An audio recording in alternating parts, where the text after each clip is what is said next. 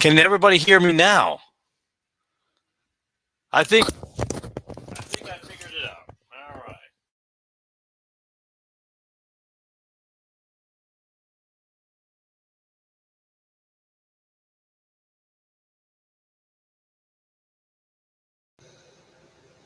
All right, we're in.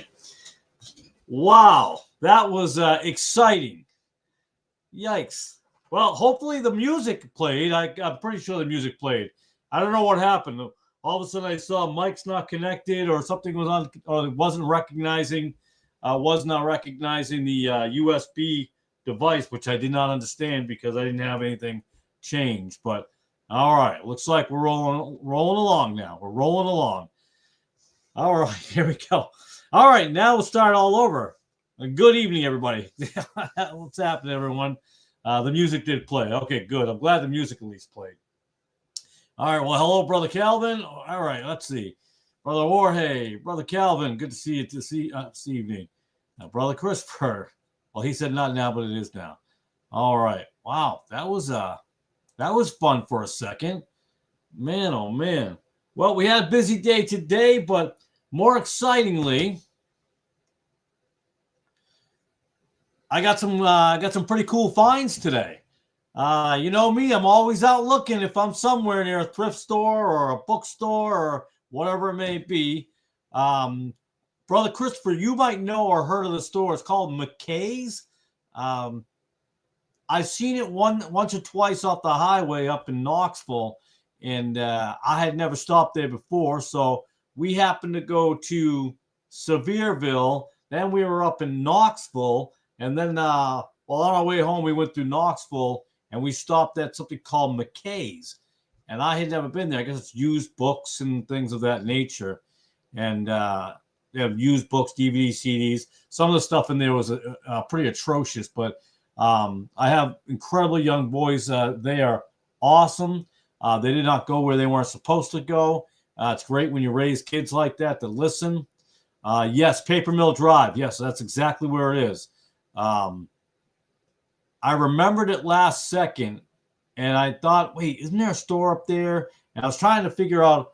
I think I knew it was an M, so I'm typing in these words or McMinn and McRoy, and I couldn't think of what it was. And then found McKay's. I put in McKay's, and bam, it came up on the internet. So we went to have a celebratory lunch today, and then we headed over to McKay's and to check it out, because apparently they also have a large homeschooling book area that my wife had told me about, that somebody, one of her friends at one of the, I think he's either on Facebook or at the homeschool meetup, and supposedly they have a lot of them there. There's one in Knoxville and another one down in Chattanooga.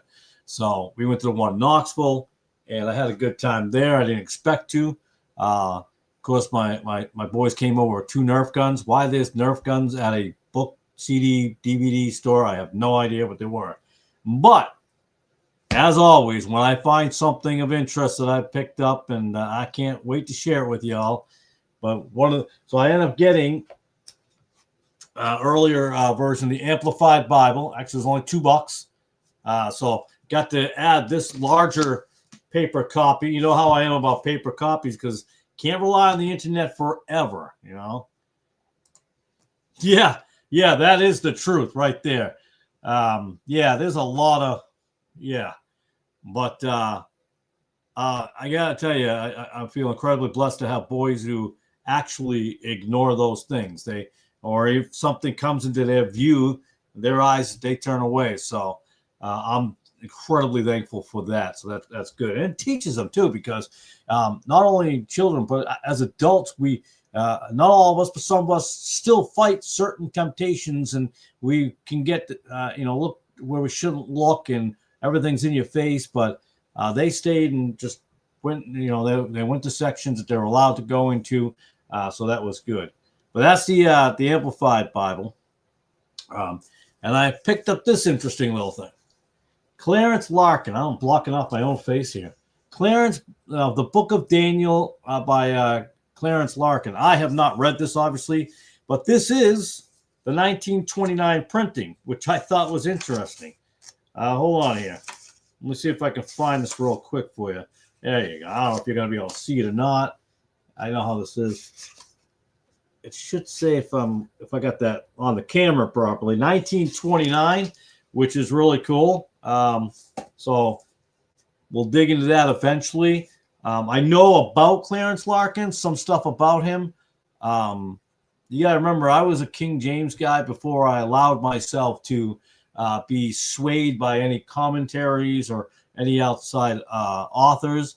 I'm not saying that outside stuff can't be, beneficial or helpful in any way.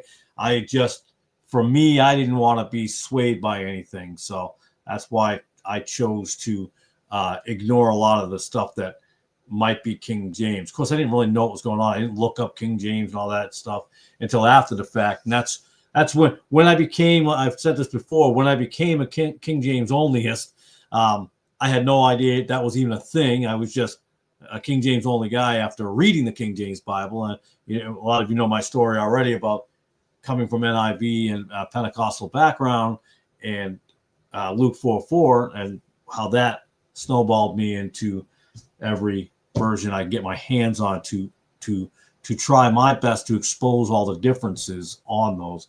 But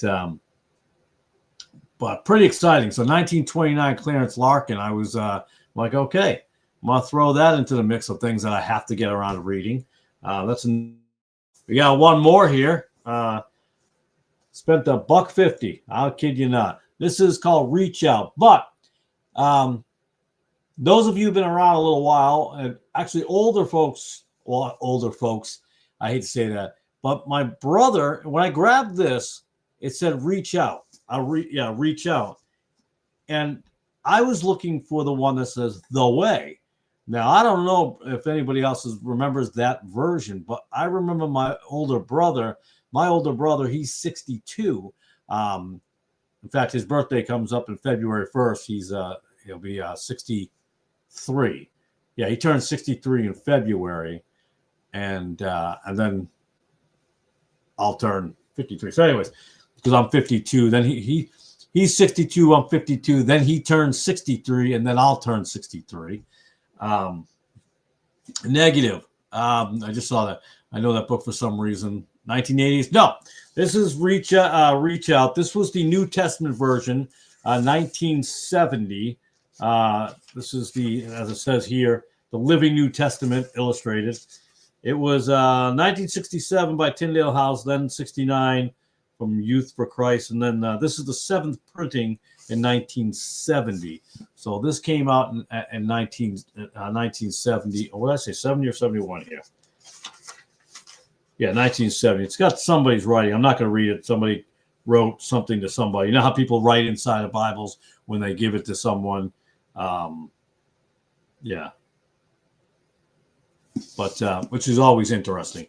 But I grabbed this also. But I was looking for the one that's called The Way. And The Way, and I thought I had it once upon a time. And I'm pretty sure I did. And somehow it got donated. I don't know why.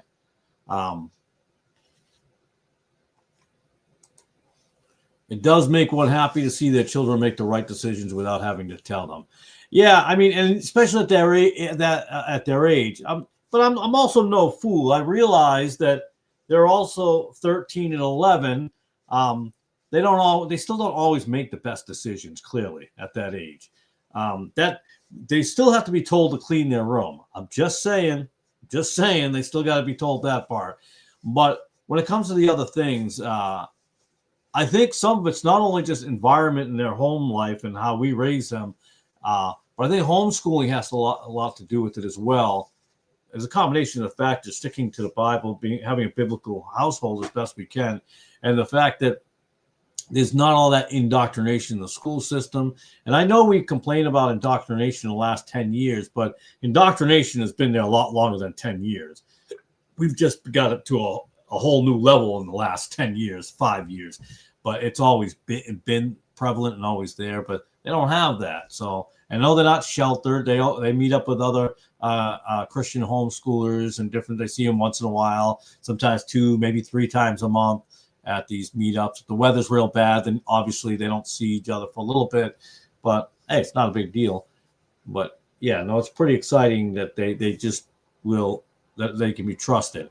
Well, the only instruction I gave them is don't abandon each other, because sometimes Josh likes to wander off or is not paying attention to what his brother's doing. So I remind him, hey guys, you know the rules.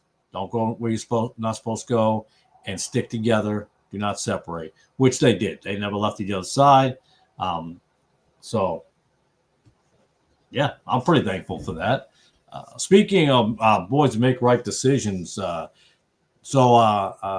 Junior has, even though sometimes he doesn't like to be called Junior, he wants his own identity. The oldest one, Stephen Jr., he passed some stuff.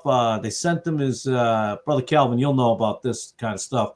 He passed he had to do his 1199, I think it is. I think it's called 1199. The W4. I think there's another piece of paper he had to sign, bring down to the bank. So it looks like he's all set to go. MEPS is on the final. MEPS is the 25th, the 26th, which is in a couple of days, obviously. So he'll be staying overnight, and he'll be, I think it's Fort Jackson in Florida. I'm pretty sure he goes there first, and then he'll go from there. He'll either be doing human intelligence or geointelligence when he gets there, or that's the choices. And then there's one more, because he scored oh my goodness, was it 86 or 87? I remember he was saying he was a couple points short of the to be able to work on nuclear subs or something like that. I want to say 80. I'm going to stick with 86. I can't recall the number. It was 86, 87. It was right in that area. So that's pretty good for him. I'm excited. I'm happy for him. Again, I think I mentioned last week as a dad, mixed feelings on that. You want to see your boy go off and do something and and build a life for himself and all that kind of thing. But at the same time, it's military related, so I have my issues there with things going on in the world. But hey, this is the way life is. He's got to make that path his own. We give him the best that we can. He knows right from wrong. I'm not saying he doesn't make wrong decisions. He knows, and I just have to be patient, faithful that he's going to make the right decisions as going forth. So looking forward to that, I guess. And but it looks like he's all set to roll with that. And one more purchase we got today. Now, I've been wanting to get something related to this next thing. I don't know if you're aware of the Peshitta Bible, and some might call it the Lamsa's Bible by George Lamsa. I have not dug deep into that. It's been on my list of things to dive into when I've had the opportunity, but I haven't had anything to. I don't like to do too much online, as you well know. I'll look at scriptures online sometimes, but I just But this is what I picked up. I don't know if you get that in the view. Picked this up today. This cost a little bit more, pretty thick. It was a $10, so I spent a little bit more money there. But it's the Holy Bible from the ancient Eastern text, the George Lamsa from the, as it says, from the Aramaic of the Peshitta. So looking forward to getting to that at some point. That's going to be something I'll be happy to look at the comparisons of. So that's pretty exciting. So those were my finds today. So I was pretty excited about that. I was not expecting to find pretty much anything. I thought pretty much we're just going to go stop by for my wife and see if she could get some. That was the original plan. I thought maybe I'll get fortunate. Maybe I might find a copy of a Bible in there that might be worthwhile. I don't know. But mainly it was so my wife could look at the homeschooling stuff that she had mentioned before. And my wife's not going to drive herself. She's not big on driving, so she's not going to drive all the way up to Knoxville or Chattanooga. So, I'm looking forward to that. So I was looking forward to bringing her there so she could see it. Yeah, heard of the Peshitta, but don't really know what it is. Yeah, it's from the. It's supposed to be part of the Syriac Christianity. George Lamsa is an Assyrian himself. That's pretty much a lot of what I know there. It's supposed to Some have said it matches up pretty well with the King James, and I don't know that it does or not because I haven't dug deep into it. So I don't talk about it much. I don't use it as a reference much because I really haven't had the opportunity to look up the scriptures in here to see if they match. Although tonight I looked up Luke 4:4. You guys know me. That's where it all started for me. So that was the first one I looked up was Luke 4:4. And the Luke 4:4 in here does match the King James. Or it has the, I should say it has the whole verse. I don't know that it's not word for, like, it's not, some of the language it can be English, modern. It looks like it's a little bit modern English, but not all of it. So I just have to, again, go through it. So that's pretty much, I can look them up. I should look them up here. I think I had them up here earlier. I didn't. I thought I was looking at something else. What was I? Oh, I had Kenneth Taylor up earlier. That was the gentleman who created the Living Bible. And as soon as I saw his face, I'm like, oh, I know who this guy is. I've looked at him before. And so there are things like I've looked up in the past or tried to figure out in the past, and I forgot all about them. I always forget things that I'm looking up them because I'm all over the map. You guys know me. I'm like looking over here. I'm looking over there. Then I get sidetracked. I'm looking up something else. Then I go down another rabbit hole, and it's just the way it is. Almost picked up a thicker version of the Quran. I have pretty much just a little paperback Quran that I've looked at a little bit, and now as I look for it, I don't see it. Interestingly enough, well, that's odd. That's going to be bothering me. But I do have the Living Bible, which is basically it's a paraphrase, and I have that one as well. I didn't take it down because I wasn't going to really talk about that stuff tonight, and I don't know where it is. But I had which is just a paraphrase, which I do have. But yeah, let's look up I think his name is George Lamsa. But let me just take that down.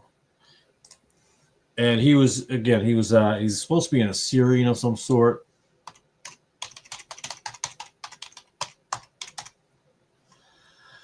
All right, George Lamsa, there we go.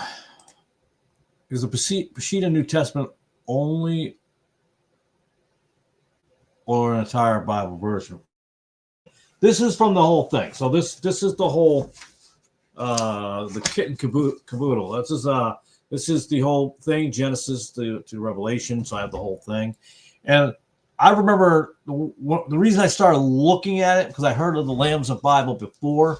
I didn't know originally that it had to do with the Peshitta Bible because the gentleman who had built the chicken coop here a while back, he had mentioned the Lamsa Bible, and he was telling me how he felt that was the closest. Yeah, who knew you'd have like these theological conversations with the chicken coop guy? I always run into someone that I'm having a conversation with. Which brings me to a couple of gentlemen I met today, actually, because I'm always talking to people. I try not to talk too long to folks, but you get me started. Once you get me started, I'm going down that road. But anyways, the chicken coop guy had mentioned the Lamsa Bible. I looked at it briefly and then realized it was connected to the Peshitta Bible. That's when I kind of went down the Peshitta path for a few minutes. A while back, and then just went back to what I was originally doing and didn't go further. But it is a gentleman named George Lamsa, who, like I said, he was an Assyrian. He died back in 1975. So I don't know the history of him other than that. The one thing I found interesting here, I just saw it when I was talking, and now I can't find it because sometimes I'll see the things out of my peripherals. Yeah, there it is. So he studied at an Episcopal Theological Seminary in Alexandria, Virginia. So I don't know. You know how I feel about Episcopalian, and how closely related they are to the Catholic side of things. So I don't. So, but it doesn't matter. You know me. I'm still going to get every Bible version to look at them. Not because I'm like, well, I'm so confused. Which Bible is the right Bible? That sounds kind of negative or condescending because people are in a place where like, well, which Bible's the right? I don't know. And unfortunately, we have a lot of dishonest people out there, so they end up in Bibles that aren't correct or complete. So, but yeah, he's just basically, let's see, he's also a member of the Assyrian Church of the East. Interesting.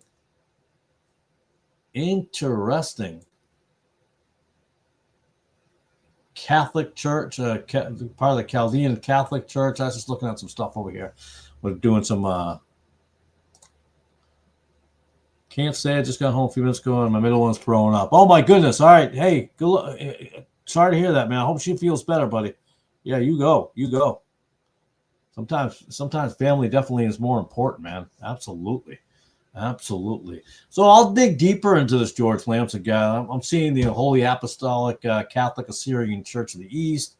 So yeah, but we'll see. We will see if this actually matches up with the George Lamson, with the King James, like this gentleman was telling me it does. And I couldn't tell him yes or no because I had not dug into it. So I'm not going to say something if I haven't looked at it and compared some verses and scriptures like I do at the Westcott and Hort.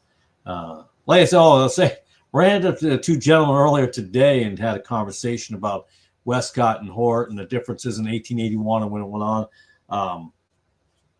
I don't know how the conversation started, to be honest with you.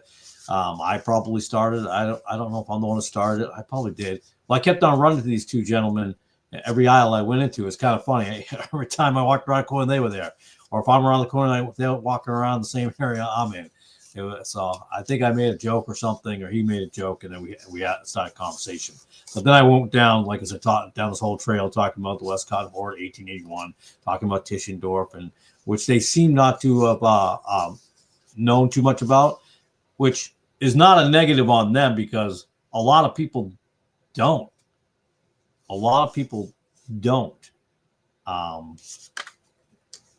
Know about those things, and that's, it's not completely their fault. You guys, but I was just Brother Calvin just popped that up. I saw that, and I am going to, I got modern technology and phones. I know there's some Christians out there, or some against modern stuff, but they're running modern computers and modern hard drives and creating all these websites, and I'm like, whatever. I'm gonna text my wife right now to ask her to pray for Jorge's daughter. There we go. Text that to my wife, and I know she will definitely pray. She'll probably pray with the boys, is my guess. All right. So I want to make sure I get that going. But so anytime I'm able to spread whatever I know, doesn't mean I know everything, but at least I got to tell them that. But this place, like I said, it had a lot of things. So I will definitely, the reach out, I'm not really going to get into or dive into that right now, because I knew a little bit about it, because I think because it has exact same style and writing of the way you see that design, how the weird bubbles. Well, the way looks exactly like that. It looks like the same way. The way looked the same way. Let me see if I can pull a picture of it. But so that I won't get into. The Amplified Bible, I don't need to get into that. I understood it, but I just wanted this. This was an interesting hardcover or a paper copy. It's a larger one, so that was definitely on that.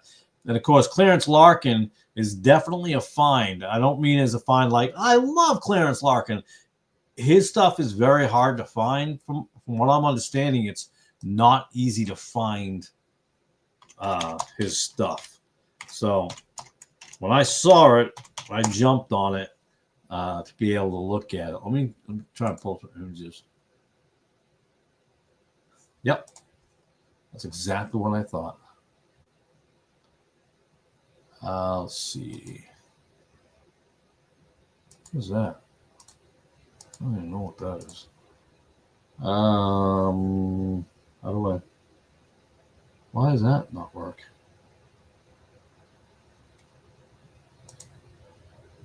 Okay, I just hit a button and something just happened. Well, that was weird. What in the world? How's that? Okay, I'm figuring this out. I don't know what just happened. Let me move this to here, and then now I've just lost it. Oh, so it's not even letting me do that. Why is it? I don't know what's going on. Oh, I think I got it. I think I got it, and now I lost it. Let me open that. Let me do the share screen real quick, guys. I'll show you the book. Share screen. Our entire screen will pop up. There it is. So this book is called The Way. And notice how it looks exactly the same. And it is the Living Bible. Oh, it does say it. So it was in the Living Bible. Now I'm capturing it, the Living Bible Illustrated. And see how it's the same thing as Reach Out. It's the same people, the same Bible. The Way is what I was looking for.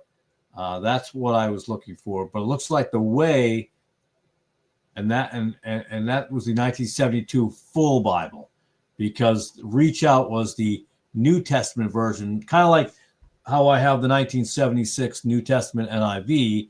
That came out before the full NIV Bible. This is the same thing. I've got so this would be the New Testament that I have here, which is before the full version came out. But you'll see that's what I was talking about. You can see that. This right here is the one I have. That right there, that's the one I have. I have that. That is the one I have. I'm not seeing. Oh, here's the message. I almost picked up a message. I know. Because I had a message and the whole binding just broke off one day. I was picking it up off the floor because it had dropped, and I went to grab the cover and it just ripped right off. So I ended up tossing that out. Yes, it belongs in the trash anyways, because it's a trash. I don't even want to call it a Bible, but it's a trash Bible. So yeah.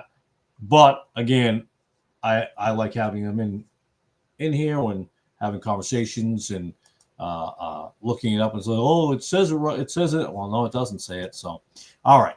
I don't want to get sidetracked. Let's remove that off of there. But it's always fun to find the stuff. So there's a lot more items there that I'm going to look into. I was hoping to find, I won't lie to you, I was hoping I might find a facsimile of like Beza or Stephanus. But I didn't, there was nothing there. But I thought that'd been pretty cool if I could come across it. That would have been nice. I would pick that up, but there wasn't. A lot of different things. There was obviously some Catholic Bibles. There was a covenant Bible, or I forgot what it was called now, but it was like $40, and I'm like, yeah, not today. I'm not gonna pick that up today. Let me look into it. And I was gonna take a picture of it, but someone had texted me. I answered their text, and then I forgot to take a picture of that Bible so I could remember for last time, for next time I go. But we'll see what I get. So we'll go to the other one. It was pretty excited to pick these up. The Reach Out, I'm not going to deal with. The Amplified Bible, they'll go up on the shelf. What will stay down will probably be Clarence Larkin will stay down on a different shelf, but the Peshitta Bible will stay on my desk area because I'll probably be looking into that back and forth for a little bit. So and see how that works out. So and then compare more, see if they're running, even though it's supposed to be from earlier on, the 2nd and 4th century supposedly. I'm going to see how they match up and how they compare with Westcott and Hort and King James and where they're at there.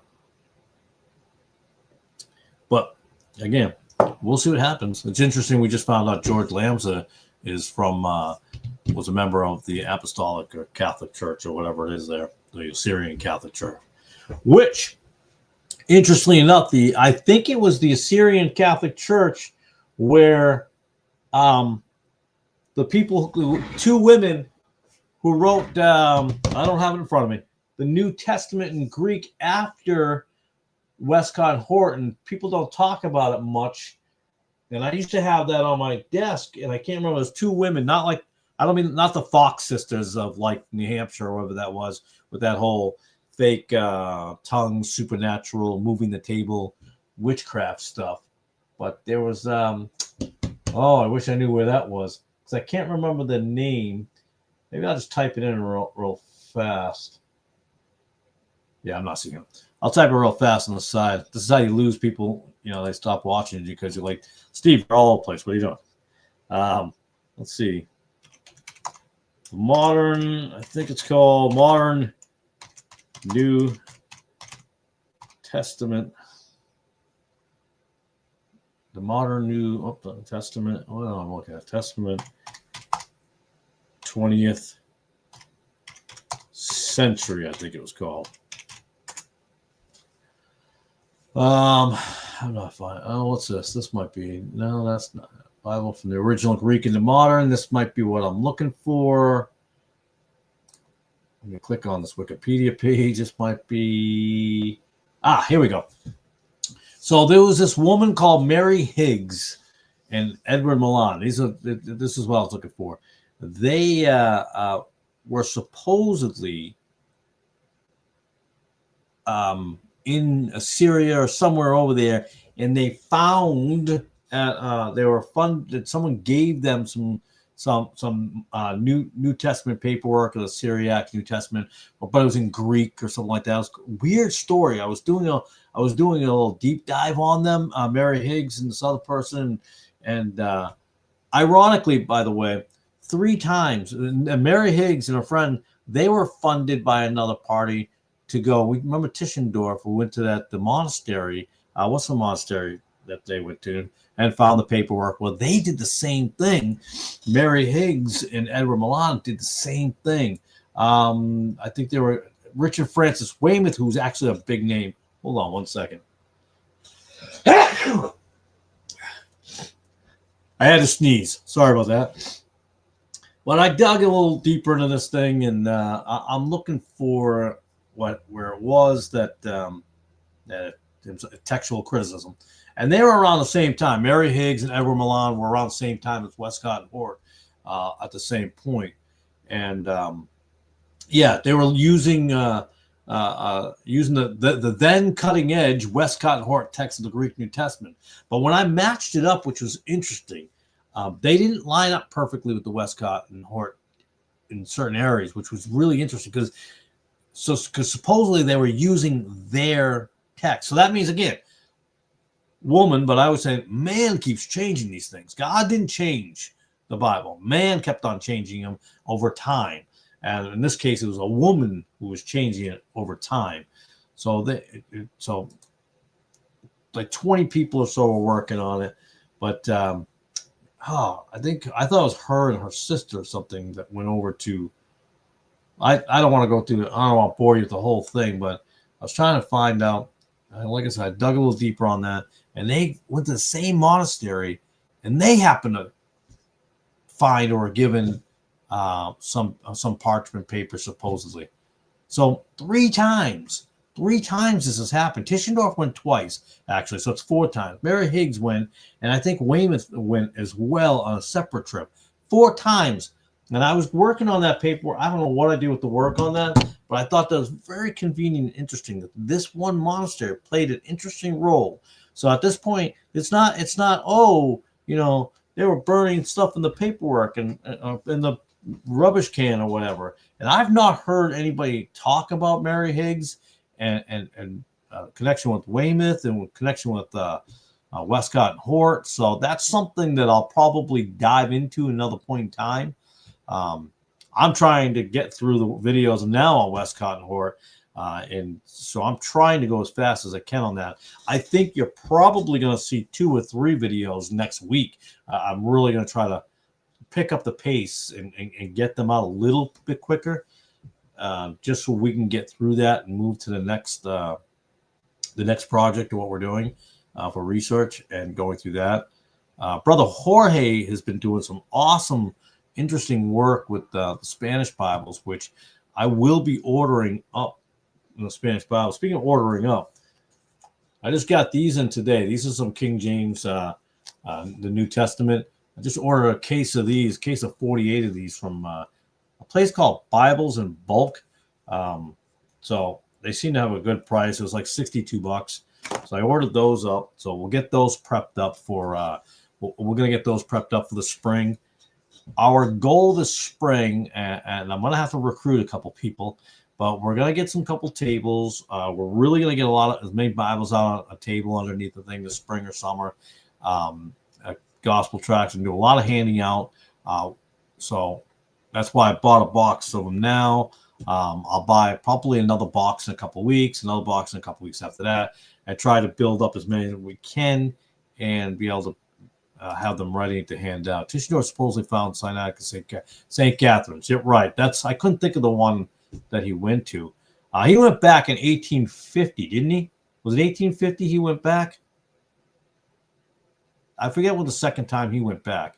But then you have these young ladies, this young lady who also went back there, or she went there.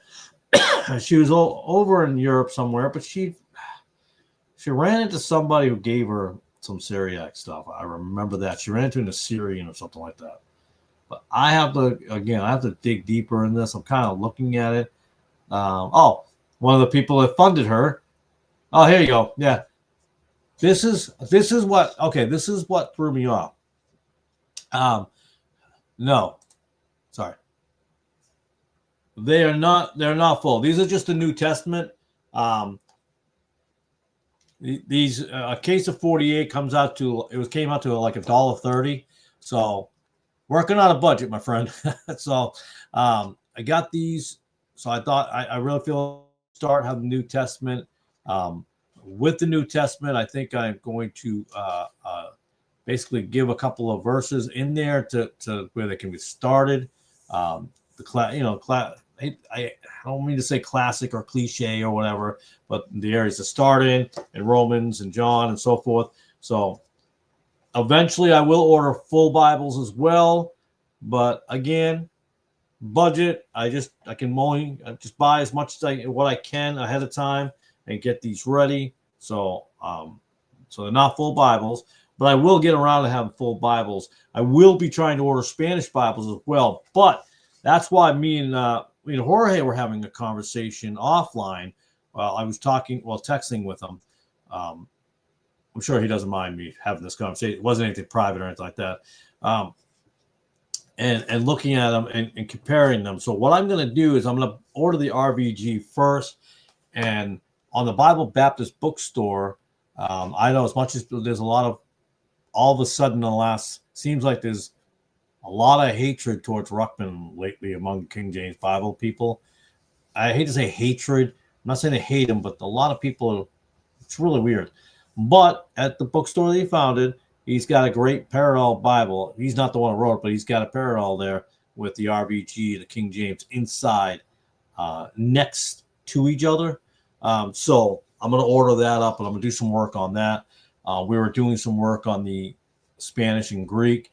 I was trying to do some reverse Greek work through the Spanish. So, the Spanish to King James didn't quite match on a couple scriptures from one of the Spanish Bibles Jorge had. And I think we'll talk about, I'd love to have him on. I know he's kind of shy in this stuff, but hopefully we'll have him on at some point. And we'll talk about that. And we're going to work on that and see if we can find which one's a better version of it. Because the 1909, the 1960, so whenever Brother Jorge gets back or whatever, but if he does hear this afterwards, my wife is praying for your daughter. I knew she would. Wonderful woman. I just missed that here. He went back and miraculously found the rest of the entire text in 1859. I said 1850, so I was definitely off by 9 years, but 1850 it sounded right. So yeah, and he found it. And these young ladies, like I said, went back. So this is it now. This is Wikipedia. I understand, but I thought let's pull this up real quick. I find this interesting. This is what threw me, and this is what made me travel down this little rabbit trail on it. When I saw this statement, his contacts, at the St. Catherine's Monastery, his contacts, the ones in Egypt, he has contacts. So that means this has been set up ahead of time. This was not an accidental find. Tischendorf was funded by someone to go there. This was all a plan, in my opinion, for this to happen, because you don't contacts. It just doesn't, unless you were already ahead of time being there. So yeah, that's so I went down the trail with this gentleman and found some interesting stuff in there. I know he's a Congregationalist, a Quaker type style stuff, and so I'll look into that at some point. It'll be and I thought I might have had some. I might have some of my documents, like the Google Docs there. So when I type anything on the thing, it goes in the Google Docs, and then when I'm done with that, then I usually print it out and I put it either in a folder or binder, depending on what I'm doing. That's not in a binder, so that's definitely in a folder. I have other things in binders like the Texas Receptus, Westcott Horror, Christmas, Pentecostalism, things of that nature, and some binders. So, yeah, I don't think it's a surprise. I don't think it's a shocker that he had contacts there, because this was set up, and I really, absolutely believe that. I just do. I mean, and then you have some Assyrian Catholics who gave Mary Higgs some paperwork. They had some stuff over there, and then she's now writing the 20th century Westcott Hort version, I guess, of the book. So you see a lot of that going on in that time frame, and it's just a mess, an absolute mess. Just insanity. So what I was going to say with the Spanish version, because there's what the Rene Valera, is that how you say that? I'm not Spanish. Gomez, you get the 1909, you get the 1960, you get the one pre-1909, and there's another 1909 B or P that we're looking at. So what I had done is, and I'm no genius, anybody can do this. So I was reverse engineering kind of the text. So I took the Spanish and I went into English, right? So the Spanish into English didn't quite match up, just like Brother Jorge had found. He's the one who found this, not me. So all credit to Brother Jorge on that. He found it. And so and I was doing something else. I was in the middle of the Westcott Hort thing a couple nights ago. So I was working on that. And then he got me on that trail. So I spent the next hour or so looking at what he sent me, then trying to put it in a translator. And I was like, okay, let me translate it through the other versions and the other scriptures or the other languages. So instead of from the Spanish to English, we know it didn't match up. So I took the English, the King James English, and I put it into Greek. And I took the Greek and I then transferred in Spanish. And what I got was different than what the Spanish he had. So then I turned around, took the Spanish, and I then transferred it, put into Greek, and that didn't match either. So the Spanish that he had in that particular Bible was not matching the Greek from the TR. Well, it wasn't matching Stephanus, Beza, or even Scrivener. None of it was matching. It wasn't exactly the same text, a Greek text. The only reason I'm saying I know that for a fact is so what I had done is I copy and pasted off the Google Translate, put it onto another file, took a different one, pulled it down. I found Beza and Stephanus. I got theirs. And I then copy pasted onto that, put them next to each other, or I should say underneath each other. And by looking at the Greek letters, and I'm no Greek expert, you know that. I don't know Greek. I'm not into Greek. I'm into Greek to the fact I think it's fun and interesting. But you don't need to know Greek to. You know how I feel about that. You don't need to know. You need to know the original language. If I need to know the original language, it'd be easier for every single Christian in the world to know the original languages. But we have the English language, so that's a fallacy in itself. Learning them and understanding them and having it's just neat knowledge to have. I think that's awesome. I think it's wonderful if you want to do it. And I like it. I'll spend a little time on it, and then I won't spend any time on it. Then I'll go back to spend a little time on it, and then not. But anyway, so matching up the Greek, you can see there's a difference. You can just see if you pay attention. You can you can look at the file like, oh, wait a minute, that doesn't matter. That looks like an O. That looks like an A, so that's where the trouble comes in. So we'll see what happens. Like I said, so I'm going to get this before I order, a bunch of Spanish, New King James Spanish version style Bibles. I'm going to compare that and see if it actually does match up side by side, the RVG. So if it does, then I'm in on that one, because what I'll do is I'll try to look at some key verses, and I'll check if the Greek matches or if the lettering looks the same. And I know people say, well, it's impossible and it's hard. It's a lot. It's kind of some work to do, but I enjoy it. This is what I love, researching this stuff, and I think it's for me it's enjoyable. I don't know any other way to say it. I enjoy it. I guess they would say I'm a nerd for this type of stuff, but I like it. I have so much fun. I'm out here for hours. I have an incredibly patient and awesome, loving wife that deals with me out here for like 3 hours a night, just doing this, coming in at 11 o'clock, 12 o'clock at night, and before I get to bed, and got to wake up the next morning at 6:30. So I'm thankful for that. She's an incredible lady, incredible. Not to say that your wives are not incredible. I'm just saying for me, my wife is incredible. So I'm happy with that. So we'll go down that road, and we'll eventually deal with that as well. So I won't get any Spanish Bibles quite yet until I order that one from the Bible Baptist bookstore. Yeah, I know it's a Ruckman store, whatever. I really don't care. I think I like some of his stuff, and I don't like some other stuff. It's whatever's, so we'll see what they match up. And I can't wait to go to the Bible Baptist bookstore when I get to Pensacola, because at the end of May we'll be down in Gulf Shores I think we're down there for like 7 days.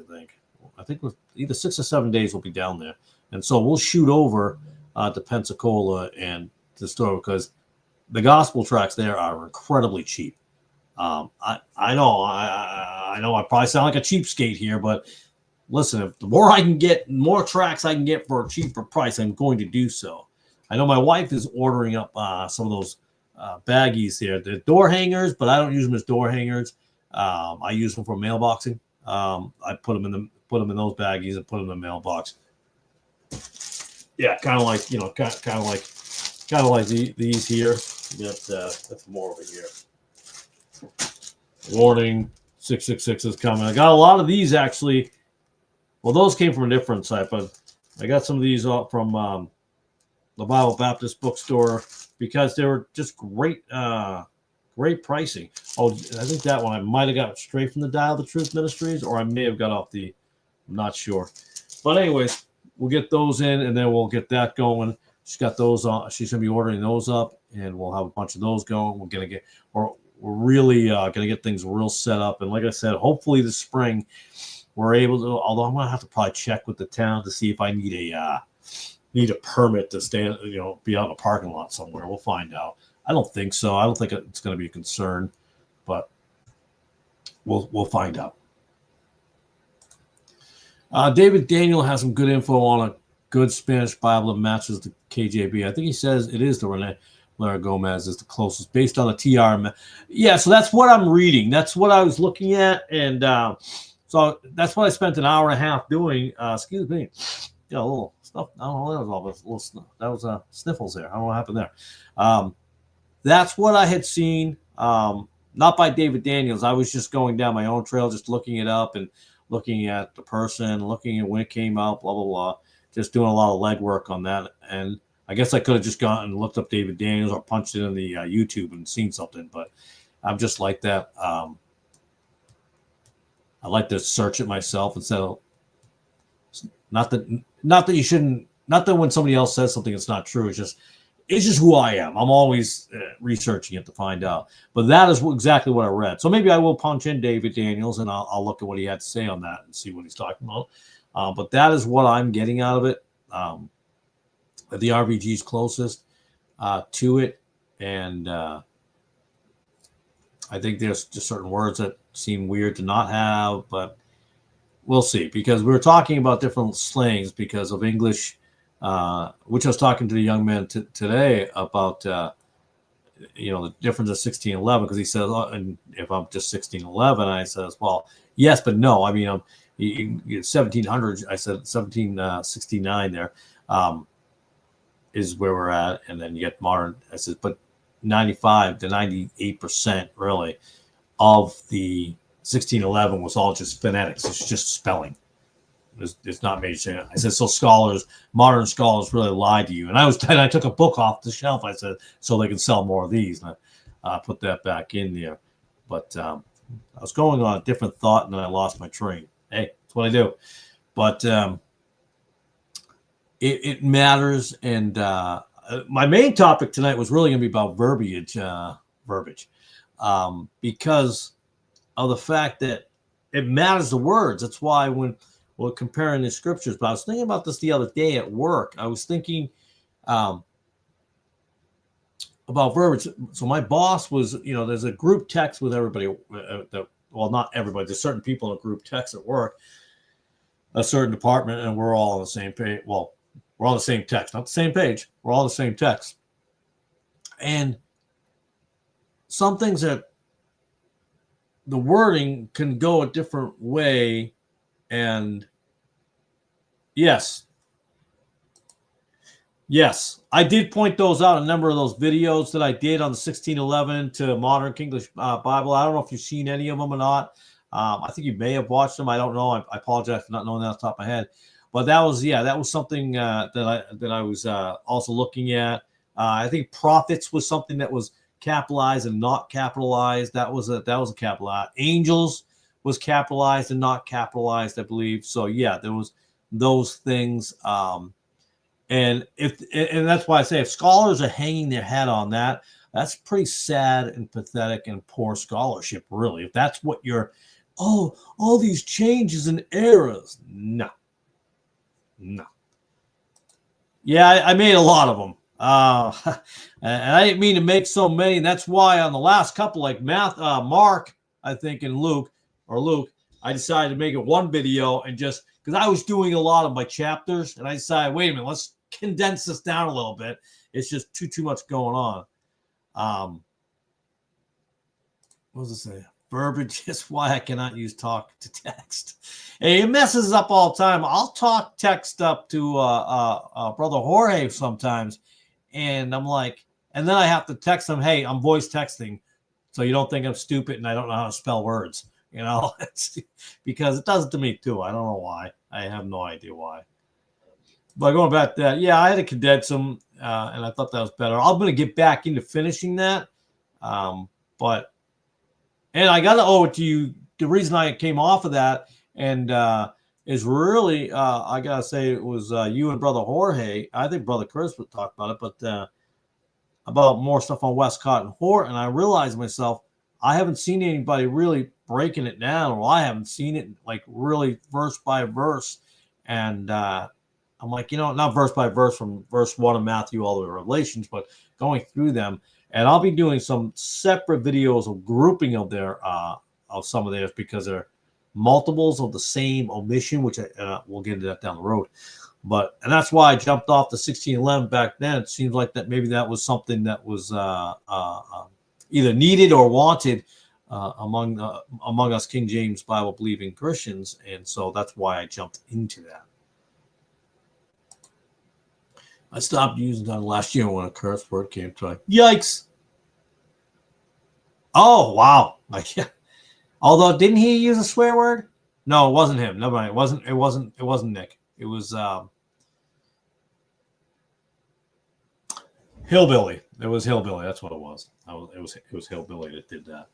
But so yeah, again, we talked about in that work. I was, like I said, and I thought it was a really good analogy, or it really reminded me of the modern Bibles in the language and the verbiage. I'm like, well, that doesn't even make any sense. When you read something, it doesn't make sense. And some of these modern Bibles, I mean, some of it you're like, it kind of makes sense, and then other parts are like, it don't make no sense at all. That's why we have to be aware of that, or wary, or really search that through to figure it out, and to look at these things, because it matters. If you word something, Like, for instance, my boss had said one day, I prefer it this way, but if you do it the other way, it's fine. So if you prefer it that way, and that reminds me of a verse of John the Baptist, the one who comes after me was preferred before me. So that reminded me of that. Like, it's a preference. So therefore, that person should be doing what you prefer. Why would you not? And like, hey, if my kids ask me, Dad, what do you want me to do? Dad, should I go into the tool shed and get those vice grips? I would prefer you did not. But if you want to, whatever. That's not a clear answer, in my opinion. That's not me clear and thought through. So that's kind of like you have the verses in the modern Bibles. They're not clear. Luke 4:4, again, I use that because I think that's one of my favorite ones. There's a lot of them, but I'm partial to Luke 4:4, I can tell you. When you say, the man does not live by bread alone. Okay. See, there's nothing more. You feel like there should be something else. You feel like it should be there. Somebody will say, well, it's over Matthew too. There's no reason why it should be in Luke. So where's the rest? But then when it says, but by every word of God, it proceeds out of God's mouth. I'm paraphrasing. But you know what I'm saying? So I think we have that same problem now. I think verbiage is important. Again, when that preacher down at the Unity Baptist said, when the preacher down there, he's screaming up there, says, it doesn't matter what I do. I can't do anything. Well, I can do anything. But I'm saved, so it doesn't matter. I can do anything. He goes, I'm glad I'm saved because it doesn't matter what I do. I'm still going to heaven. When you say a statement like that, that's something you need to be very careful about, in my opinion, because when you have new people that come to the church and they're thinking, wait, if I'm saved, I can do whatever I want. And people are like, okay, Steve, you're taking it extreme. No, I'm not. Because you have free grace. You have different levels of free grace, apparently. But they have the same mentality from what I've seen. I've watched them quietly. I don't go and make any comments on their stuff or anything like that. But for a little while, I was watching all of them. They have the same common thought process. It doesn't matter. I have grace. I'm fine. I'm good. I can do whatever I want. I'm all set. I believe there's a God. Therefore, I'm going to heaven. So that's not how it works. That's not how it works. I don't mean it works either. I was looking at that. Yeah. Idioms are the biggest challenge for modern text critics, and just on the way they get away with their heresies. Yeah. Yeah. Like, I started watching, by the way, the Granville Sharp video. Last night, actually, I watched probably I'm guessing maybe 10 minutes. But then I realized how late it was and I had to get into the house.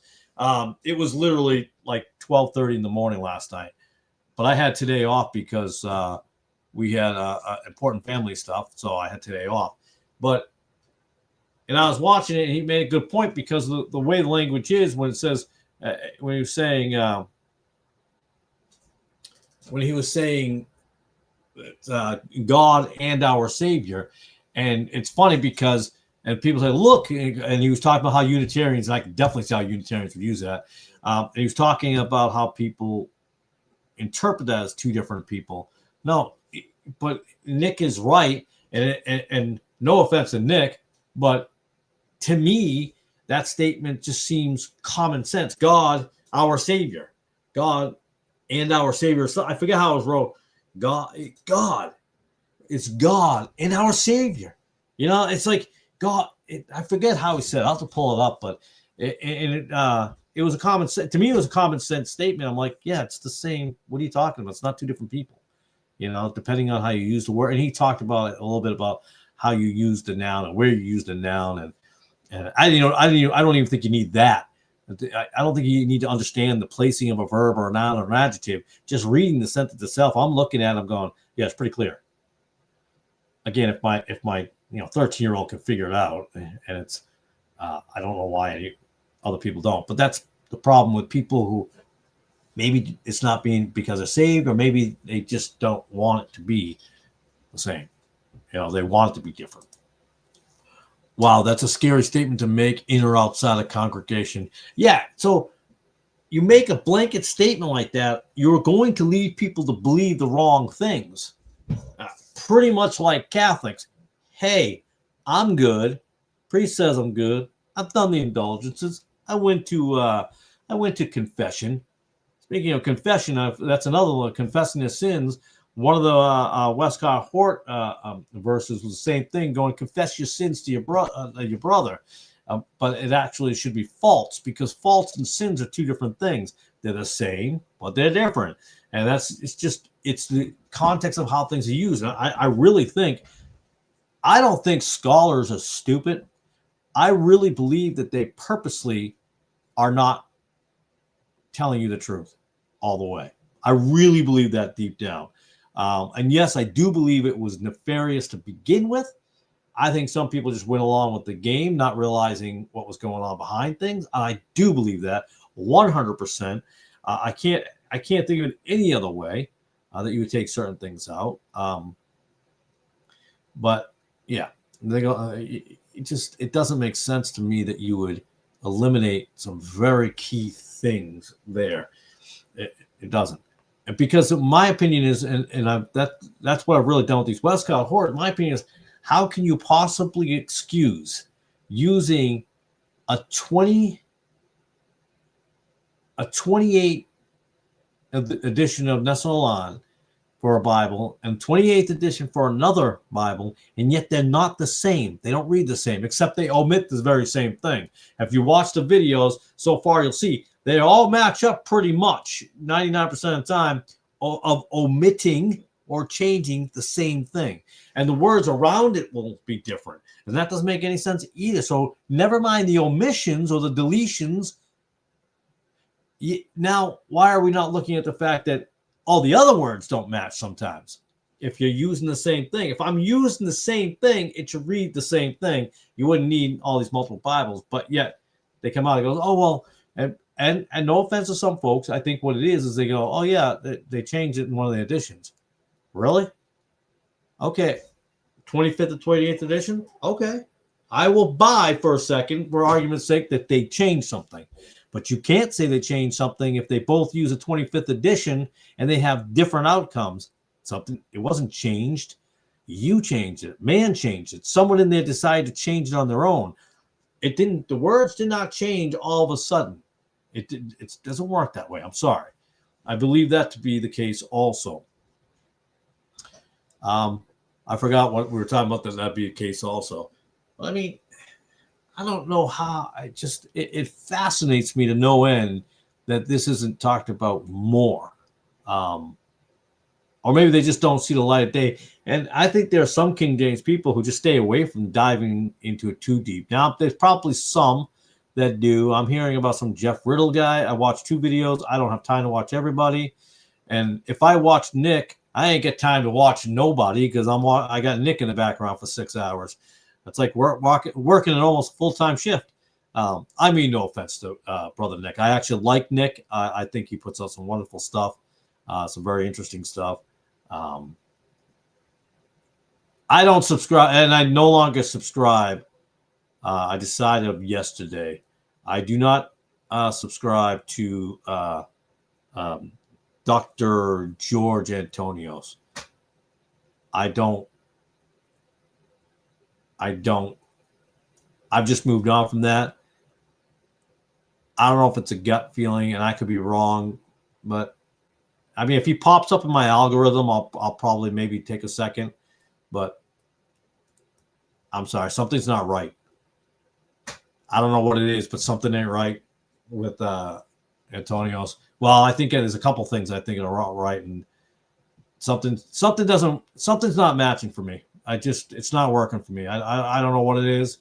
I'm not going to bash him or anything like that. I'm just like, something's not making sense. Something's not making sense. I don't know what it is. Things that are different are not the same is a great book defending the King James Bible. Really? I was just, I did not know that. Never heard of this person. Mickey P. Carter. Let's just, I'll type him in now so it's in my bookmarks for later. Dr. Mickey. So Dr. Mickey P. Carter. Let's see. Looks like he's from a landmark Baptist church, it looks like. Let me see this.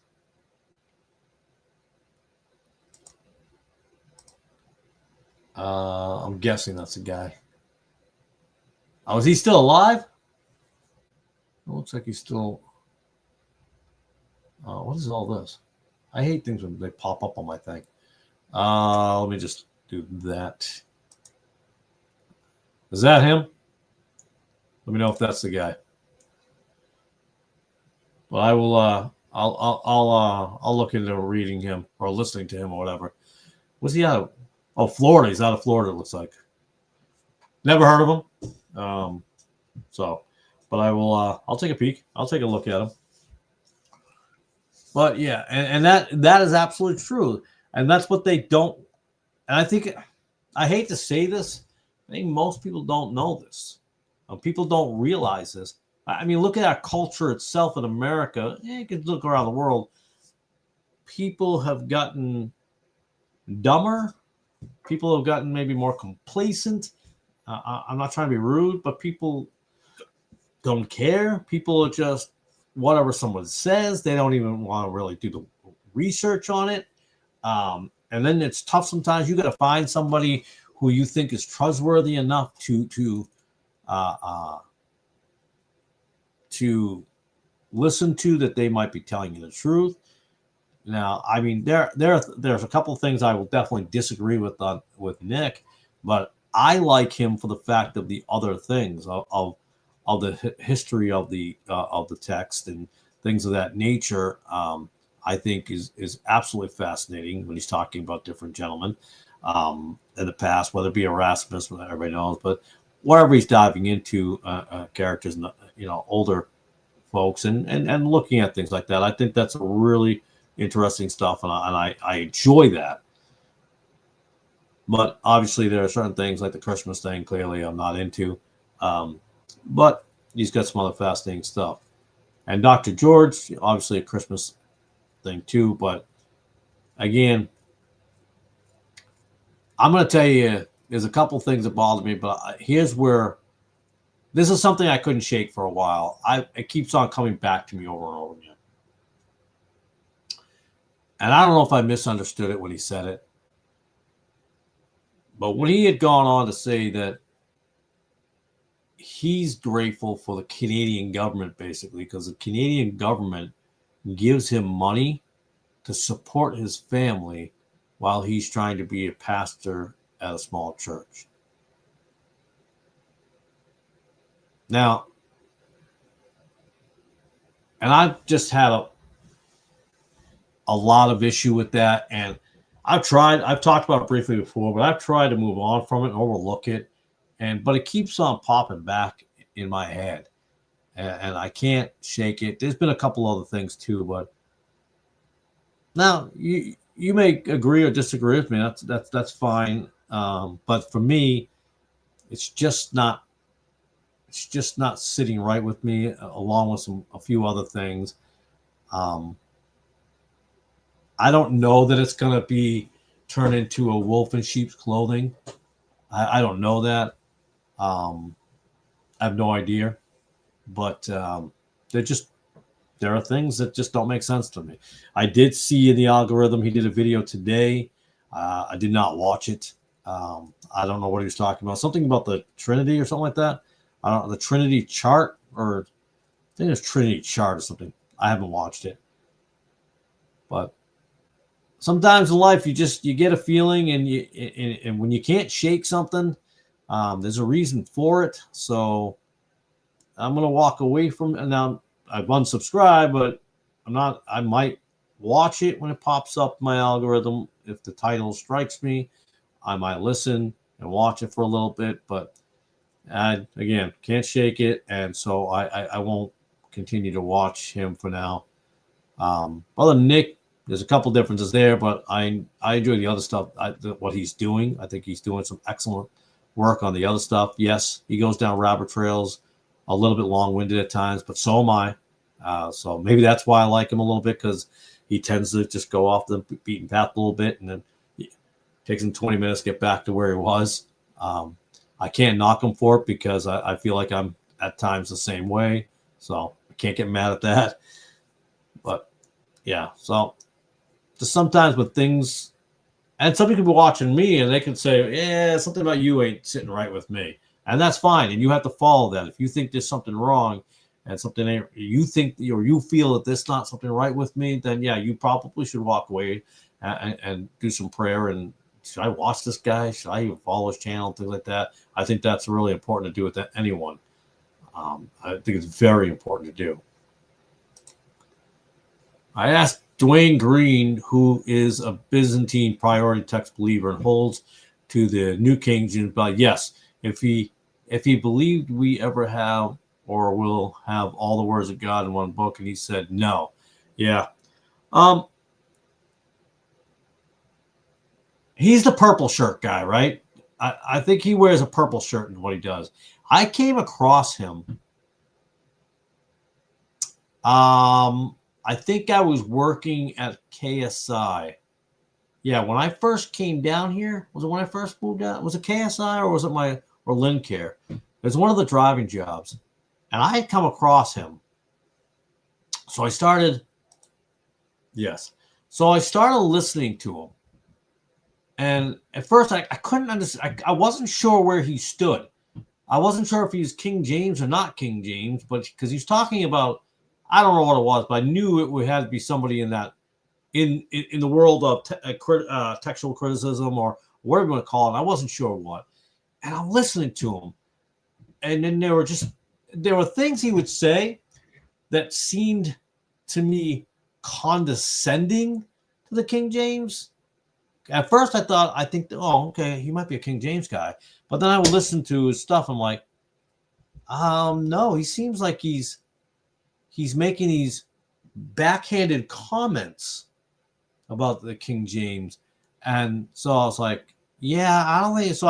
It took me probably a half a dozen of his videos that I watched. Well, not watched. I actually put them on the screen or on my phone and plugged it into the radio system, and so I could listen to it while driving around.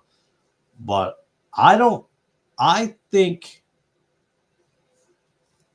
he's playing two sides. I think and yes, he's a new King James guy, but he has no problem with King James people. No, I think he does. I think he's being careful.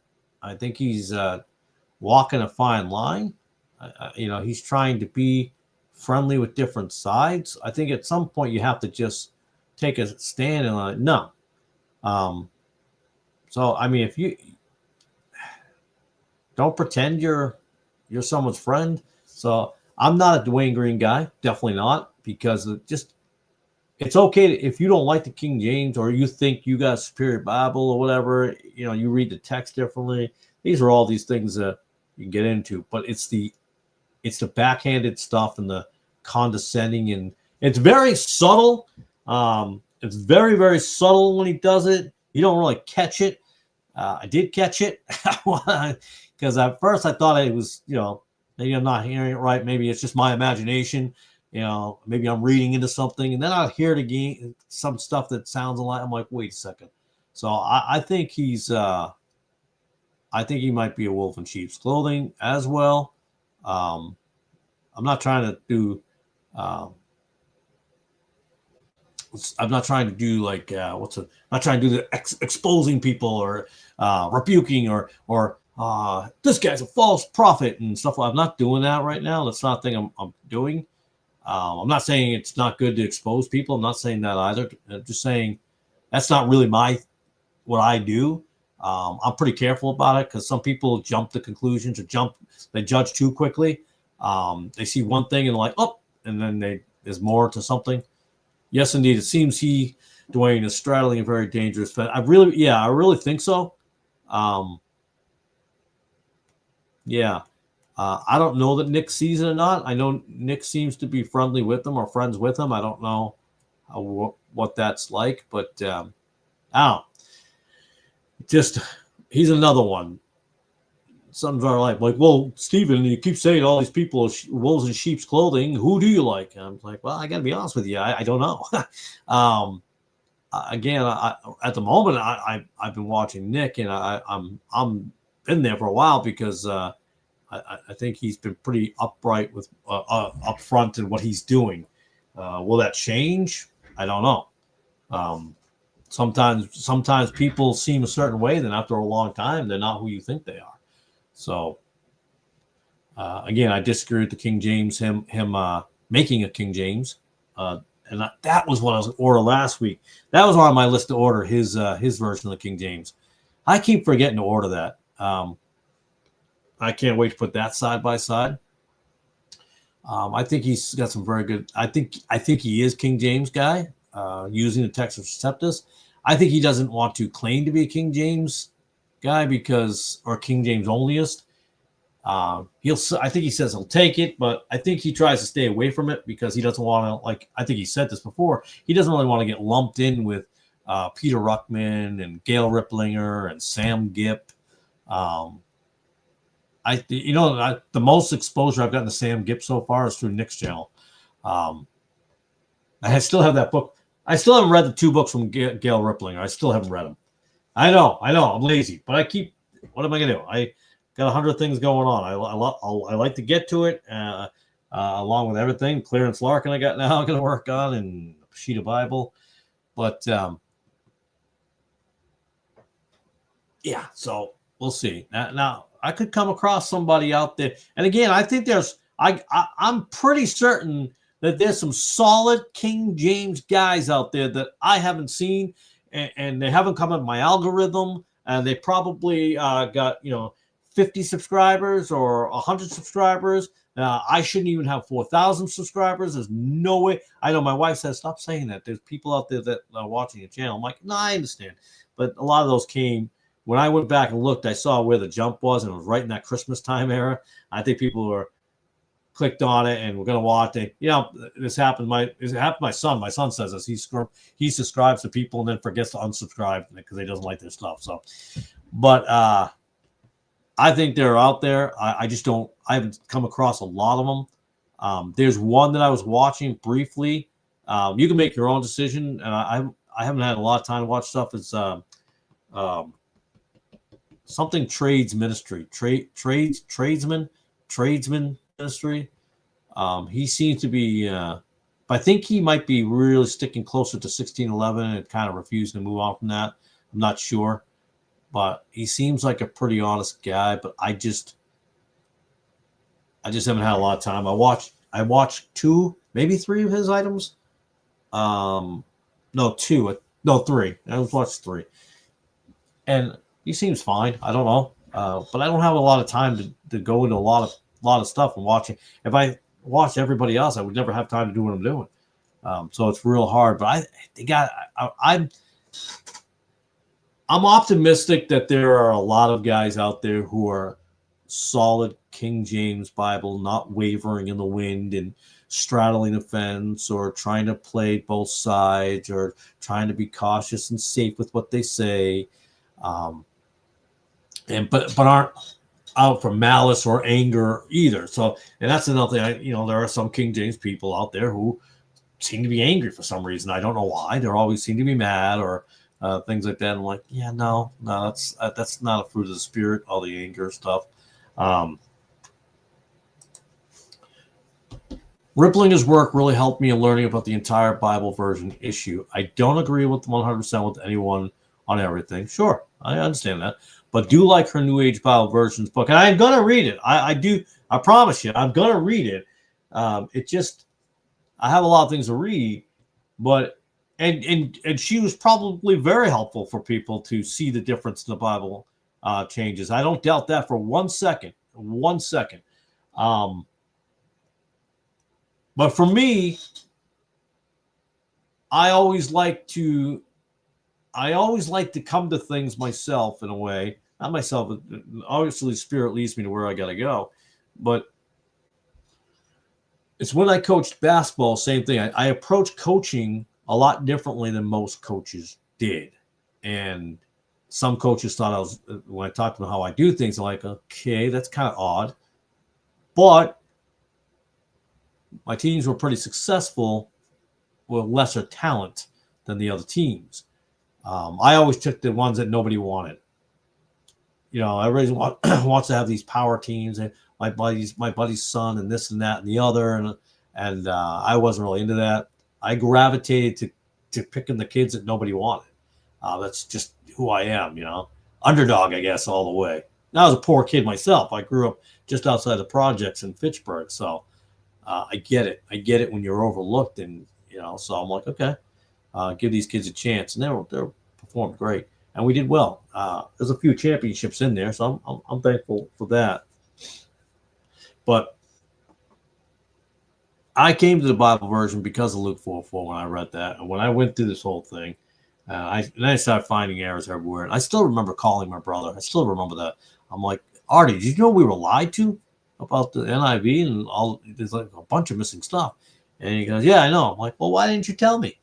But maybe that was because God didn't want him to tell me and made me or had me, allowed me, however you want the phrase you want to use, look into myself. And so I think for me, it's helpful because when I make a case or make an argument or make a point, and somebody tells me, oh, what are you, a Ruckmanite or a Gibbonite, or somebody accused me of that one time, being like Gipp, and I had never even read anything of Gipp, and I actually didn't even know who he was at first. I didn't even know at that point who he was, and I heard his name keep popping up, and he's somebody in the King James world, and I just never got around to reading any of his stuff. But it was interesting because I didn't even know these people. So sometimes it's nice. Sometimes it's nice not to know who people are and come to a conclusion. It may be the same one they did, but I got no skin in the game. I think some people have skin in the game, and they need to back certain people or feel like they have to defend certain people or anything like that. I don't. So for me, I think that I like having that ability to. Or the ability to actually tell people, no, that's not where I got it. I got it from here. My information came from here. And that's, to me, I think it's important for me anyways. So that way nobody can ever accuse me of, oh, well, you studied Ruckman. Oh, you studied Gipp. You studied White. You studied this guy and that guy and that guy. I'm like, no, I didn't study any of those guys or read those guys. I read this. And that's how I got to my conclusions.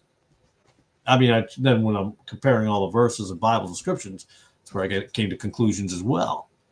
But there are a lot of people. There are people even who were studiers of Ruckman and consider them their mentor, and then turn their back on them and have thrown them out there and you know, just thrown them under the bus. And to me, that's strange how you can get a lot of your stuff or a lot of your ministry or a lot of your information from a guy and then turn around to say what an evil person that guy is. Well, then that means you are. Wouldn't you fall into that same category of being evil? I don't know. I mean, it's always the same thing where we're willing to tear people down quicker than we are to build people up. That is always been the way, and it'll always be the way, unfortunately, but that happens more often than not, where men are more adept at ripping people apart than they are building them. And that's what I see a lot of. It's that natural part of our flesh to attack rather than be humble. You know, that's I think because men deal with moral pride. And the guys that tell you, the ones that seem to say that they don't, seem to have more pride. The ones that say they don't have an issue with pride, but you do. And we have to check ourselves a lot. Even myself, I got to stop and whoa, was that prideful? You know, it's not like I want to walk around like questioning myself every day. It's not that. It's like maybe that was a little prideful. Maybe I might, maybe it was prideful. But we don't self-examine ourselves sometimes. A lot of these guys don't. They're okay with being who they are, and they don't care how it comes off. And it's not about not caring about how it comes off. It's about caring about being an example of the fruits of the Spirit. Having love, having charity, having everything. When you can't really preach on it, when people look at you and go, I don't even see it in you. How can you preach it? How can you talk about it? I've watched more division within the KJB camp than any other and cannot figure out why. It's really sad, in my opinion. Yeah. Well, I mean, there's also a reason. I mean, I've said this before. I do believe there's an infiltration. I believe there are people who are regarded as, solid King James guys, and they might have been that way and may have fallen off the path. And then there are other guys who are just like, nope, something don't seem right. Something don't seem right. You start to see it coexisting. So you got the ones who everybody's the enemy, and then you get the one we're all kind of looking at the same thing. We just got to figure out how to be on the same page. I believe Dr. George there is, I hate saying doctor, even out of his own words. I'll remember that. So I remember he was saying this, and I think I asked him because I was on his live stream, and I'm pretty sure I asked him this, and I don't think it was a comment. I think I actually asked him live, and I could be wrong. Brother Calvin, you've seen me on his live stream. When I asked him about the fact that why the doctor, and he said pretty much, he said because he just thought he prayed about it and then felt he prayed about it and then he felt that using it might help get more people to watch. So are you more interested in the truth or people watching? And that's why I'm very adamant. I don't tell you to subscribe to my channel. I don't say, hey, make sure you hit the button. Make sure you look at the bottom there. Make sure you're checking in. Make sure you're downloading my latest PDF. I talked about the 3 books that I wrote. And for like a week, we're talking about it on purpose for reasons because we're talking about different things. But I don't even do that. There's a link at the end of the video I put in, or in the comments there that I put in there. But I don't push them at all. They're not on behind me. I don't have. Hold on one second.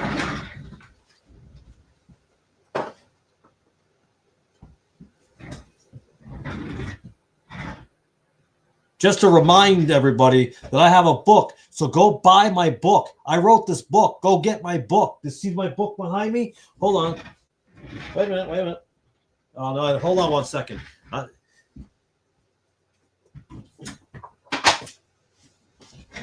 right. I promise I'm not being angry. All right, look at that. All right, Forgotten Kings. Let's get that up there too. Let's get this up there as well. All right. So now I have a constant reminder all the time: buy my book, buy my book, buy, without me having to say buy my book. Don't misunderstand me. I'm not saying nobody can write a book and sell their book, but it's marketing. This is called subliminal marketing. So you'll see it and you'll buy it. And you're like, hey, does he have a book behind him? Is that his book? We should order his book.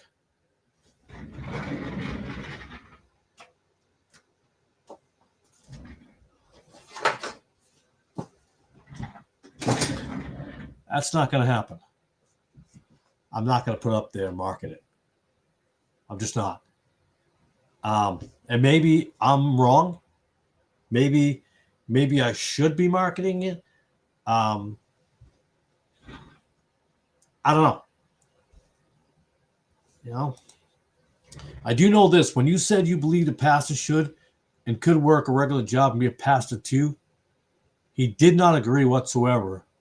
You even got the old eye roll. Yeah. Oh, hey, he doesn't have to work. He's getting money from the Canadian government. And how is that not a problem with especially never? I get that with the modern secular Christianity world out there. Totally get that. Your ESV pastors, your NIV guys, all these. I get that. I totally get that. But I really have a problem with it. And I think you're setting a bad example when you're calling yourself a King James Bible believing Christian, but you're going to do that. You're going to take money from the government to raise your kids. You are worse than an infidel, are you not? If you don't take care of your own, what is the scripture? Please tell me, somebody. I should look it up real quick. I can't remember where the verse is. In fact, I did a. My wife calls them she calls them sermons. I never call them sermons. I love my wife. She's a wonderful woman that backs me on everything. She really is good with that. I'm trying to find. I'll look for it later. It's gonna bother me. Let's see. Let's find it. I'm just gonna type in keywords. Worse than an infidel. KJV. Let's pull it up real quick. 1 Timothy 5:8. It looks like. Yes, I'm gonna read off the online. I know I'm breaking my rules over here. No, you know what? No, I'm not gonna break my rules in here. 1 Timothy.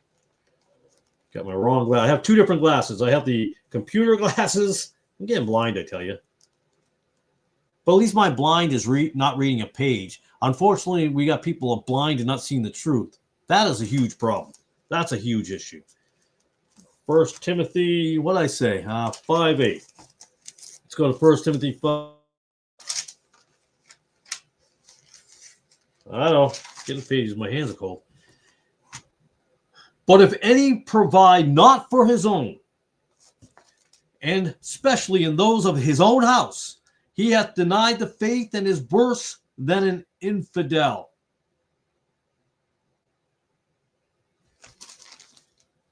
Oh, Stephen, you're taking it out of context. I'm like, how am I taking it out of context? You are not providing for your own. When the Canadian government or any government is taking care of your children, when I was going to say your people, when the Canadian government or any government is taking care of your children and you're not, and you can, you are worse than an infidel. It says right there in the King James Bible. There's all there is to it. Hold on, let's see if what is this? This is the King James Bible online. Let's do the popular thing that everybody does. Go into the what is it? Bible Gateway. Is that one of the ones that has like all the Bibles? I think it's Bible Gateway. Let's for fun here. Let's look at it. That's not what I'm looking for. Let's find the ESV. Well, that's the good one. ESV. Let's say if it sees it's the same thing. Eastern English Standard Version. What was it? 1 Timothy. Let's see. I'll hit that in. Whoops! I hit 1 Timothy 45. Oh, my bad. I don't think there's a chapter 45. Let's scroll down here. 1 Timothy 5.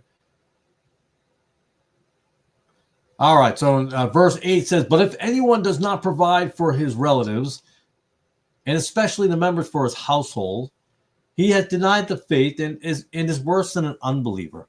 He's worse than an unbeliever. He's worse than an unbeliever. No, he's worse than an infidel.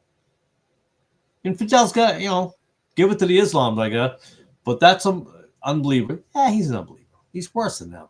An infidel is worse than an unbeliever. I mean, you're not taking care of your own, and you can.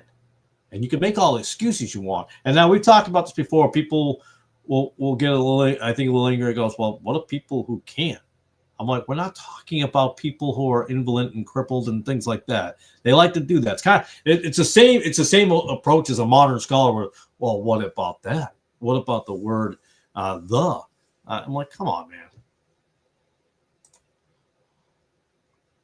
So recently I've been listening to the King James Bible audio of the King James Bible by Max McLean on Bible Gateway, and it does not match up in many. Oh, you got to be kidding me! That is awesome. Not awesome, but that is, and this is what I was talking about before. I talked about this in the past. these are things we got to look out for. Max McLean Audio Bible Gateway. Yeah, I can't wait to look into that. We talked about this before. I don't know this whole idea of this whole thing. Now, I haven't been to that Baptist church that I was going to for, I think, like 3 weeks. I haven't. Because, again, I'm a little different. I know. I'll go. But here's something that I will give that gentleman up there, the preacher there. He's an electrician. He works for a living. Point number one. So he is able to work for a living and come in with a sermon, although I am finding that I think he's a Ruckman guy, because there's some things I hear, I'm like, wait a second. And then he was doing some drawings, because I've been trying to listen to more Ruckman because of everybody is big on Ruckman. So I'm more and more reading more, looking at him. But he does these drawings on the whiteboard, and I was like, Ruckman. Ruckman seems to be the man who made that popular. And Robert Breaker does it. Robert Breaker does the whole drawing thing. Ruckman. Brian Denlinger did the whole drawing thing. Ruckman. Gene Kim, the whole drawing on the whiteboard thing. Ruckman. That's where they got that from. Now, I'm not saying you can't draw on a whiteboard. If you look at my older videos, I got a lot of whiteboard action going on. But for me, I love whiteboards because I was a coach. I coach basketball, so what am I doing? I'm on a whiteboard all the time for a whole other reason. I'm designing things all the time. I used to be involved with penny stocks years ago. We're talking 20 years, just years ago. And I had 3 whiteboards in my in the living room, and I'd be writing down these different stocks, different penny stocks. I'm like, I think this will go, and I'll watch, but I don't do any of that stuff. I'm in no stocks. I don't believe we should be in stocks.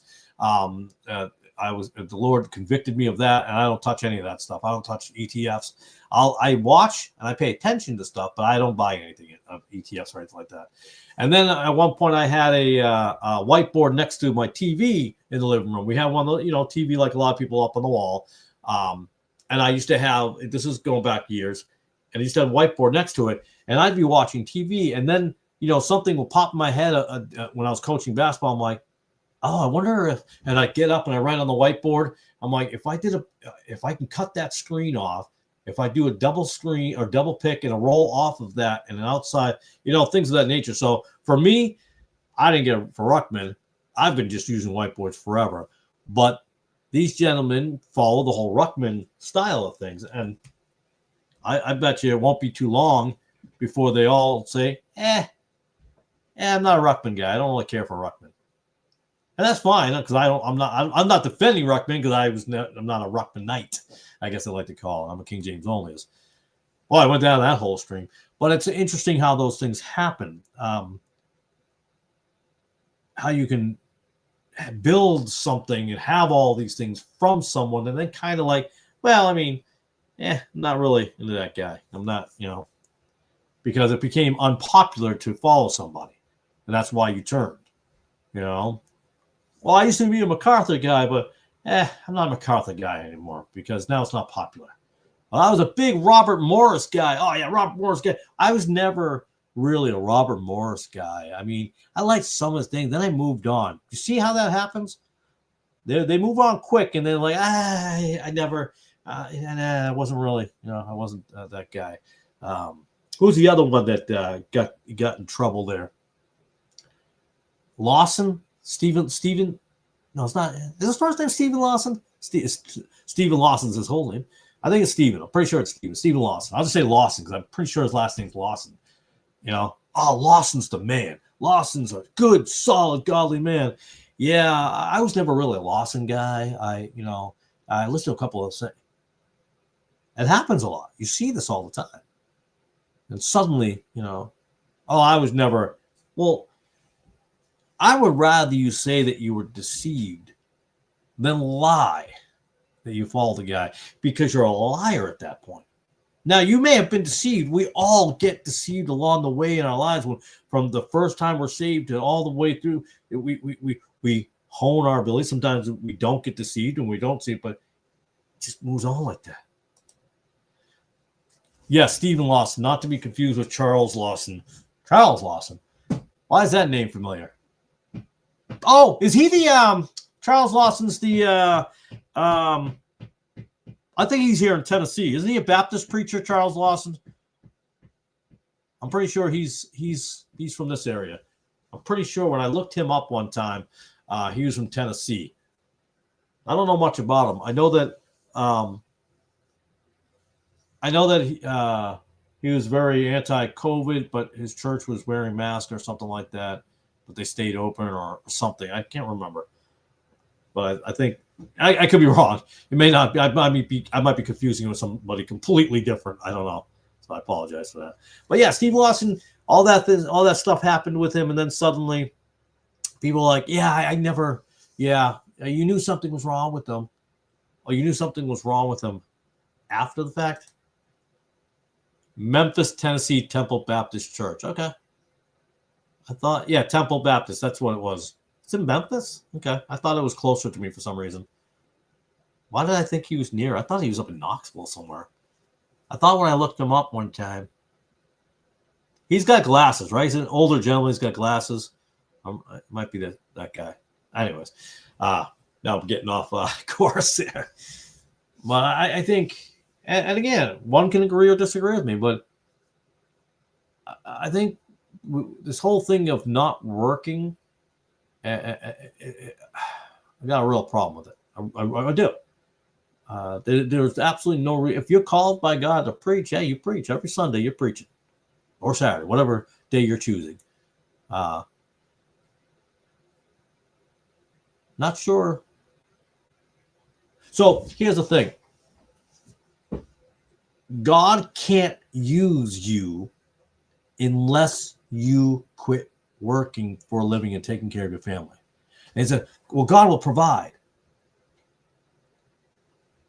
Now, I'm not going to say what God can and cannot do, because God can do anything he wants. Anything. But you really think he's going to, no, I don't want you to work for a living. I don't want you to take care of your children. I want the government that doesn't follow me to pay for you. I want you to disregard 1 Timothy 5:8. I want you to disregard 5:8, and you can be worse. It's me. That's fine by me. I can't follow men like this. Now if you're doing something of a higher, now when I say, and I'm talking really about these guys who are preachers or self-proclaimed preachers. I mean, if you are literally creating a lot of like you're teaching school, you're teaching, and again, men who have families, you should be paying for your family. Other people shouldn't. But there are some guys who are like, hey, listen, you can help me out if you want. Throw me a couple bucks. This is what I'm doing. I'm teaching this and I'm teaching that. I'm doing a lot. Okay, we're talking about two different things. I'm not talking about missionaries now. We're talking about different subject. I'm talking about guys especially more than anywhere else on YouTube. I'm not buying it. I'm not, because you're not going to tell me that you should be paid. I mean, yeah, I'm blessed. Somebody helped me out. A couple of, the gentleman up in Alaska there sent me those chick tracks. So I get them in all the baggies and we get that. I am thankful for that. I'm grateful for that. But that's not money for me. Excuse me. That's not money for me to survive off of. You have the ability to work, and especially if you have no kids. I mean, you can do a lot of things, but you have children and you work. And I don't want to use me for an example because I'm not a brilliant man, but I do work every day. I come here and do this because I do feel that the Lord had called me to do this. This is something I feel that I'm supposed to do. And I walked away briefly and thinking maybe I was wrong. Maybe I'm not supposed to be doing it. But the pull kept on, was there. I'm like, maybe I am, and I thought, you know what, I'm not going to do the live stream. When I left the other thing with the whole that thing that blew up, I was like, you know what, maybe I'm just not going to do live streams. Maybe maybe I'm not supposed to do live streams. I don't know. But the calling was there, the pull. I'm like, the spirit was leading me. I'm like, no, I'm supposed to do live stream, and I wasn't sure how I was going to do it, because I knew how I would want it to be done. I'm an old-fashioned radio idea kind of guy. Family sits around the radio and listening to a preacher or whatever. I like the thought process of that, and I like the idea of that. But so back here, but I go to work every day. And I know I'm not the only guy that goes to work every day and, tries to put out some content or videos out there. But I don't make a living off of YouTube, off the Word of God. Now, remember, separate that from people who just do things to make money off of YouTube. I don't even have a problem with that. That's capitalism. That's the secular world making a buck. I don't have an issue with that. If your job is to make a bunch of videos about stuff and, I don't know, the rivers and the rocks and the horses and all that kind of stuff, and you make money off it, go for it. Go for it. Then I don't have a problem with that. But off the Word of God, I don't know. I don't think we should be profiting off the Word of God. I don't. Well, I'm a preacher. I need to get paid for this. No, you don't. No, you don't. You'll get paid. You'll get your rewards. No doubt about it. You will. But other people don't. Now, I'm not saying, again, I've said this before, I'm not saying you can't send money to a ministry to help them do something, or if they're trying to raise money or whatever it may be to buy, well, I'm buying Bibles. I'm not saying that because I'm about to ask you for money. That's not what I mean. I just realized, as I said, it's going to sound like that. That's not what I'm talking about. But that's okay. I get that, because you're not supporting someone. You're not paying their bill so they can stay home. You're sending some money to help them buy Bibles or buy tracts or whatever it may be. That's what you're doing. And there's nothing wrong with that. I don't have a problem with people do that at all. I don't know how we went down this whole road, but we got there. I say this in love. I pulled a Nick. I pulled a Nick. I went down different, went off the course there. But I say that with respect. If he ever watches my video or one of my live streams, I mean that with actual respect and love. And by the way, I think I'm going to eventually have him on. I want to talk to him. There's a couple things that I want to talk to him about, how he came to a certain spot along the way. And I think I would enjoy to interview with him. I don't know if I want to say interview with him or talk to him. I mean, I don't know that he would ever do it. I'm nobody compared to him. He's apparently he knows a lot of people in that type of that sphere, the intellectual sphere of Greek and all of that, which I'm not. I'm not that guy, but I think it's important. I'll talk about the military down the road. People might call me a hypocrite because, wait, how can you be against military and this? But your son is going to the military, because my son made a decision on his own, and I support him, but I'm not for it. I'm not 100% for it. I also support him doing what he's going to do. I can do that. Again, two things can happen. Two things can definitely happen. I can be not really thrilled about the idea of possibly losing my son in a situation that he never should be in, because we shouldn't be in it. And I can be against that, but I'm proud of him at the same time for being a man, taking responsibility one day and doing something that's worthwhile in his mind, and to get to a field of trying to solve crimes and murders to bring peace to families that have lost loved ones over the years, and unsolved homicides and things of that nature. So, you know what I mean? You can be, I guess you have to be a parent to maybe know that. I don't know. That's just who I am. But it's all where we go with it. We were talking about preachers shouldn't get paid. I don't believe they should. And I never will. I mean, people make that decision. That's okay. If a congregation wants to make that decision to make a full-time preacher or pastor. I don't know what that entails, but I mean, I got to be honest with you. If you're going to pay a pastor or a preacher, then I'm going to guess that you're pretty much working Monday through Friday. You're taking people at all hours, coming to you, talking to you, and getting advice if they needed it, depending on if you got good advice or not. There could be an argument made for that. It goes, I spend all day talking to people. I'm like, okay, that's a good thing. That's a good thing. But I'm going to tell you right now, and I know for a fact that some don't. I suspect other people along the way don't either, but man, you were right. He's in Knoxville. I just had that up. I think I just had that up. He's in Knoxville, not Memphis. Yeah, I thought I looked him up before to see where this guy was from. I didn't know at the time he was in Tennessee in Knoxville. I'm like, where's this guy from? And I looked it up. I found that he was in Knoxville. But here's another thing. So the church I was just going to, something bothered me about the church I was just at, and they were getting together for a prayer breakfast or whatever it was, and hanging out with some fellow Baptists. But it was at a Baptist church that was doing one of those trunk or treat things. So here we are, we're AV 1611, so we're kind of towing the line a little bit there. So, but I know that they seem to be pretty active, more active than some of the churches I've been to. About being on the streets in Knoxville. Actually, they go up to Knoxville and they hit the streets and evangelizing, gospel tracts, all of that nature. That's good. So I'm for that. So we'll see. I don't know.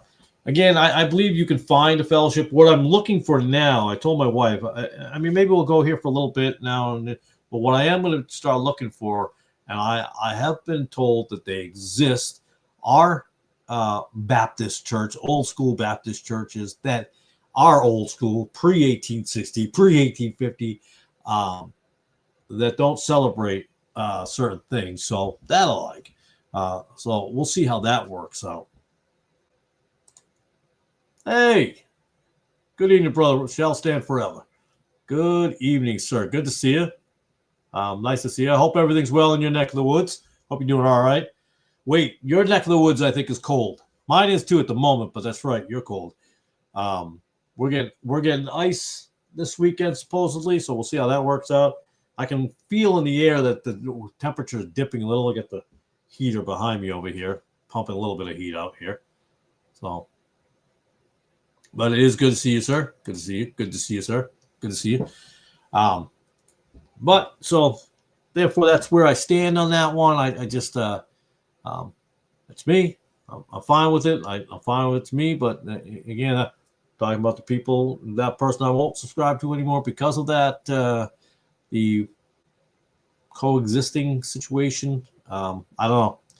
I'll have to step away for a moment on that one, and I'll pray on it. And if the Lord convicts me to go back and subscribe to that channel and watch it, I shall do so. But I'll put that in prayer, because sometimes we can allow our, once in a while we let our emotions take over for a moment, and it side tracks us. But that's the way we are. We don't want to sidetrack us. So it's just, sometimes there are red flags. And like I said earlier, hey, someone could think there's red flags about me, and they go, I don't know about this guy, I must step away. And I completely respect that. I think you should, with anybody. Just step away for a second and think, I don't know, let me analyze the situation. There's nothing wrong with that. If anybody tells you there's something wrong with that, I don't get why they would. I'm like, you want to make sure. But going back to that Peshitta Bible, I'm looking forward to diving into that and seeing where we're at with that one now that I picked it up and bought it, which is pretty fun. Well, you missed the unveiling. Well, Brother Jorge's not with us. His daughter was sick this evening, right in the middle of watching Brother Daniel. So he was with us earlier. I don't think he's with us right now for that reason. So we're hoping that works out well. But But you also missed the book unveiling today. You know, got some good stuff today at a place. I got a 1929 copy of the Book of Daniel. It cost me a whole whopping $7. The Peshitta Bible, that cost me a whopping $10. You know, I'm always fascinated when people spend thousands of dollars on things. I'm like, yikes, I'm not spending that kind of money on something. Can't do it, you know. So, but yeah, wow, we went on 12 different things in the last half hour or so, huh? Didn't we? But I don't know much about that Charles Lawson guy, though, that you mentioned. To not confuse with Steve Lawson, but I don't know much about him. He seems to be a Baptist guy, from what I understand, from what I remember seeing of him. But I don't. Other than that, I don't know. Steve Lawson was was he just a Calvinist or was he a hyper Calvinist? I don't remember what he was. I just remember that whole deal. He fell from grace, and that stuff like that. I think he was right. I think he was right before Robert Morris. Was he right before Robert Morris or right after Robert Morris? I remember I came across his video one day, and I didn't even know who this guy was. And within this last year, it came across it. It happened to be on tithing.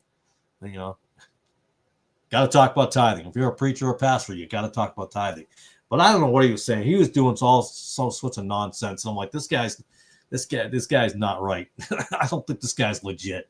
And then now we see that he got convicted of what, underage girl or something. I don't know the whole story. I just know briefly that he got arrested for that. Yes, supposedly it was 20 or 30 years ago or whatever. But I guess it's okay in some people's brains that if you rape a child, I can't use the word, the R word. I think YouTube like blocks things or there's an algorithm. You can't R word somebody. You can, but over a certain amount of time, that's not a big deal. It's so stupid. I had no idea who he was till the unveiling took place. Oh, Robert Morris? Yeah, I didn't. I knew about him before the incident because I saw a tithing video and I was like, this guy's nuts. And then there you go. Steve Lawson, I had seen him before, and if I'm not mistaken, he was on a stage with MacArthur, Justin Peters. Was it R.C. Sproles? Was that the other guy? I think that I watched that one day for a little bit, and then R.C. Yeah, so it is R.C. Sproles. Yeah, R.C. So I watched that briefly.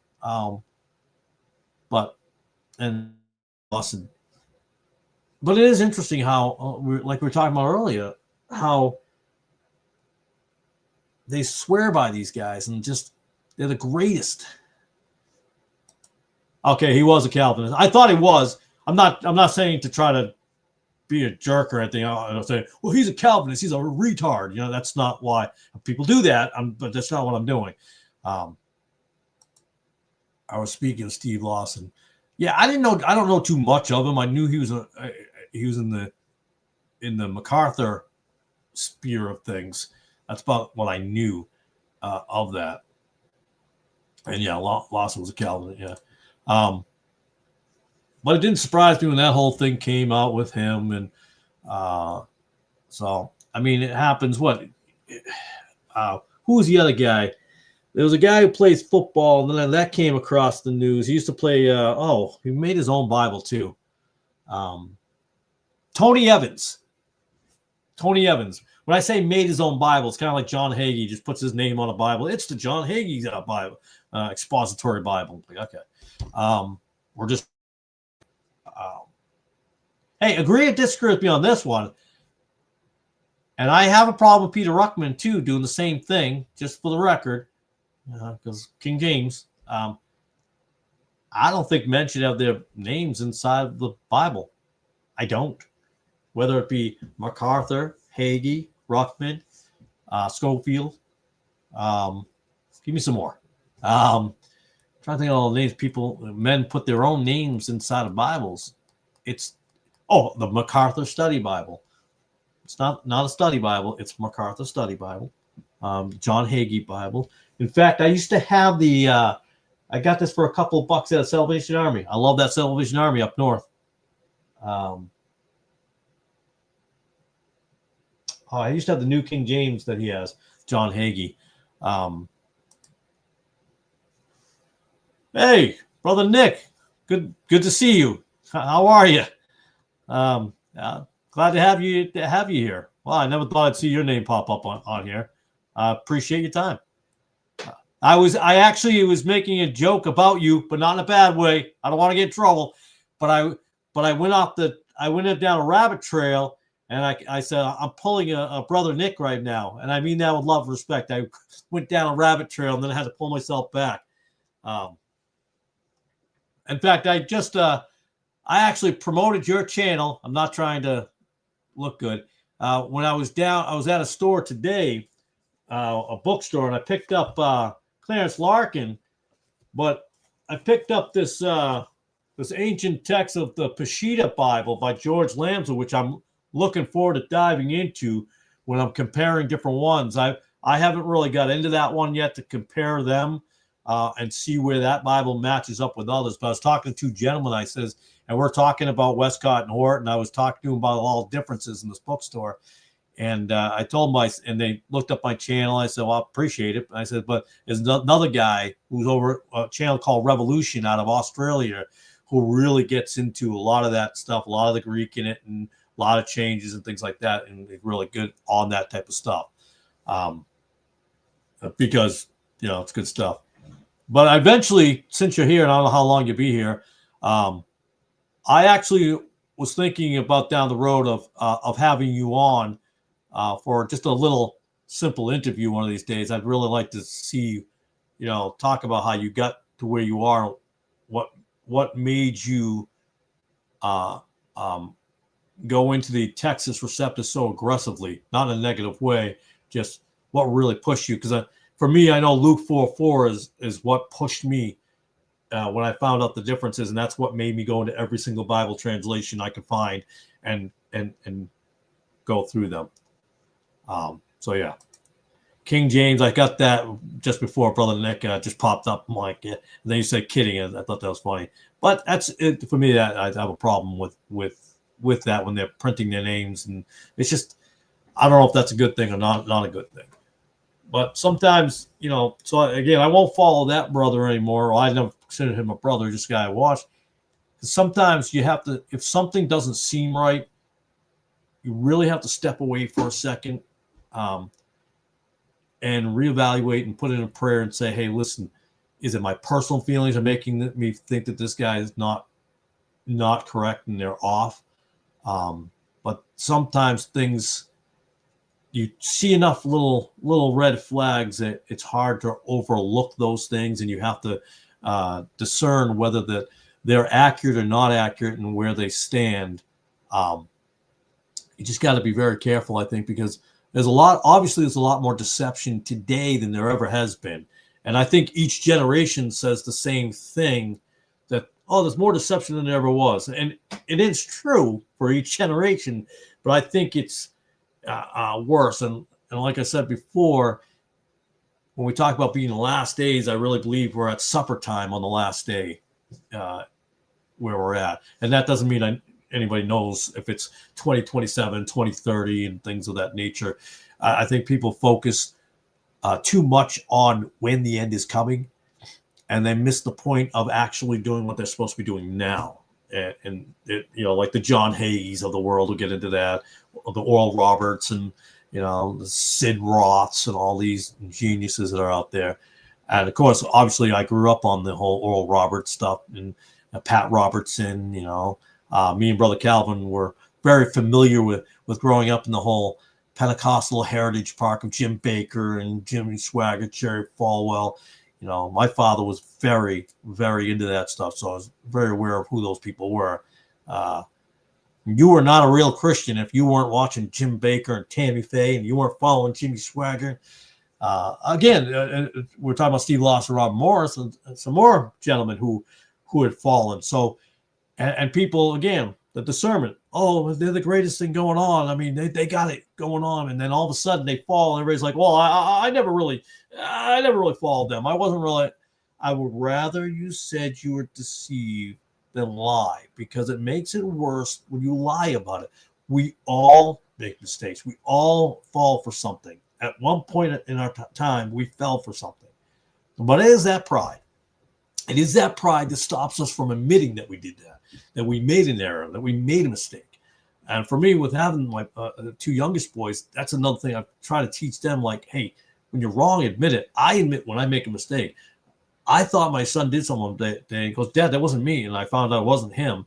And I told him I apologized, that I was wrong and I should not have jumped to conclusions. And that's not what we do. We don't just assume things, and we find out the truth about something. So I think it's important to acknowledge those things to be able to teach them that. And that I think it's tougher for guys to do. I do. And, I think we have a harder time of accepting that we could be wrong at something. And it's the flesh, it's the pride. But I think as you get older and over time, yes, some say, oh, you get older, you get more stubborn. About certain things, I probably do get more stubborn on things. It's definitely true. But there has to be, over time, a certain amount of wisdom that comes into your life. I have a Lamson, a Scottish guy gave it to me. He was into New Age and got saved. He passed about 20 years ago. Yeah, I don't know a lot about the gentleman who wrote the book. I know that he was from what I understand, he's an Assyrian coming from the Syriac Catholic Church, from that strain of things. So I don't know a lot. It's supposed to be. Now, the reason I knew about it originally is because the guy who built my chicken coop, he had said to me one day that the King James Bible the Lamb's Bible is the closest to the King James Bible. And I had never got into the Peshitta Bible. I'd never found the Peshitta Bible. And today I happened to be at a used bookstore and came across it and found it. So I had to buy it. I mean, that's just what I do. I think most people will understand me when you do this type of stuff and you dive into these things, you see a new version or a new copy of something you haven't seen before.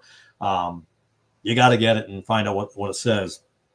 But I don't know if it is very close. So I look forward to, just like doing the Westcott and Horse stuff, I look forward to getting into it and really comparing a lot of the different scriptures that would be considered key scriptures. So hopefully I'm able to find stuff like that. And again, the other people here know who Brother Jorge is. We're looking at the Spanish. He's been working on some of the Spanish stuff, the RVG, the René Valera, 1960 to 1909. So I was working on looking at. I don't know Greek, but what I was trying to do is try to reverse engineer the Greek through the English to the Spanish, and the Spanish to then back to see if it matches up. And there are things that are a little bit, different there. So, but anyways, I'm going on again. I just went off the trail a little bit there.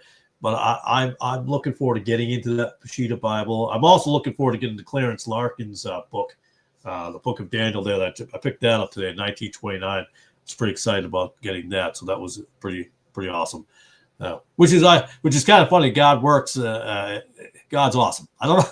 You can't say anything different. I guess there's not enough adjectives in the world to describe how awesome God is. Because I was talking to these guys earlier. The reason I went to this place, we had celebrated an adoption today. We had two. We adopted both boys, and then we went up to Knoxville to get something. I'm sorry, Sevierville, to get a bite to eat in celebration. And then I remember there was this bookstore that I heard about from my wife that has all these homeschool books and stuff like that. So I'm like, oh, let's check it out. So we went there, and then that's where I found this whole area that had a lot of different stuff. I could have come out with a lot more, but I had to keep it down. I wasn't there to spend $1 million. I'm not a wealthy man. But, I'm looking forward to getting into that.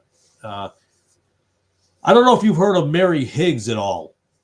I was talking about Mary Higgs earlier, who was one of the key factors in writing the modern 20th century. And I can't remember where I put it, but she used Westcott and Hort and on her work, on her book that came out in, I think, 1904.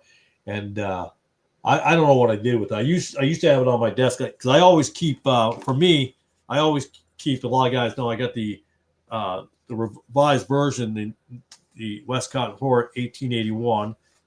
I remember when I bought this, I couldn't believe it, and I didn't buy it big money. It's an actual 1881 book here. So it's 1881, and I keep that on my desk at all times because it reminds me of this little book right here corrupted so many Bibles. It's always a reminder how two guys, well, more than two guys, could do so much damage, and that's why I keep it there. I keep it on my desk at all times. Not that I need a reminder, but I like having it there. But Mary Higgs was someone who was also, interestingly enough, went over to Brother Calvin heard me earlier talking briefly about this. St. Catherine's.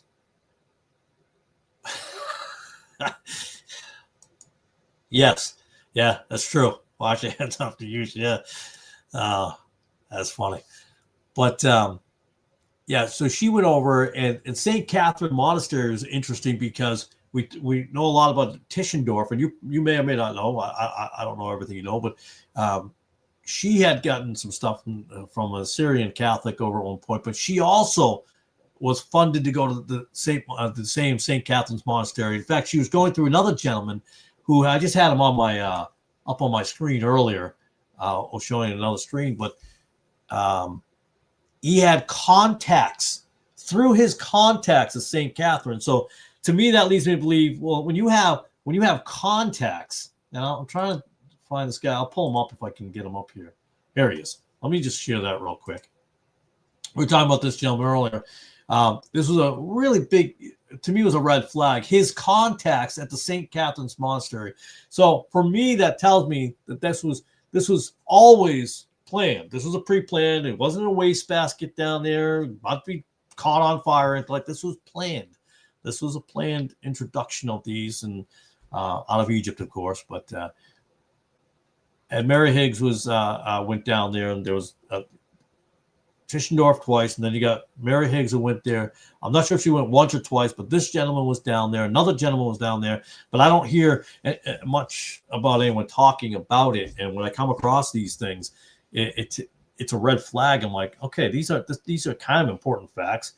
They're not heard of, but usually, kind of like the government, the same way. There's usually some people pulling strings that you don't hear about. You don't know who they are.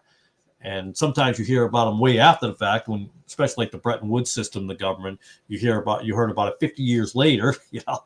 But these things, I just think they're important. I don't think they really should be overlooked. I think there's always connections.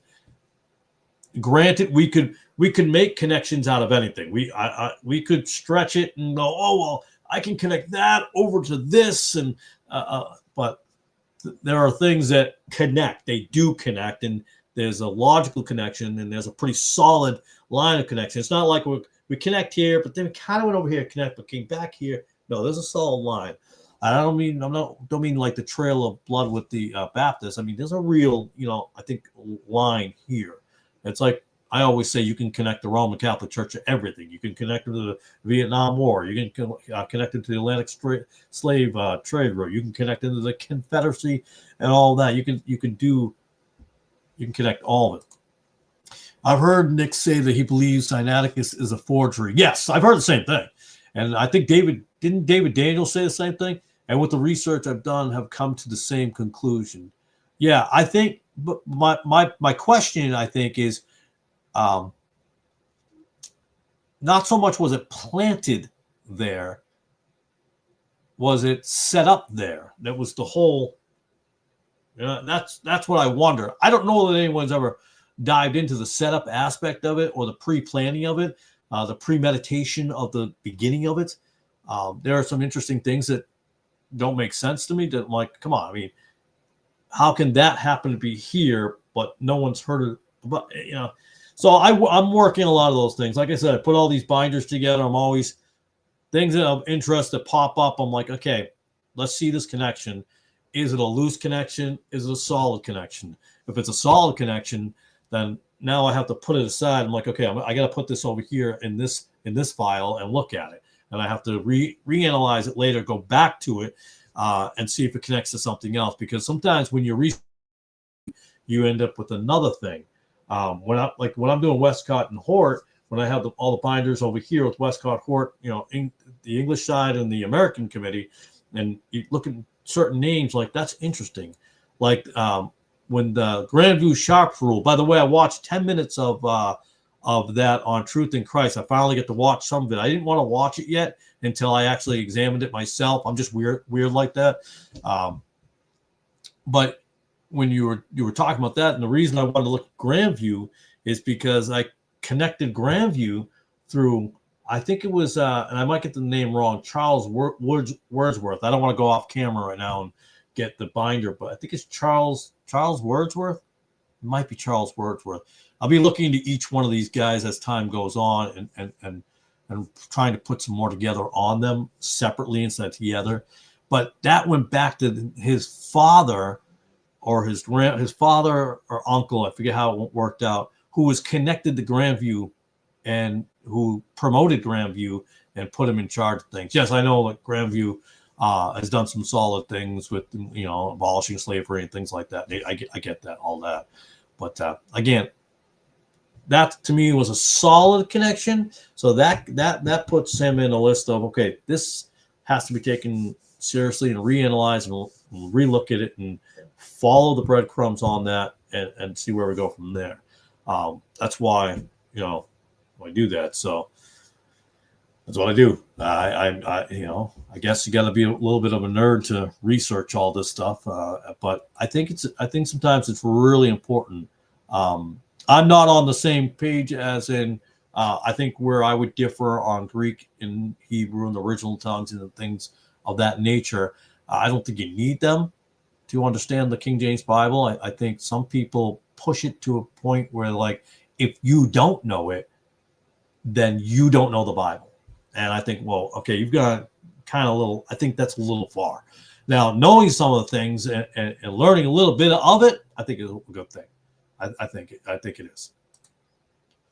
If you subscribe to the League of Biblical Enthusiasts, it has shows on James Rendell Harris. Really? Biblical Manuscript Hunter, Agnes Smith Lewis, and Mark. No kidding. Wow. Thank you. I appreciate that. I'm gonna write that down on my pen here because I don't want to forget that. The League. I'm gonna write that League of Biblical Enthusiast. Interesting title. I like the title. Enthusiast. Oh, great. I'll look forward to looking into that. That's something I'll be interested in looking at that. Because when I follow these breadcrumbs, I know it's Wikipedia. That's why I don't trust Wikipedia all the time by itself. That's why I think when you find something, you dig into it a little deeper and you find the where that information comes from. So I know that it takes a while to do that. So when I talk about something down the road, it takes me a while to get there because I just want to, double check, triple check things before I, put it out there. But when I see certain things, it makes me curious. So, and I didn't, this came about, I think, I gotta say about 6 to 8 months ago that I actually went and looked at James Rendell Harris and saw this, and I'm like, wait a second. Then I did some digging and went down a trail for a little while, but then I left it because I was working on another project, and so I went back to that project and hopped back to that project. 800 projects going on. If anybody knows about jumping on to different projects and doing a lot of things, I think you, Nick, I know you get it. You're all over. You're doing a lot of things, and of course, I'm going to 2.5 hours, and that's like 20 minutes to you. Yours go for a while, but I think you're, like I said, I think the stuff you put out is very interesting, and I peeked at Jeff Riddle twice, and that suggestion came from, I think, both Brother Calvin and Brother Daniel there from Shall Stand Forever. I think both of them suggested Jeff Riddle. I think. I don't want to get in trouble, but I think they suggested. My thing with why I didn't read a lot of people, and what they'll understand it or know is I actually, I don't mind the title King James Only at all. It doesn't bother me. I think I got no problem with it because I actually have become a King James Only, as I've said this before. I became a King James Only is by reading the King James Bible. But I didn't even know who Peter Ruckman was. Didn't know who Gail Riplinger was. Had no idea who Sam Gipp was. What's the name? I actually learned a name from your show, and now I can't remember the guy's name. The guy from South Carolina, North Carolina. Now I can't recall his name, but I never heard of these guys. Never heard of them. And so when people tell me, or they say, I'm like, oh, you got that from Ruckman. Oh, you got that from Gipp. Or you got that from Riplinger. And I'm like, no. I got that from here. I was talking about this earlier. I got that from here. That's where I got it from. I didn't get it from them. So, Joseph Chambers. That was one. So I tried to briefly look into him briefly. But for me, I got here because I read the Forbidden Book, which is the King James Bible. I was, because when I was saved in 89, I then fell off the wagon, so to speak. I backslid. I couldn't get straight answers. There was a lack of discipleship. And yes, the old common phrase, they're all the same. Well, which Bible should I be reading? Which is the best one? They're all the same, except for, and I'm an NIV kid. I grew up in the Pentecostal church, except for the King James. That's no exaggeration. That was what I heard all the time. And in my area where I grew up, there was only basically Pentecostal churches and Catholic churches. I don't think there were many Methodists. I'm not sure. I think I remember one Baptist church, although two, because I learned later on in life, my father said he got saved at a Baptist church, Highland Baptist, but then became a Pentecostal. Okay. Anywho. But we didn't, somebody said to me one time, I'm in my 50s. So when somebody said to me, goes, oh, I mean, how can you know about King James? You can just go on the internet. I'm like, dude, bro, the internet didn't exist when I was a kid. I love that mentality of a younger generation. Like, you can just Google it. Again, I remember learning how to use DOS when the screen was green. I remember the printout paper at my school, perforated edges coming out of the printer. So, yes, I wish it existed then, but it didn't exist then. And I went off the trail again. But then when I read the King James cover to cover, which takes 88 hours if you time it, I'm a strange dude. I was curious. You read it and you realize, whoa, you got something here. I didn't feel that way with the NIV. I didn't feel that way at all. And you knew you were reading something right. And then when you get Luke 4:4, and then all that happens, it's amazing. And then your brain goes, wait a minute, what's going on, man? And you go and you do all that. So I was able to get to a point of King James onlyism without knowing who these other people are. So when I make an argument or I'm in a conversation or anything like that, or defending the King James Bible, I don't do it because I grew up on the King James Bible, or I learned it from Ruckman, or I learned it for Joseph Chambers, or wherever. And for me, it's really important not to have skin in the game, so to speak. There was no influence on me to be those things. If anything, there would have been influence on me to be Pentecostal, if anything else, But growing up in that, you just knew it was all wrong. Stories you can tell.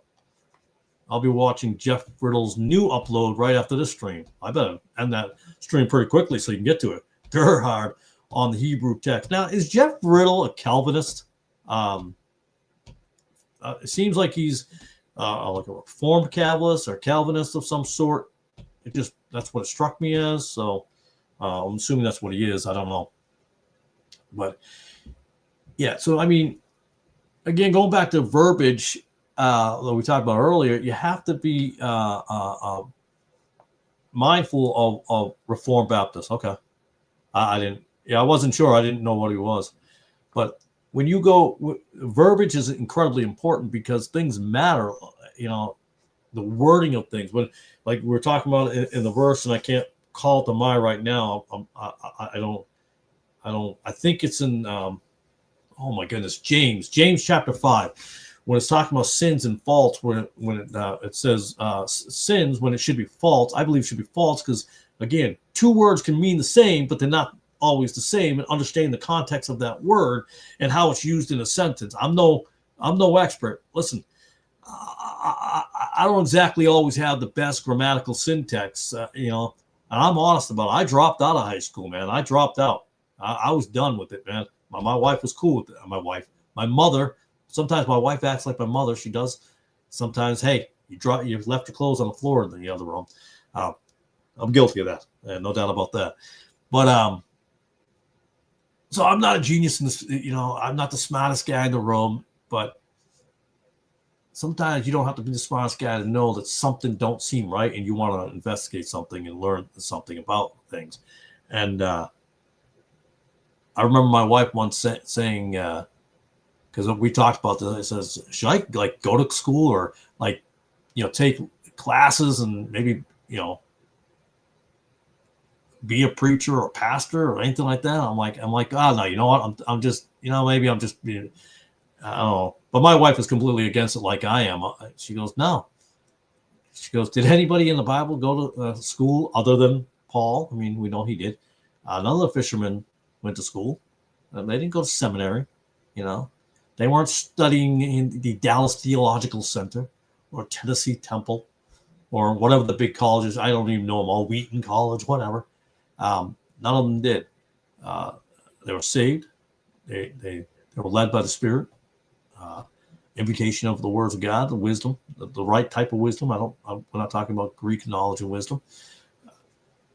So I think it's important, and the desire to learn something, as I'm going off again and rambling, but the desire to understand these things and really fully understand them and be able to deliver them to certain people. We all have the ability to deliver the message in certain situations. That's why with the church that I happen to be going to at the moment, the church building, they are connected with the county jail.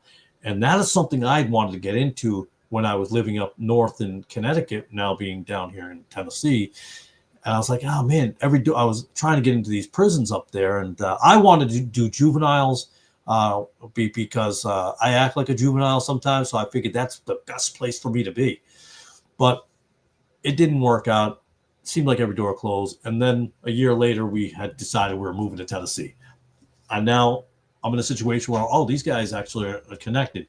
And the problem I have with the jails or corrections or our county jail, you have to be part of an organization to be able to go in to do anything.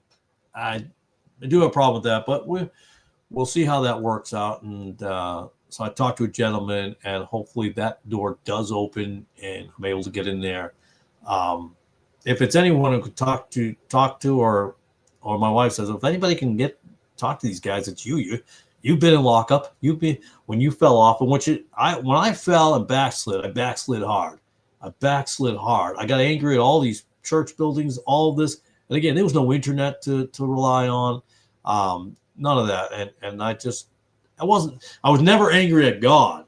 I was just angry and just went off and just got into trouble, got locked up a few times, not long sentences or anything like that. And I'm honest about these things. And if someone, that's why I believe in a form of once saved, always saved, but not the classic version of once saved, always saved, that I can do whatever I want, anytime I want, and it's okay. The borderline of free grace theology of I have grace. I can do all the sinning I want. God knows I'm not perfect. That's a lot of hogwash in my opinion. So there are things of that nature that I don't want to say a fine line, but we have to be careful of how we approach different things. And we can't be all in on something because we tend to broad brush or not whitewash, but everything's the same. All this is all this, and that's it. Well, no, there can be different things that, again, as Brother Nick had mentioned in that Grand View, same thing. It can have two different meanings sometimes. You have to be careful.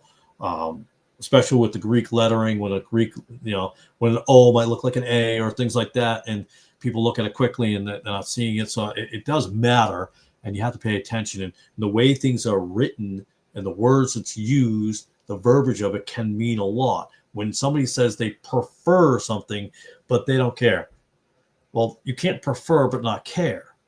You got two different, and to me, that's two different actions going on there.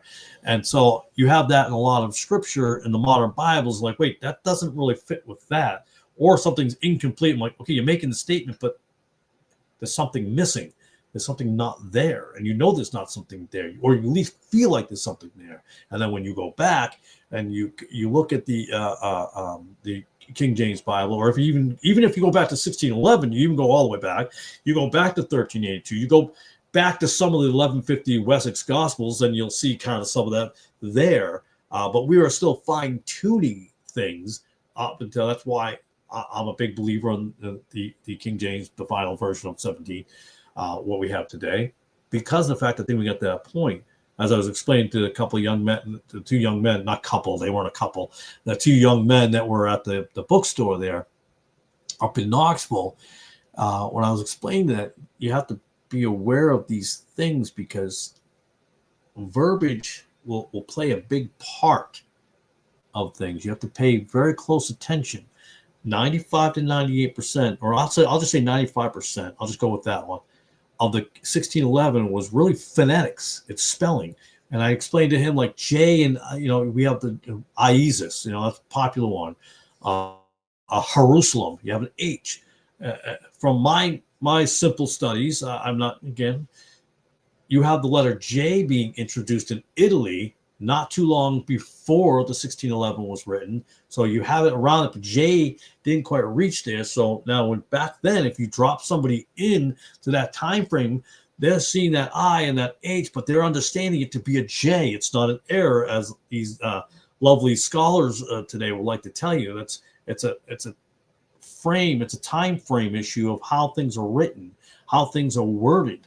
If you can compare those things with others, we'll take Shakespeare because that's the most popular one people like to use. When you take the time frame and you say, oh, these things are the same thing, I'm like, well, then the King James wrong or Shakespeare wrong? You know what I mean? So you have to look at the writing styles as well. The men who wrote the 1611 were not idiots. They didn't know how to spell. That was the spelling.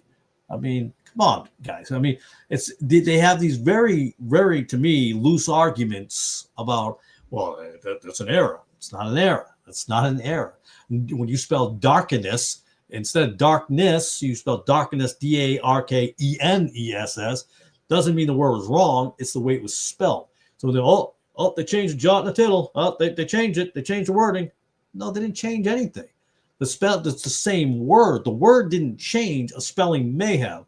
And I know the big thing was I've heard this on a few different places, the whole account thing. I don't even know how that's an argument. All it was an old word, account. And I was listening to one guy, I can't remember who he was, and he was making the argument that he doesn't have time to explain a word, an archaic word, when he's preaching. I'm like, well, then you should not be a preacher. That's my opinion. You should not preach, because if you can't explain a word in 10 seconds, say, hey, by the way, this just means this. They're like, oh, cool. Now you learn. Now you learn something. You actually learn a word you didn't have before, and now you have more knowledge. I'm not saying the Greek type of knowledge, not the wrong type of knowledge, but you have something. You've learned something. Well, goodness forbid you learn something new in your world that might open up your eyes. Instead, we dumb it all down. I'm surprised we don't make them anymore. Remember those yellow books there, the dummies, the dummy books, Windows for Dummies, this for dummies, and we're gonna make a Bible for dummies. Wait. They made the ESV. Never mind. There are Bibles for. Okay, that was mean. All right, I'm sorry.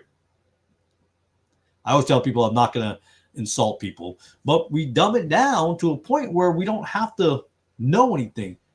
Like the word smoke. One of my favorite stories. When he's 13 now, my son Alexander. No, he was not named after Alexander the Great. However, Joshua was named after Joshua, which is funny. I don't know. My wife went with that, but he understood when I said, Alex, what does smoke mean? Didn't know. It's okay. He was 11, I think, at the time. I said, then I read it in the sentence, and he goes, oh, does it mean? Yes, it does mean that. So, and I heard somebody saying, Gipp says you don't need a dictionary or something like that. That was an argument. And Gipp says all the definition terms. I have no problem with that. I know I have the Webster's, the popular 1828 over there.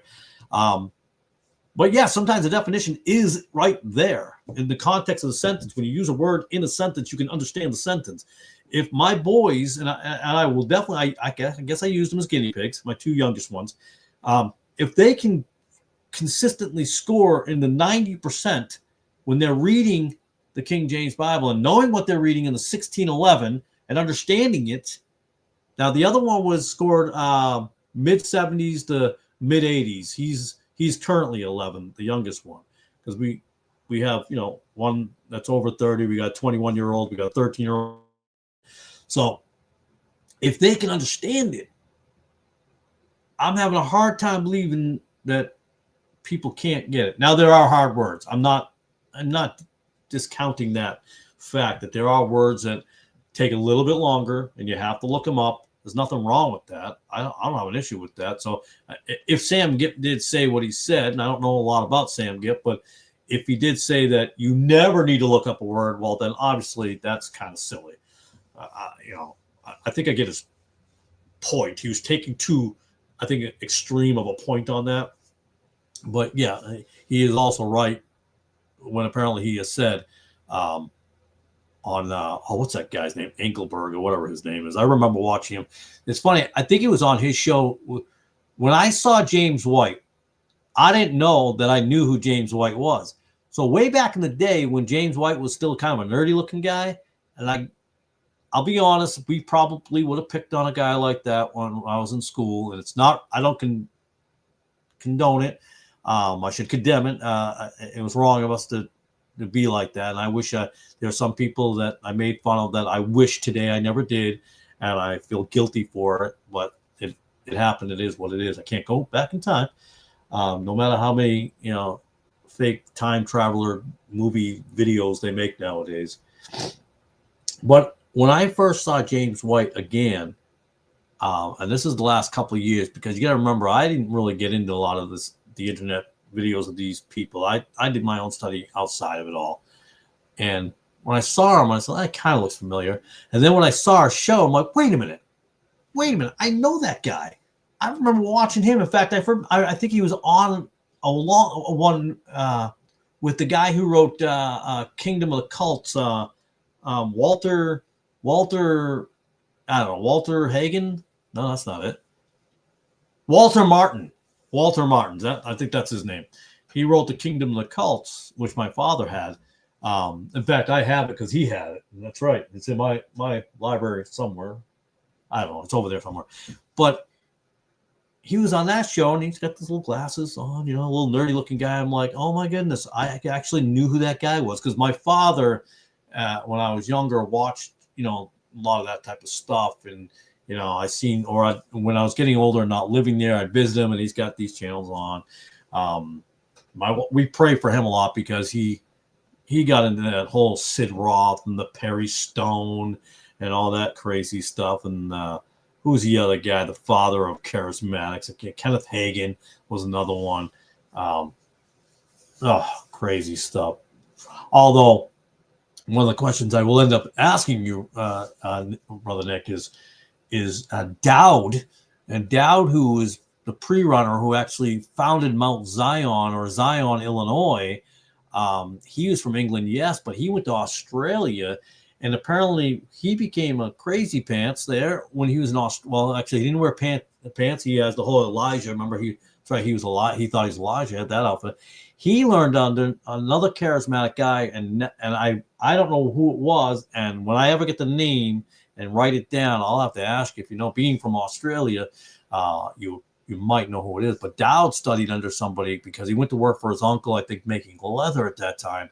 And he studied under a guy who he learned all these charismatic tongue stuff, and then obviously brought it over to California or New York or wherever he was, created that whole, which led into the whole Azusa and Frank Parham and all that kind of nonsense, and was it John Lake and all, that whole lineage of things, coming all the way down to what we got now, the Catherine Cricks, who are almost like the Catherine Coleman, and the Amy Simpletons, Amy Semple McPherson, and all those folks, which obviously were whack nuts. But yeah, that's something I found, because Dowd gets to a certain point, and they mention his mentor, but after his mentor name, and I'm sorry that I don't have it off the top of my head right now, but I couldn't find any more information on who that guy was. So I thought that was interesting. That's in my Pentecostal stuff up there, because it goes back, because I know the founder of, obviously, Assembly of God was with Dowd also. F.F. Roberts, I think his name is. He was part of the Dowd movement, and he became kind of part of the co-founders of Assemblies of God. And interestingly enough, my father didn't even know the history. I find that funny too. How you be a part of something that you don't even know the history of. But it's probably very common. You don't know the history of something that you're a part of, and not knowing where it really came from and its origins. And I mentioned the Kundalini spirit once to him a long, long time ago, and he had no idea what I was talking about. And I said, "Oh, it's some kind of Hindu thing that they pretend to speak in some weird languages." And I left it at that. I should have gone further with it, but what I meant to say was his tongues. Sometimes it's when it's with our parents, we have a hard time broaching certain subjects. So that was a tough one for me to get involved with them. But he knows that we're solid King James people here. He had told me one time, he goes, the reason he's not a Baptist is because they don't raise their hands in worship. That seems like such an odd reason, a strange reason. I'm like, no, they raise their hands too, Dad. They do. I've seen them do it. I personally am not a Baptist. You do have to make an oath to become a Baptist. So I promise not to cause strife and all this other.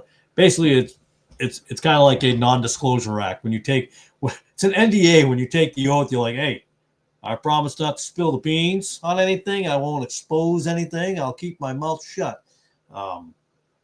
Which is I got my hand back there for heat. I still have not completely insulated this pod shed I got going on here. Eventually, we'll get this all thing done. The walls will all get put in, and we'll get that finished here, and I won't be so cold in the wintertime out here. But got to be out here. These are things that need to be talked about, in my opinion. I think we have a lot of people who are afraid to broach certain things, to talk about certain things. Not everybody. We have a lot of people because they don't want to come off around. Is Alexander's last name Dowd or Dowie? Could be Dowie. Is it Dowie? I think it could be Dowie. I'll look it up real quick. Because you go back with him, it goes long back. Let's see. I'll put in Alexander. Is it Alexander Dowie? It could be Dowie. I'll recognize him when I see him because he's got that long robe on. Yes, John Alexander Dowie. That is the gentleman that I am referring to. He was what a crazy guy. Yeah, so when I was following him and following the breadcrumbs on him, just not trying to make any loose connections, but trying to follow a solid connection.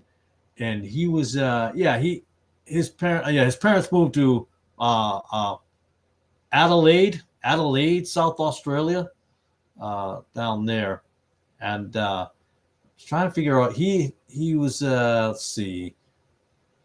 He was ordained a pastor in 1872, a congregational church at Alma near Hamley Bridge. Let's see, the Manly, New South Wales. Before he was moved to Newtown. Why is Newtown? I feel like I've heard that word before too, Newtown. Maybe I'm wrong. I thought I've heard the word Newtown. Worked the Salvation Army. Let's see. Okay, there was a George Minor Stephen. That was one of the names I came across, and from him, I got kind of some loose connections when I went with him, following his breadcrumbs. He was a faith healer at that time. That's when he really got hooked onto that whole idea, Dowie with this gentleman. But after that, I really didn't. There were connections, but I wasn't making solid connections, and so I kind of not abandoned it, but I left that for a little bit in my files over here. Actually, no, those were in my files, not in a binder. That's in Dowie's over in a file, not binder. Of people, I'm like, maybe I'll get to, maybe I won't get to, type of thing. So, and it seems like he learned a lot right there. But when you go back and I'm not finding exactly where really good solid point. I might have missed something in the research, because when you're again, not making excuses, but if you're researching multiple different things, you might have missed something that you didn't see. And it's kind of like it's really like reading the Bible sometimes. To use that as an analogy, you read something and then you read something again. You're like, oh wait, how did I miss that before? That's interesting. For whatever reason you missed it the first time around. But yeah, that led into that whole thing going down that road. It's funny how this live stream started out as Verbiage. It went down a whole different path. I don't know how it always works, but we just go down different avenues. But at some point, I'd like to dive deeper onto that one. That might come later on down the road after I finish with the Westcott Hort stuff and the King James 1611 to present day. So we'll see how that works out. I'm looking forward to getting into that deeper at some point. I just go wherever the Lord leads me. Sometimes I just, you wake up one day and you're going to go down one path, and you might talk to somebody one night and you're like, now you're on a different path. And again, with Brother Jorge and Brother Calvin, that's what happened. It seemed like there might be a need or a want to have verse by verse, not every verse, but going verse by verse with the Westcott Hort situation. And again, maybe there could be other people doing that. I don't know, because I don't watch everything on the sun. I personally don't have time to be on YouTube all the time. I don't, I got basically 3 or 4 hours at night to do it. I go, after work, come home, eat, spend a few minutes with my wife, come out here and get to work until midnight every night, and then get up at 6:30 in the morning the next day and do it all over again. That's not a complaint, because I actually love it. I enjoy it, and I'll keep on doing it until God tells me it's time for you to stop. It's time for you to step away. And it could happen with the internet, and I've said this before. YouTube could just disappear one day. It could, and then I think there are. I don't know if the words separate the men from the boys, but that's not really the analogy or the phrase I'm looking for. I think it could be a better phrase. Or my favorite thing, I've coined the word phraseology. There's different phraseology for that. But I think they're going to disappear. I think once the YouTube goes down, I think you'll see these online preachers, teachers that were fake to begin with. I think they won't be on the streets. I think they won't be on the streets. I just don't. I don't think you'll see them. I think they'll disappear. And the answer is yes. George Milner Stephen. Yeah, that's the gentleman. I don't know, and I haven't gone further than him, because I saw a couple of loose connections, or like kind of it looks good, but there's something in match. So I haven't gone further beyond Milner at that point, because there was a couple different connections that were interesting, but then I stopped the research on that and I jumped into a whole different thing. Because I do that, I go down one path, I start it, then I move to another one, and it just happens. I mean, I've been in videos here, and there's books all over the floor, and I was looking at this, and then looking at that, and then I got to get them back up on the shelf, and not as organized as it should be, because, that's what happens, and I got to get organized and get it put back up. But, yeah, so George Milner Stevens. This is not high on my priority list of things to dive into, but it will be eventually. That's why he's put aside. His name is put aside in the file over there to eventually look at again. I enjoy trying to connect everything to Roman Catholic Church, but I don't know that he's connected to that. But that's a different string. But yeah, you get into that. I was at, it's like I just had a conversation with somebody about Islam, or talking to a Muslim. We were doing some inventory at work, and I don't know who this guy is, but I got teamed up with him from another department. We had to do an audit and inventory of the warehouse, of the plant, and stuff like that. And he's a Muslim, and I knew right away it was, just because, well, you could tell. You could tell. So we had a conversation, and apparently he used to be a Christian. I hear that a lot. He read the King James Bible, and he found there was way too many errors, this and that. But so I did point blank ask him, just out of curiosity, and I mean no offense by this, but if you would rather, if you're a Muslim, you'd rather be in Islam, because they were over there, I guess, in the Middle East. His wife is from the Middle East. I asked him, I said, I'm not trying to be mean or ignorant. I'm just out of curiosity.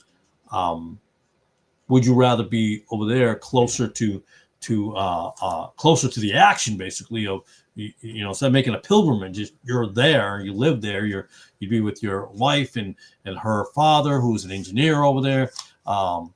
He goes, no. I said, why not? He goes, I'm an American. I love America. Okay. All right. That's fine. I could be wrong. I think it's very curious.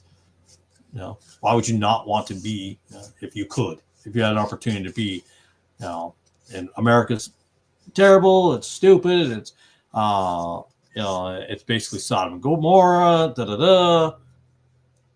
and, but we already know that they want to take over the world anyways. I think there's three people who want everything: the Mormons, the Roman Catholic Church, and Islam. They want it all. It's kind of the goal there. But so we had some conversations. He's talking about how his wife wears pants, and I was like, hold on a second. I said, your wife wears pants, because we got people think I'm strange, but I'll get into some interesting conversations. I don't know how I'll get there, but I'm there. And I says, well, wait a second. I says, so at home she wears pants, but she doesn't wear the whole thing. No. And again, I'll plead ignorance on a lot. So I said, well, it's interesting because my wife does not. For us, we're old school. She does not, and she dresses modestly all the time, 24/7. So I thought that was interesting. But in public, she's to be submissive, but at home, she's able to be more free. He's talking about. I'm like, well, then isn't that like being two different people? But we've had that conversation, and we left it at that. And it wasn't angry. I made sure I told him that I wasn't trying to attack him or anything like that. I'm just having a conversation. I had some of Robert Leardon's material, who fell for other men, but he was very detailed on some of those guys. Really. All right. Hey, I'm late to the game and really researching all this stuff. I it's just what I like to do. Research a lot of the stuff. Like I said, after falling off and doing some damage in my world and my life for a few years there, that's why I believe a different form. Once saved, always saved. I believe I made a solid commit. My honesty in 1989 was correct. When I can't remember. Obviously, I don't know how people remember the dates. I've always said that. I'm like, it was actually at 3:27 on November 9th, 1964. I don't know how people do it. I do remember it was 1989. I remember I was in my dad's Honda Civic. I know where it was, location, but I don't know what time it was. I know it wasn't winter, and I know it wasn't summer. So it could have been fall, it could have been spring, but I know the weather, and I remember yeah, I remember crying and just realizing my life was messed up and everything was wrong, and I just felt the calling. I just gave my life to the Lord then. And yes, I believe you can give your life to the Lord no matter what. You can give your life to a Billy Graham concert, revival. It's about your intent and commitment to your heart, and people can be saved anywhere. Doesn't mean they stay there; just means you can be saved. You can.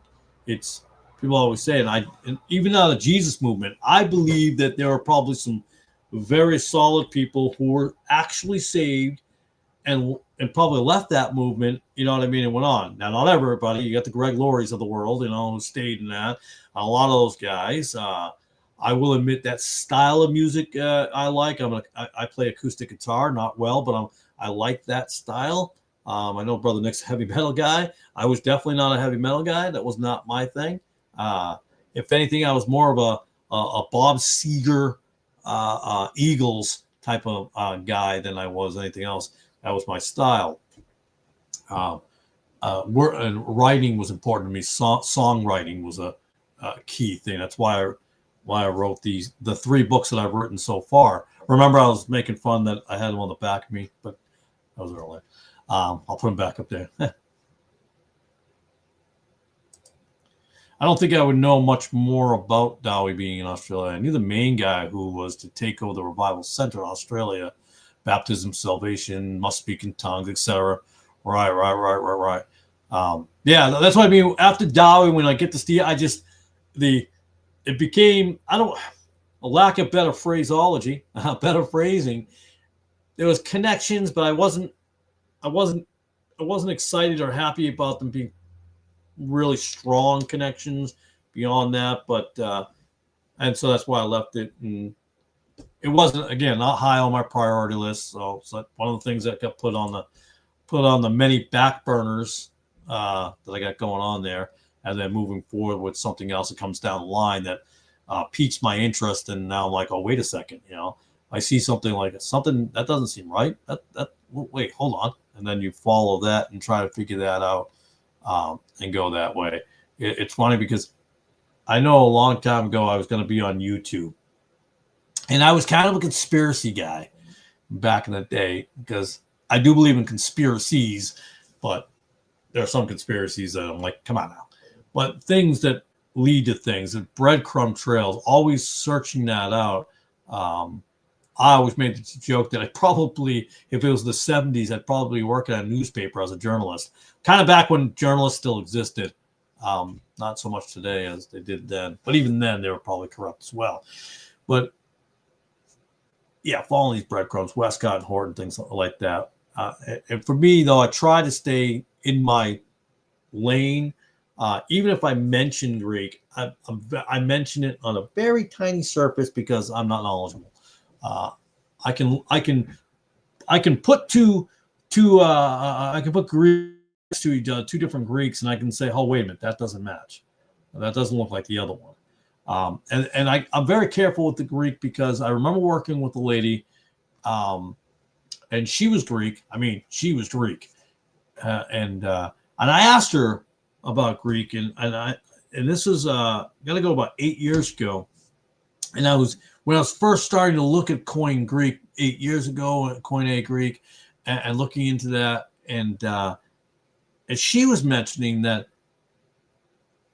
her grandparents' Greek is not the same, and she explained how the dialects can be different. So when years later I was watching, I came across Brother Nick's stuff, and when he was looking at it, and he was saying, looking at the different, how it can change the Greek slightly, that resonated with me because I had that conversation with that woman years ago about that and about how it changes. It's like carbon dating.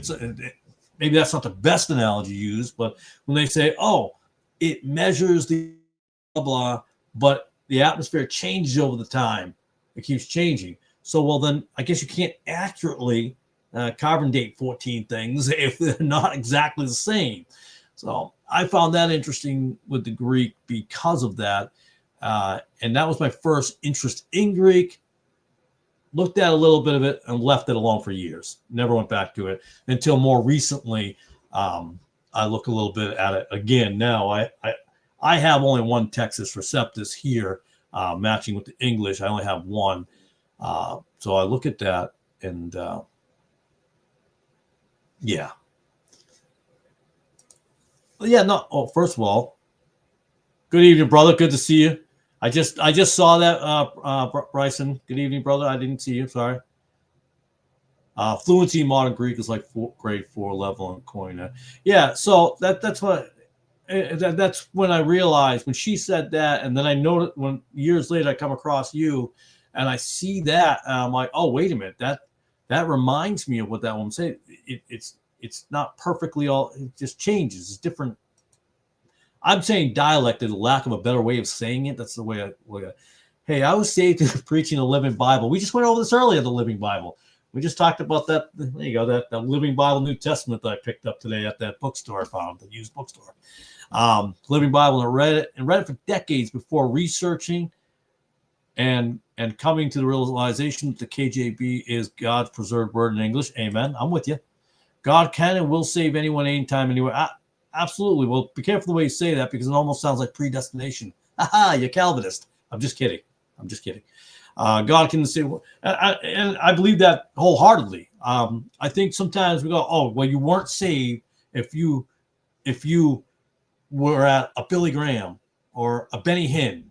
Although I don't know, it'd be kind of tough at a Benny Hinn. I'm going to call that a concert. But I think Nick played that video. No, it wasn't Nick. It was somebody else. It might have been Brother Nick when bodies hit the floor.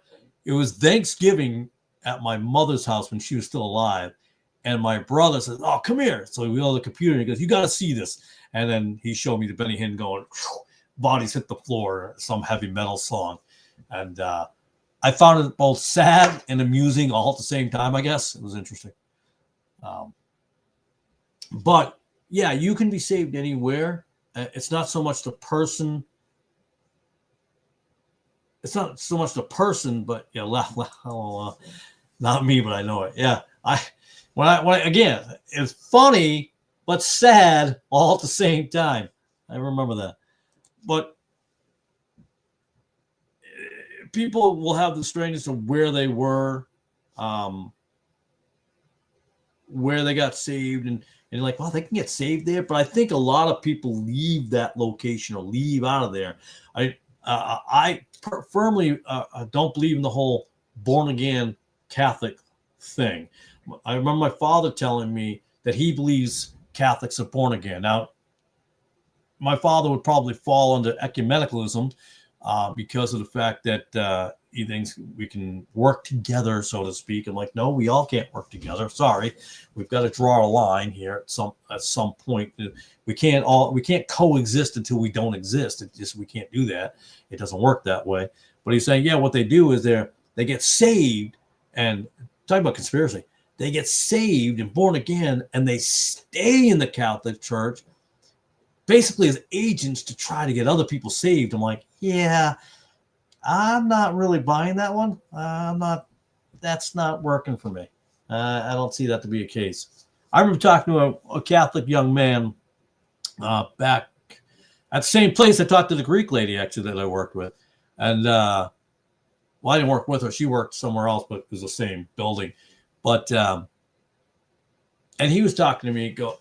He goes, I says, he's not saved. He says he's not, God will save him when it's time. God will show him things when it's time. I'm like, what are you talking about?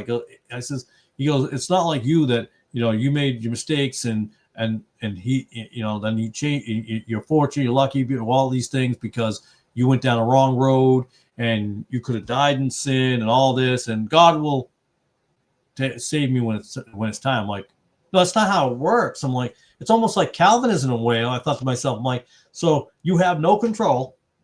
You don't have to come to the Lord. The Lord will get you when he's ready. He'll come get you. Now, in a way, I think there's a confusion here. In a way, yes, but not in the Calvinistic way. And I'm like, so you could be on your deathbed and you're good. And he does believe that as a Catholic, he can be on his deathbed and then he can repent. I personally don't think that's going to end up being a true repentance at all. Because I've been asked, I think probably a lot of people been asked the same thing. What if Hitler, repented on his deathbed? What if Stalin? What if, Pol Pot? I'm like, yes, in theory, yes. But let's be honest. Do you really think they did? I don't think so.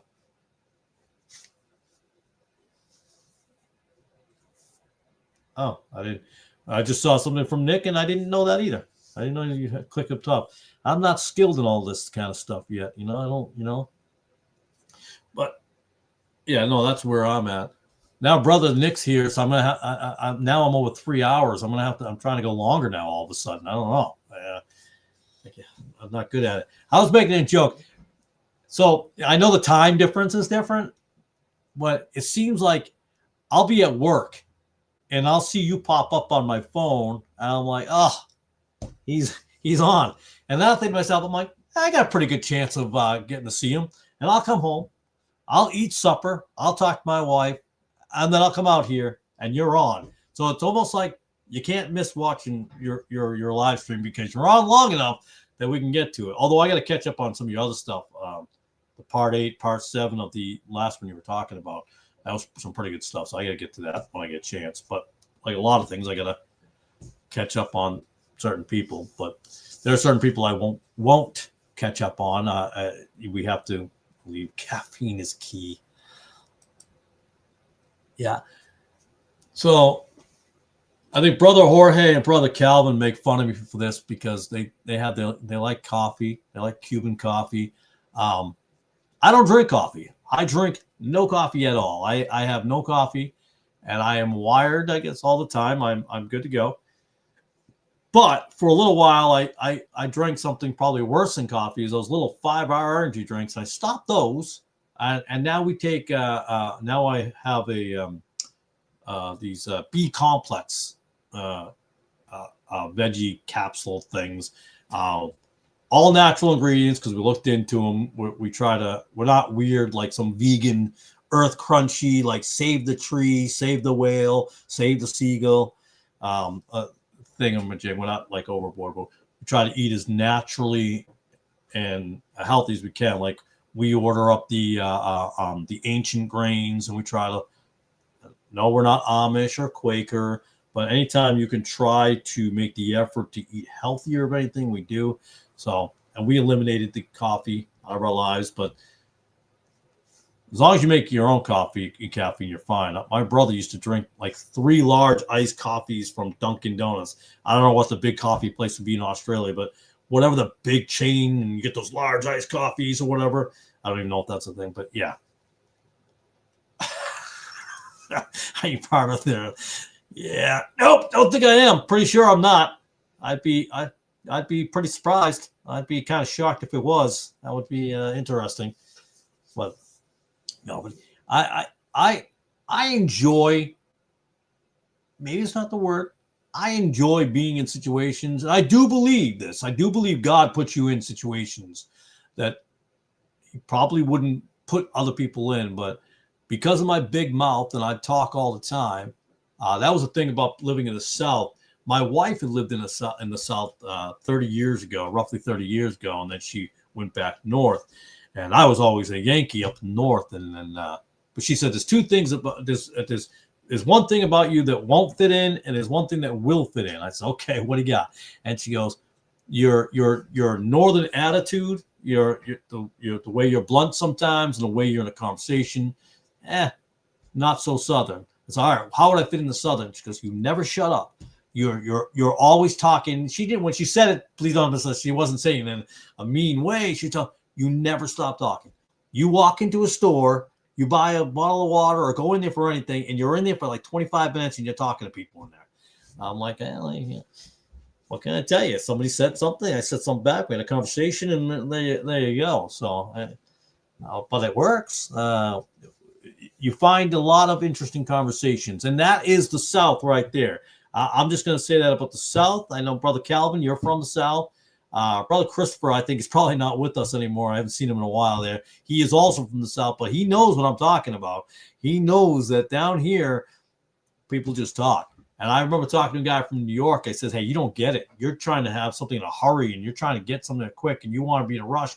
Down here in the South, they take their time to have a conversation. And sometimes that can be excellent. And that's when it also comes to probably a 6-hour live stream. It's important to have a conversation. And there are things you might find out and might learn from the other people, the brothers and sisters in Christ. I mean, I don't have a lot of sisters who come on here. We have sisters in Christ who I've met through this channel. But my wife talks to 2 of them. But and I'm wired up now, and I'm not even on caffeine. It's 11 o'clock Eastern Standard Time, and I'm not even. My wife says, "Hey, you're going to be on all night then? What you going to do? 2 hours, 3 hours, 4 hours?" I said, "You know what? I don't know. I'm not sure. I'm going to keep it to 3 hours if I can, but." I try to stay 8 to 11, but I don't always stick to that routine. I will say, Brother Nick, I will say this. I respect you enough that if you ever did see something, I'd love you to call to my attention if I've made an error in something to Westcott and Hort, because I know you're no. Yeah, no, that's no steroids. None of that going on either. None of that. No steroids. No illegal substance whatsoever. To use the old saying, I'm not high. I'm high on life, but I'm high on the born again Christian life, I guess you could say. But that's the only high I'm in at the moment. But I try to stay in my lane, and sometimes I go outside different directions of my lane. But for me, comparing these scriptures, that's really what I do, and that's what I enjoy doing. And I believe it's important for any brother in Christ to call something out, not so much as trying to rebuke someone, but to say, "Hey, I noticed you made an error here. Can I tell you what it is?" And I'm like, "Yeah, of course you can." But unfortunately, we live in a time frame now of an unfortunate secular intrusion into biblical realms of not being able to. Everything is taken as an offense, like, oh, you're just attacking me. You're just attacking me. You're just attacking me. No, I'm not. I just want to point out that's not actually what it said in that other. Which version did you get that from? Because it didn't match. And I'm like, oh, wait a minute, well, let me check. That's important. I think when it comes to Westcott and Hort, I think some people who are knowledgeable in that area, if they ever come across my videos, I hope that they will bring it to my attention. Say, hey, I just wanted you to know there's an error here. I'm like, oh man, I didn't see it. And I think it happens to everybody. Sometimes we miss something, or maybe we put a wrong word in somewhere. I know for me, when I'm doing all this, I could easily put a wrong word somewhere. It could happen. No doubt about it. Sure, I'll go through the vids. Well, I was just saying, if you catch them as you go along, I if you see them, I try to do them and be truthful. Well, obviously, why would I not be truthful? But be very specific and make sure that I write everything or have everything, the comma where they have the comma. It doesn't matter whether I agree with the comma. It just means putting it over exactly the way it has it. And that's important because it matters, because I don't want to accidentally put a question mark where there was an exclamation point. That changed the content. Again, that would go along with even verbiage. Sometimes the punctuation can matter as well. I'm like, is it a question? Is it a statement? Wait, did you just put a verb there instead of an adjective? I know it seems very small to some people, but to me, it's not a small thing. I think it's very important that we do that. We make sure we're as true to what it is written there, and to make sure you're accurate as possible. Not to say that any of us can't make a mistake. And I'll tell you, this is what I find incredibly fascinating. We were talking about this earlier. Is I don't know how the modern scholars can just tell a bold-faced alibi. Well, that's an old-fashioned word for lie. I see how words, people, alibi doesn't mean lie. Alibi means alibi actually meant lie. So back in the olden days, you go back in the 1950s, there's another a word. Now we say getting high, stoned is, smoking weed and whatever, you're doing bowls or whatever. But stoned was used for being drunk as well in the 1950s. So when somebody goes, "Oh, you're so stupid, you said stoned and you meant drunk." Nope. You don't know words then. See, that's the problem. We lose the sense of words. We use them differently. We know in 1957 is when the gay word got hijacked and changed. Gay doesn't mean what it used to mean, but can still mean what it means. And I think that's what bothers me about so-called scholars today is like they're playing games. To me, they're just playing games. They're playing word games and messing with people. And I think it's one of the biggest sins out there is they just really mess with folks on that. It does drive me a little. I just, that's my issue with them. I think it's not that they don't know anything. It's that they know a lot of things, and they know that they're not telling the truth, and they know they're omitting things. I believe that wholeheartedly. They know what they're doing. They know what they're doing. They're not stupid and they don't know what they're doing. It's kind of like politicians, right? Not all politicians are stupid. We know that. They're not all stupid. They purposely are not doing things. They know what they're doing. They're not doing it. It is like the word liberal. They pervert the definition of words like gay and liberal. Right.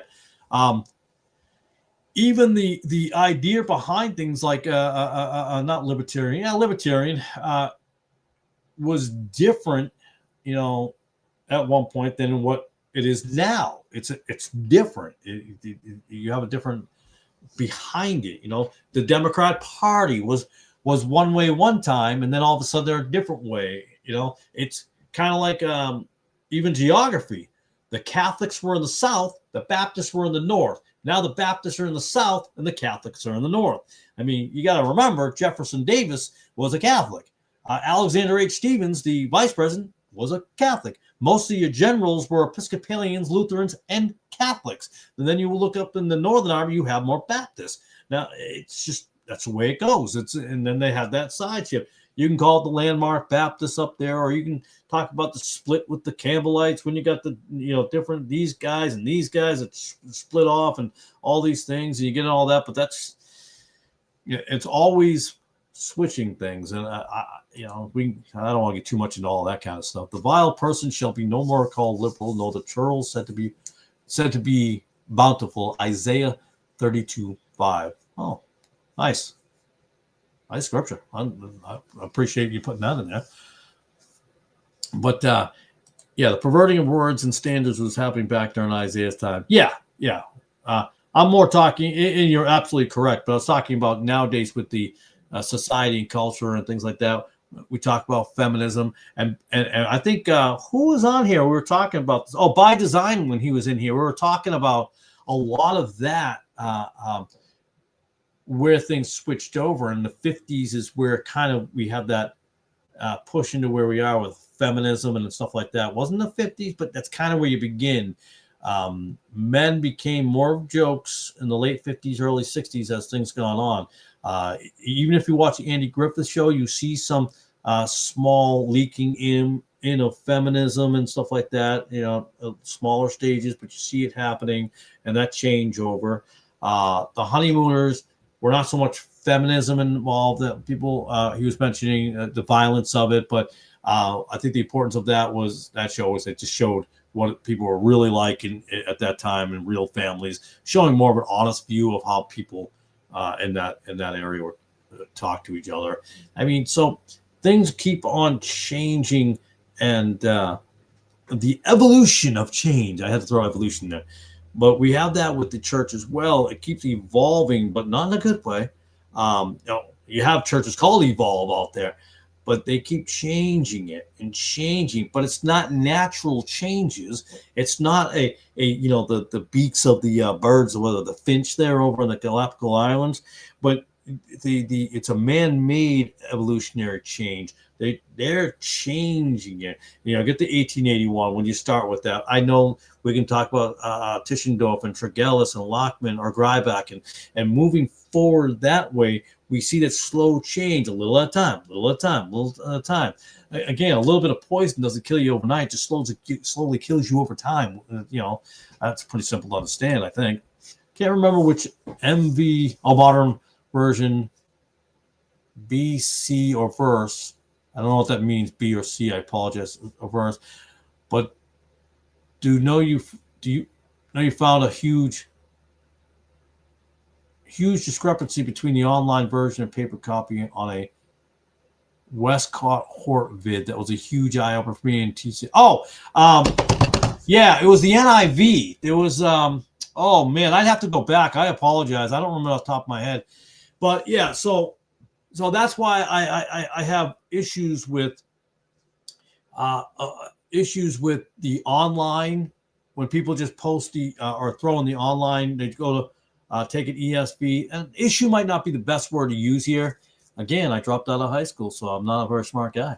But when we rely on the internet too much, and I'm not saying it's not, you can't look at scripture on Bible Gateway or Bible Hub or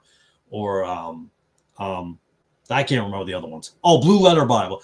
Blue Letter Bible. That's where I had seen it. Okay, so I don't know why I decided, and I'm firmly convinced I was led by the Spirit, and all of a sudden I just said, hey, I wonder what this says on the Blue Letter Bible. And I went into the Blue Letter Bible, and it didn't say the same thing and I was stunned by it. So I opened up the 1976, because I have you all know this, 1976, the 84, and the 2011. So I opened up all three of them, and I went to the verse, and I'd have to go back and see which video it was. And I looked at it, I'm like, wait a second, that's not what the online says. I think it was only a one-word difference. Was it one or two words difference? But still a difference. But the online matched itself, but it did not match the paper copy. And that's why I'm a firm believer in the paper copy, because I do believe they can easily change things over time on the internet, on these Bible apps. Again, I think I've said this before, the internet can be a tool, but don't let it make you a tool. So yeah, that was, and I don't know, I don't remember which one it was. I think it was probably the third or fourth video, maybe, or second. It's probably one of the earlier ones that I did. I don't know. I think I'm up to 16 now or something like that. I don't know where I left off, actually. I think I just left off of John 5, 3, and 4. John chapter 5, 3, and 4, how moving with the waters. I think that's the one going on right now. How in 5, 4 completely omits it altogether, and 5, 3, 5, 4 is like missing. And then 5.3 is moving with waters is only missing. So, and moving with the waters is important because of the time frame then of what that represents, the different pools of water, being Siloam or wherever you want to go. But this is the portions of the pool when going in there. But basically, he's really at that point just saying, like, no, you don't have to go in that water anymore. I'm here. I can heal you. You know what I mean? To me, that was like that transition. That's why it was important to understand the moving the waters of the angel at that time. But talked a little bit about that. Sorry. It is funny how that evolution was a political term as found in revolution and devolution before it was used for Darwin's theory. I have Darwin's book up there. Now Darwin's father was into science, but I think Darwin's father was also religious, I believe. I could be wrong, but I think he was some sort of religious background. That's what I remember now. Go back through and try to find the exact book, chapter, and verse. Yeah, I can't remember. I wish I did. Off the top of my head, I don't. I do apologize, but yeah, I came across that. And again, that's not everybody needs a paper copy. I think crazy people like myself. Well, I'm not crazy, but because when I'm doing these things and pointing them out, that's why I feel like it's important to have them all. Like I just introduced. Oh, did he? So maybe it's him. Maybe I'm thinking it's Darwin. For some reason I thought it was. But Darwin studied with somebody. Then he studied with somebody that was a big name, and such a big name that I can't even remember it. But I was saying, like, I didn't have the Common English Bible in my Westcott Hort videos yet, or the Christian Standard Bible yet, because for some reason I was looking at my Bible one day and realizing I don't have them. I was like, I can't believe I didn't have those in there, but now I have both. So now I included it, because I'm not going to include it if I can't legitimately look at it and see, okay, there it is, and then put it on it. So that's been added in as we go in. I've taken out the emphasized Bible because nobody really cares about the emphasized Bible so much anymore. So I removed that. I've removed the Revised English Bible, which was just an update of the New English Bible, which is over there. So, and that's not really a thing. So I try to stick with things that are more common now that people are reading, so that they can see the difference from Westcott Hort to now using a Bible. Yeah, I still have the American Standard in there. I still have the Amplified on there. Obviously, I have some Catholic Bibles, like the New Jerusalem Bible matches up pretty good with the Westcott Hort. I think what I will be doing is a separate modern Catholic Bible connection to the Westcott Hort. I think I'll be doing that. That's on the docket. I think Brother Nick is doing something I'll probably not do now, because since he's going to be attacking that, he's gonna. I think he mentioned. Well, I don't say he like I'm talking to him. He's right here. Doing each gentleman, like, going through Joseph Lightfoot and all the different members there, Philip Schaff and all these gentlemen. But so I may not do that, because since the Brother Nick's doing it, I'm just going to watch his videos on it. I won't even need to touch that. Someone has more time to pull that off. I think the interesting thing when I was watching, who I don't subscribe to anymore, is when George Antonios, when he was reading a book, I saw him saying he was learning about the Catholic Church or something from a book by Joseph Lightfoot, and I was like, wait a minute. So I made a comment. I says, isn't Joseph Lightfoot connected to Westcott Hort? And this kind of stunned me a little bit. Being a Baptist guy, he's supposed to be a Baptist preacher and so forth. I was a little thrown off a little bit when he said probably. I mean, they were around at the same time. Maybe I'm making too much of that, but I'm like, probably. You're not sure? You don't know? Don't you know Westcott Hort? I would think you do, but again, I could be too critical on that. Maybe I'm making too much out of it. It's very, very, very much possible. But they're just things that don't make sense to me, so I just kind of walk away from them and leave it be.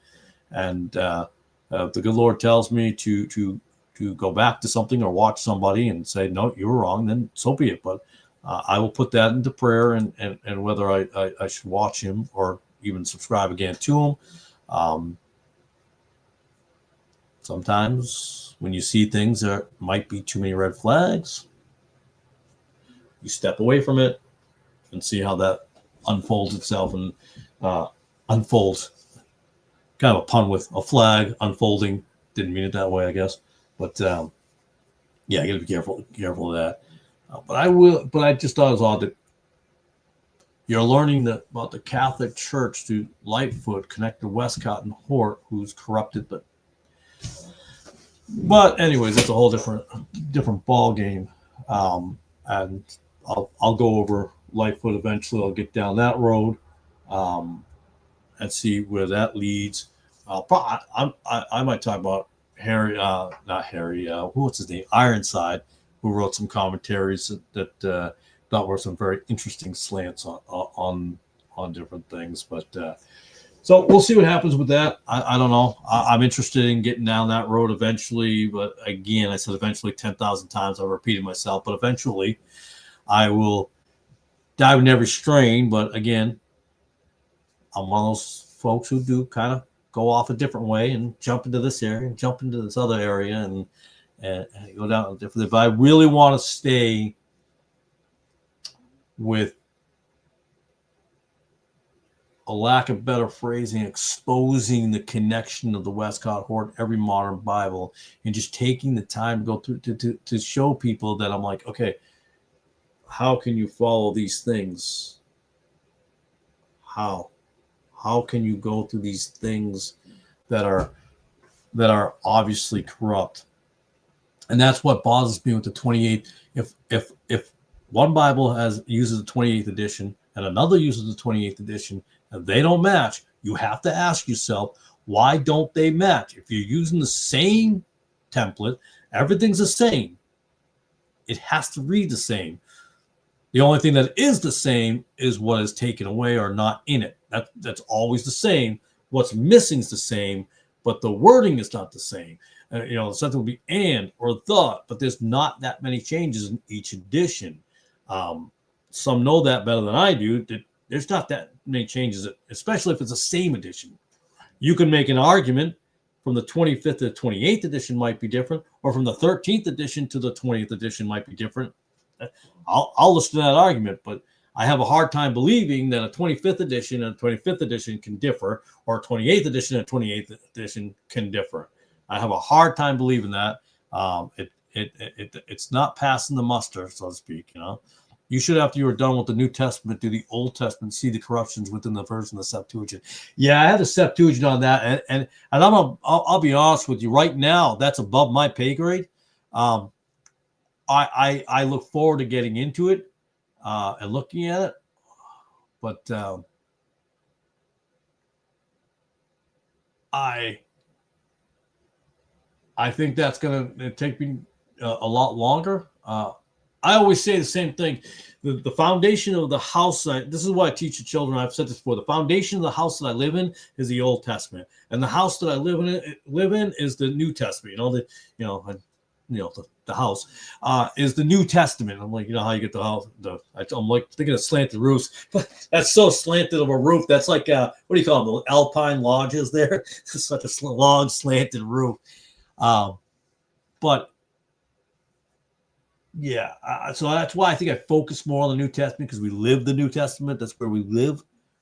But yes, I do want to eventually look at the Old Testament and compare verse by verse. But the reason I chose Westcott and Hort because of such corruption of the New Testament that we live in, and that's why I follow that and compare them all down the line to see where it messes everything up.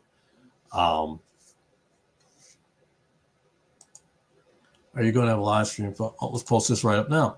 That's right. I was going to do one today, but we'll do tomorrow about 5 New York City time, and maybe Monday. I won't see them Monday.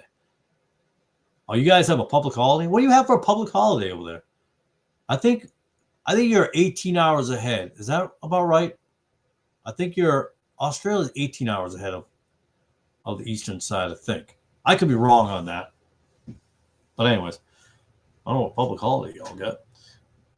So tomorrow 5. So I gotta make sure I'm around to watch that. See what we got going on tomorrow. Monday, I won't see the Monday one. I'm at work. Australia Day. All right. 18, 16 hours. Okay. Roughly thereof. Okay. Australia Day. Cool. I've seen a bunch of corruption in the Septuagint. Well, yeah, no. So when I say it's above my pay grade, doesn't mean I haven't looked a little into it. I have looked at it, a little bit of it, made a few notes here and there, but I'm strongly, because of the fact that we're New Testament, I'm not knocking not knowing the Old Testament and the corruption there.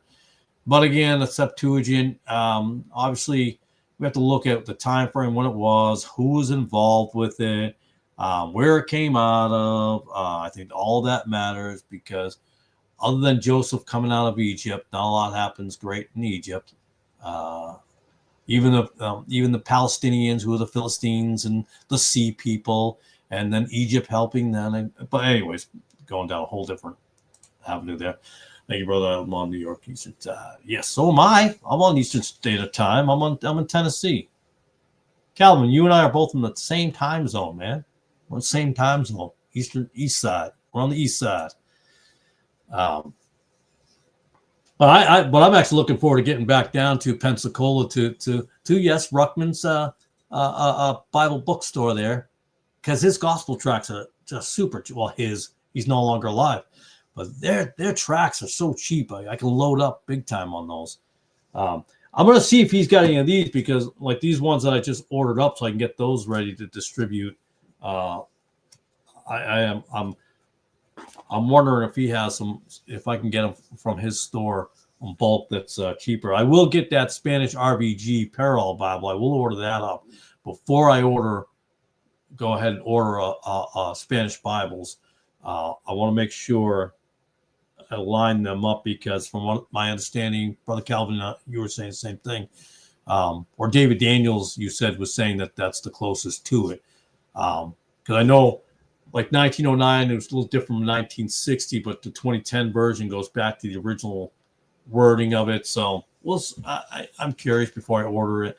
I'll look at David Daniels' video you were mentioning about talking about the RBG, that's the closest to the King James translation. So we'll see with that, because I don't want to end up, buying another, a whole case of Spanish Bibles.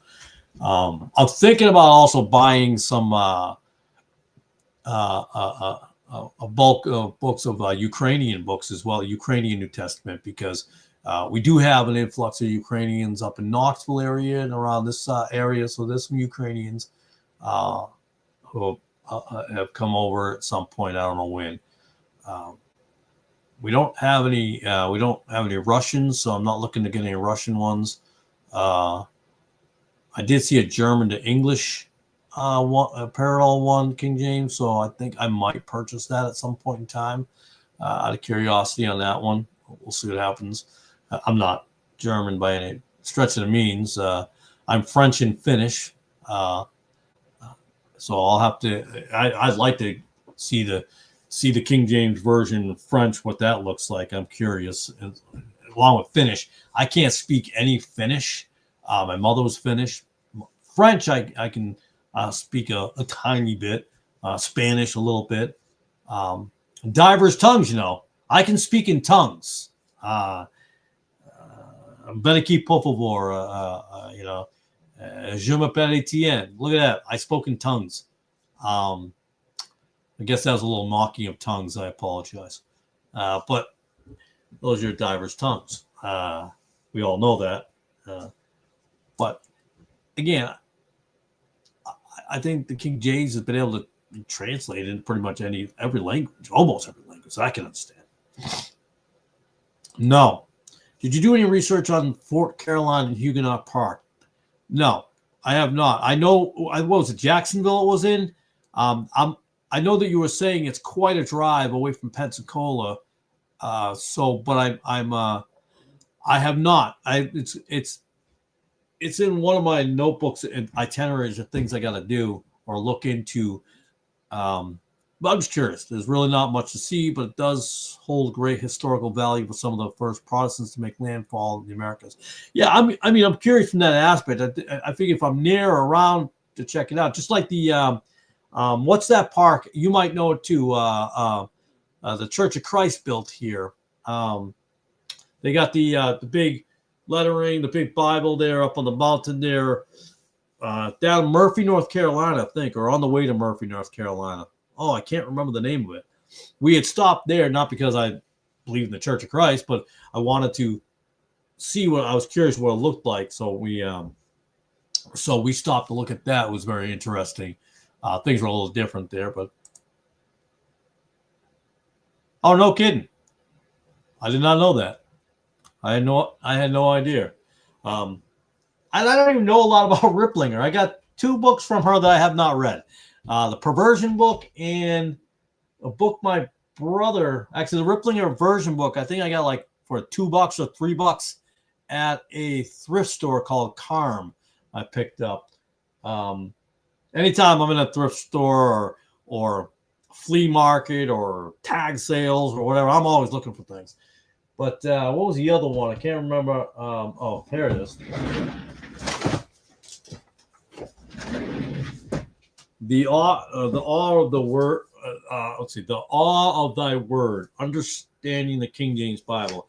I have not. I opened it once just to peek in there and look. I just looked at a few things, but then I never got time to look more at it. My brother sent this to me in the mail. It's for my birthday. He sent it to me on birthday, and I was surprised. I think he just sent it because it's King James. I don't think he sent it because of Ripplinger, because I don't know. I didn't know much about Ripplinger, so I don't think he knew that I knew anything about Ripplinger. I think it's King James related, so I think he just bought whatever he found King James. And it just was interestingly, humorously enough, that it was Ripplinger, and then we get into conversations. It was actually funny one time. I think Brother Forever Show, Stan was here too. We were talking about Ripplinger, all that, and we were talking about new perversions. And I said, I don't have anything. I don't have that. I don't have that on my shelf. I don't have that anywhere. And then the very next day, we're at a thrift store, and what do I run across was the new perversions. I was like, well, I can't not buy it. The following day, I'm right here. It's in front of my face. Clearly, I got to pick this up and get this, put this on the bookshelf for another book that I'll get around to getting into. So I will get into that. I'm actually looking forward to getting into that one, because that appears to be her most popular item, because when anybody talks about Ripplinger or any chat forums or anything like that, that is the number one that thing comes up. I know Brother Calvin knows it very well. That comes up every time. So I will get into it. I've got a couple of Ruckman items over there. I don't get a lot of Ruckman stuff, but I got a few items. If you're going to hear about these people, I guess why not buy some of this stuff and start reading a little bit of it, see what you got going on. There's another gentleman that is part of the Dean Burgeon Society, and I can't remember his name. He's an older gentleman. He may not even be alive anymore. He was actually one of the people who spoke in Chris Pinto's, one of Chris Pinto videos there that he did. I can't remember his name, but he's pretty good. But he actually had a debate with James White, actually. I'm not a big fan of debates. I've made that very known. Not a big fan. I can't remember his name now, but he was a pretty smart fella. But not my, I don't want to say not my cup of tea, but I couldn't fall. No, not Phil Stringer. Not Phil Stringer. That's the guy who hates Ripplinger, right? And he's part of the council, the King James Bible Council or something like that. I think that's what he's part of, or runs, or is part of it. Yes, that is who I'm talking about, D.A. Waite. I like him, but I think he seems to be very knowledgeable. But I don't know. We all have our personalities that we can watch and we enjoy. But some of his stuff, I'm like, he's really good. I enjoy it, but what I've seen of him is kind of on the drier side, which not a bad thing, because some people like drier, some people like more animated, some people, and it doesn't knock different people. That's just how it is. We all, learn differently or gravitate to different things. Yeah, King James Research Council, that's what it is. Right. Yes, D.A. Waite, one of my favorites of all time. So going back to the King James Research Council came up with this podcast, apparently. It's like a 10-minute podcast. And I didn't like the podcast. It didn't seem like it did anything. Wade is like Ron Paul. He's like 90 and still going. His younger stuff is better. But no, and he's very good, but you got to make a special time. It's like acquired taste, I guess you can say. And this is not anything to knock on D.A. Waite. Like up north, there's a soda I don't think they make it anymore. It's called Moxie, and it's like, I don't know, it comes in an orange can, but it's what you call acquired taste. People tell you it's like great. It is good stuff. It's delicious. I've had it. Don't care for it. Doesn't mean that it's not good to that person. They enjoy it. I don't know why I'm using soda as an analogy. I don't even drink soda. But no, I'm not Mormon or anything like that. I don't drink coffee. I don't drink beer. I don't have soda. I don't have anything. And my hero is Mitt Romney. I'm kidding. That is not true at all. Well, the Mitt Romney part. I don't care for Mitt Romney whatsoever. But yeah, D.A. Waiton's just, he's decent. You just gotta, gotta listen to him. I watched a little bit of David Cloud on someone's suggestion.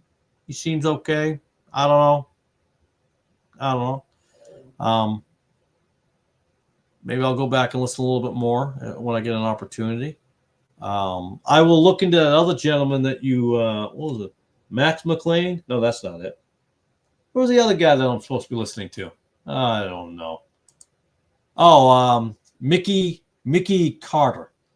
So I'm gonna go ahead and I'll listen to Mickey Carter at some point.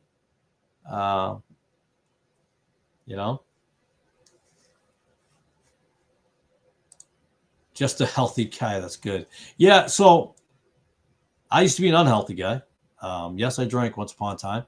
I enjoyed Wendy's. I enjoyed pizza. I enjoyed soda. Drive-through restaurant and me, we were really good friends. I got to a point that I gained like probably 70 pounds. I got way over 200 pounds. All of a sudden, I'm still not where I should be, but I just ballooned up, was eating all junk food, all just bad stuff. And then I got, then I had to go on a CPAP machine for my breathing. I don't have a CPAP machine anymore.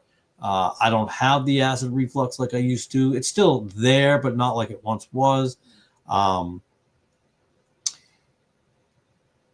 So yeah, and it's all about changing your diet. And again, I'm not trying to be like Earth Crunchy, like weirdo, like I eat the plants off the ground and I say hello to the birdies. Not to that level, but yeah, I think you start relying that we eat a lot of dates now. My wife is really big on biblical foods and eating as close to biblical foods as possible. No, we're not trying to follow some dietary law in Leviticus. That's not. People sometimes jump to conclusion. It's just eating healthy stuff. Jack Mormon is all. I think I knew who that is. I think a lot of people have glasses, but he has glasses. I think. In fact, wasn't he in? Isn't he the one that was on the when Nick was doing the Enkelberg show or whatever? Wasn't he on that show? Was Jack Mormon on there? I don't recall if he was not, but I think he was. But yeah, I know who that is. I've heard a little bit of him. He seems fine. He seems decent. He seems okay. But again, sometimes people seem decent at first, and then you move on to something's not right. Like George there, I don't know. Something strikes me as off, so I just move away. I don't deal with it anymore. I'm not a big fan of Dwayne Green. I remember listening to him, didn't care for him. Mormon debated way is maybe that's who I'm maybe that might be who I'm thinking of. Let me just type him in. I think he's the one that like Mormon couldn't even get a word in, and he just got overshadowed. There had people from the audience talking. Wait, I think you might have actually gone over it. Hold on a second. Jack Mormon. I don't know who that. I just came up with a police officer and some young person. That was weird. Yes, Texas Receptus. That's the guy. He was sitting on the right. White was on the left, and they had an audience in there. Some were asking some silly questions that then were kind of goofy. But I think you covered it. I do think you were. Maybe I'm wrong. I'm pretty sure that you were doing. You had it up on your. You were going over it. But yeah, I think I think he's pretty good personally. I thought he was pretty good. I enjoyed him, um, but I think he's not. Okay, there you go. I probably caught one of them because I don't catch all of yours because sometimes you're on when I'm at work, so I can't catch them. And sometimes I tell myself I'm going to go back and watch yours, and I don't. I usually when I watch yours, I'm usually watching it live and live only, um, and I'll have it on. And sometimes I'm actually working on stuff. Westcott and Horton, I'll be watching some of your stuff, and then uh, in the background, kind of. So, but yeah, so that yeah, he was. I do like Jack Mormon. He's someone that I would get around to ordering some of his books. I, I like him. I think he doesn't get the credit maybe that he's due. I'm trying to think of the best way to look at it. He's trying to have a civil dialogue or civil conversation, civil argument, however you want to talk about, however you want to phrase it. And of course, you're dealing with the nutcase there, White, Mr. Narcissism himself, and you're not going to get much going in on that one. You're not going to win that argument because you already have a bias moderator. Again, that's why I'm not a big fan of debates. I very seldom, no, I've never, I don't think I've ever seen a debate that hasn't ended not great. I mean, there's been a couple that start out civil, but it never seems to stay that way. It just doesn't ever seem to stay that way. Again, the definition of debate is to beat down. So that's where I'll stand on that one. I'm not hating everybody that gets involved in it. I'm just saying it doesn't change much. Most of the IFB guys are not very charismatic. And there's nothing completely wrong with it. I think the knowledge of the text receptus, even though perhaps it could be looked at as dry, it's very good information. But I think sometimes we can base people on certain people like, oh, you're just like that guy. But you're like, no, I'm not like that guy at all. Maybe I'm dry. I don't think I'm dry, but, but I thought he was pretty good. I think he was also in that Chris Pinto series in one of those. But I think I like him. I think he's pretty smart. I think he's solid. Yep. No offense to any MAGA people. Don't get me wrong. But that charismatic ability. Well, why do you think we have Hillsong and Bethel and the Stephen Furticks of the world and the Bill Johnson? It's charismatic approach to things. And yes, okay, so I'm a little bit charismatic. I'm French. I'm allowed to do this, move my hands around. But theirs is more of a showmanship charismatic instead of an excitement charismatic about what they're talking about, or whether it be a righteous anger we want to talk about, or whatever it may be. You do get a little excited about something that you love talking about. You love to be involved with the conversation. But there are people who are purposely putting on what I also call in the religious world the pastor persona.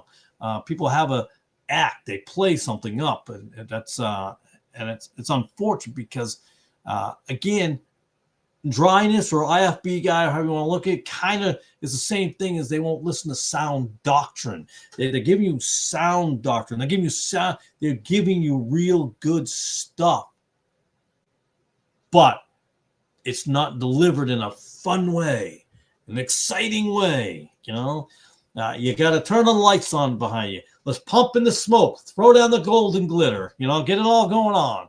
You got to feel emotional about this. Come on now. That's why some preachers are running around going, amen, brother, amen. And I know they mean well. But again, come on now. Come on. I think Peter Van Cleek Jr. did the best and gave White a taste of his own medicine in their debate. So I caught a little bit of that on Nick's channel, and then I actually went and found it and watched it a little more, and I did think he did a decent job. But again,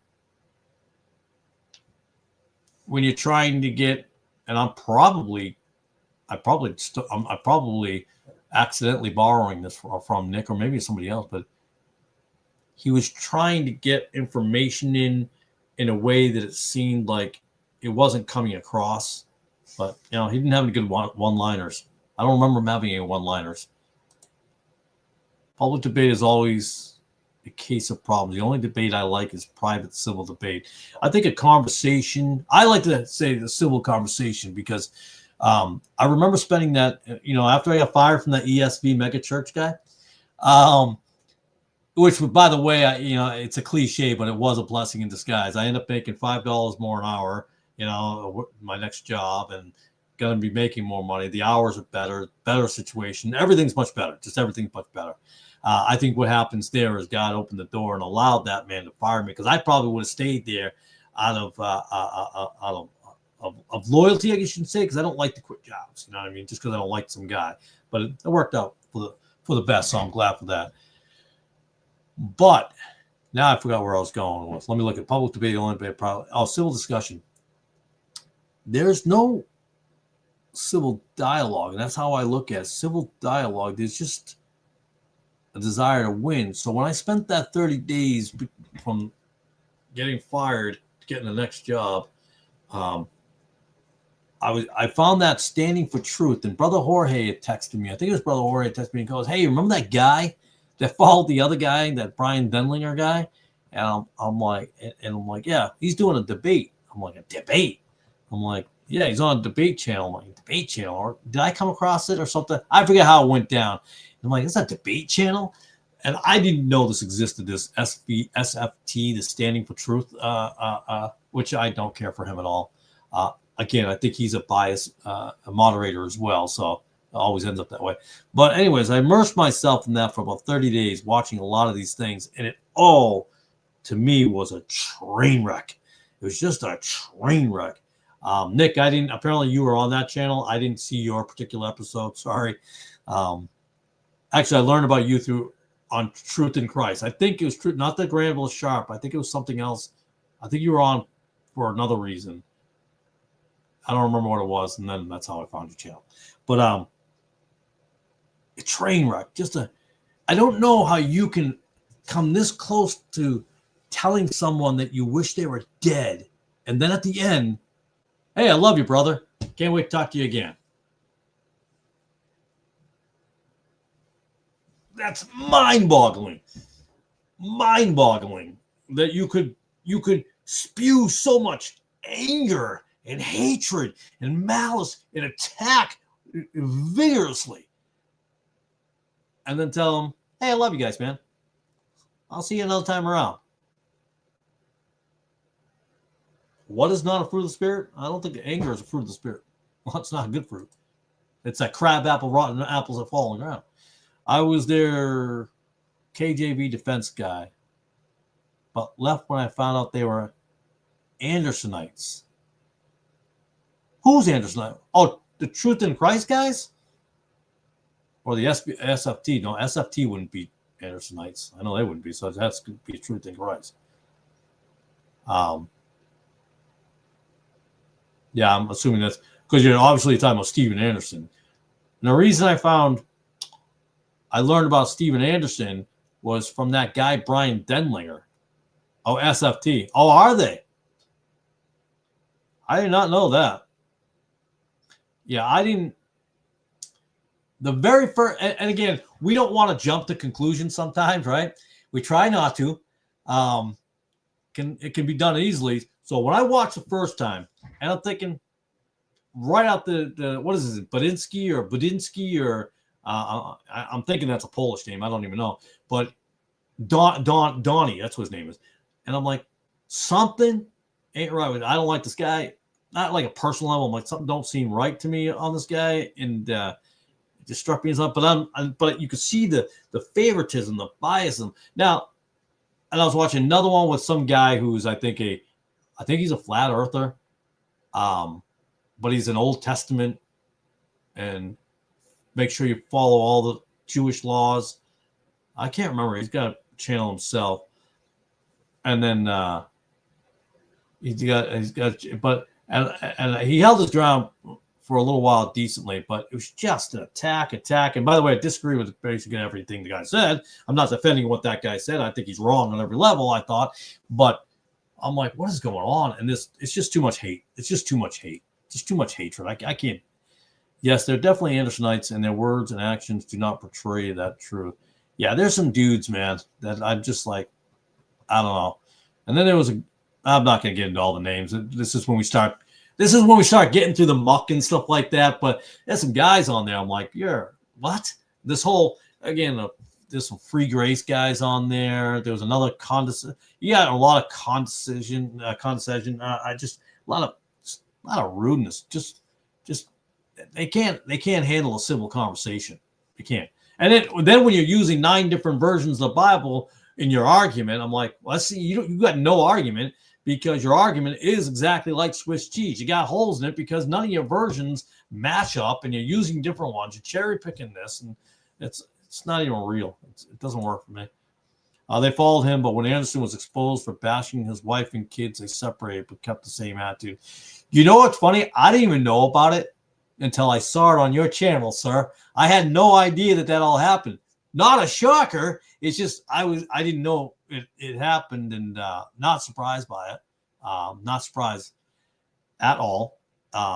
Sad. I'll tell you that. It's very sad that the children were treated the way they were.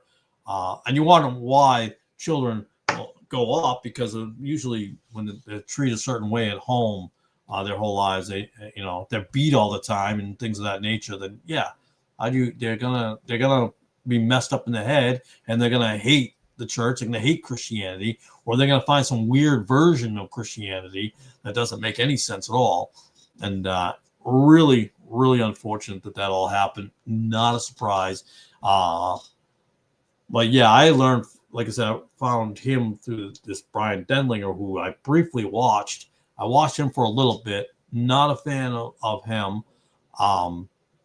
Did a good job with the Catholic stuff, but I'm not going to make judgment call whether he's saved and not saved and all this other stuff. I mean, I try not to get involved in all that kind of stuff, but what I did find that he had in common with Anderson was always the attack. And so that to me, it just turns me off, and that's fine with some people. If they like that, then that's what you like that. That's you. I don't believe we're out there. I don't think we're here to rebuke and rebuke only, and leave out the exhortation part. I think that we got to bring that in. But yeah, it gets wacky. But that SFT, when I really immersed myself in the whole debate, I did not see one single debate that ended with any sort of love, except for the fake love at the end, saying, "Oh man, I love you, man, love you, brother," calling each other brother. And it's like it's like if you walked into church tomorrow, punch the guy in the face, and say, "Hey, I love you." I mean, if you have a real brother, like my two brothers, my two sons over here, they get into each other's face sometimes, but that's a sibling thing, and they, go, well, wait, no, it's the same thing with Christians. The siblings, they disagree. No, having a disagreement and then just spewing forth malice and hatred towards it, that's a whole different thing. That's kind of why it should, in James 5:16, it says, to confess your faults. And when you made a mistake with somebody, you made an error, you made, you offended on accident, not on purpose, you didn't realize you did it, you said, "Hey, I'm sorry, man." It's not sins. You're not confessing sins. Now, one place for that, confessing sins. And again, that's why the words matter that you use. I may not always be perfect myself at using the right words at the right time in the right way. None of us are perfect, but and my hope and desire is we find more brothers and sisters, but sisters talk to sisters, but brothers out there who not only can feel comfortable with telling someone, "Hey, I just want to point something out," or taking it as well, going, "Oh, you know what? Thanks, I appreciate you pointing out. I'll take a look at it." Now, one or you could be wrong, the other person could be wrong, and then you look at it. there's nothing wrong with that. You know, we get some people call the arguing iron sharpens iron. I'm like, no. I'm like, come on, man.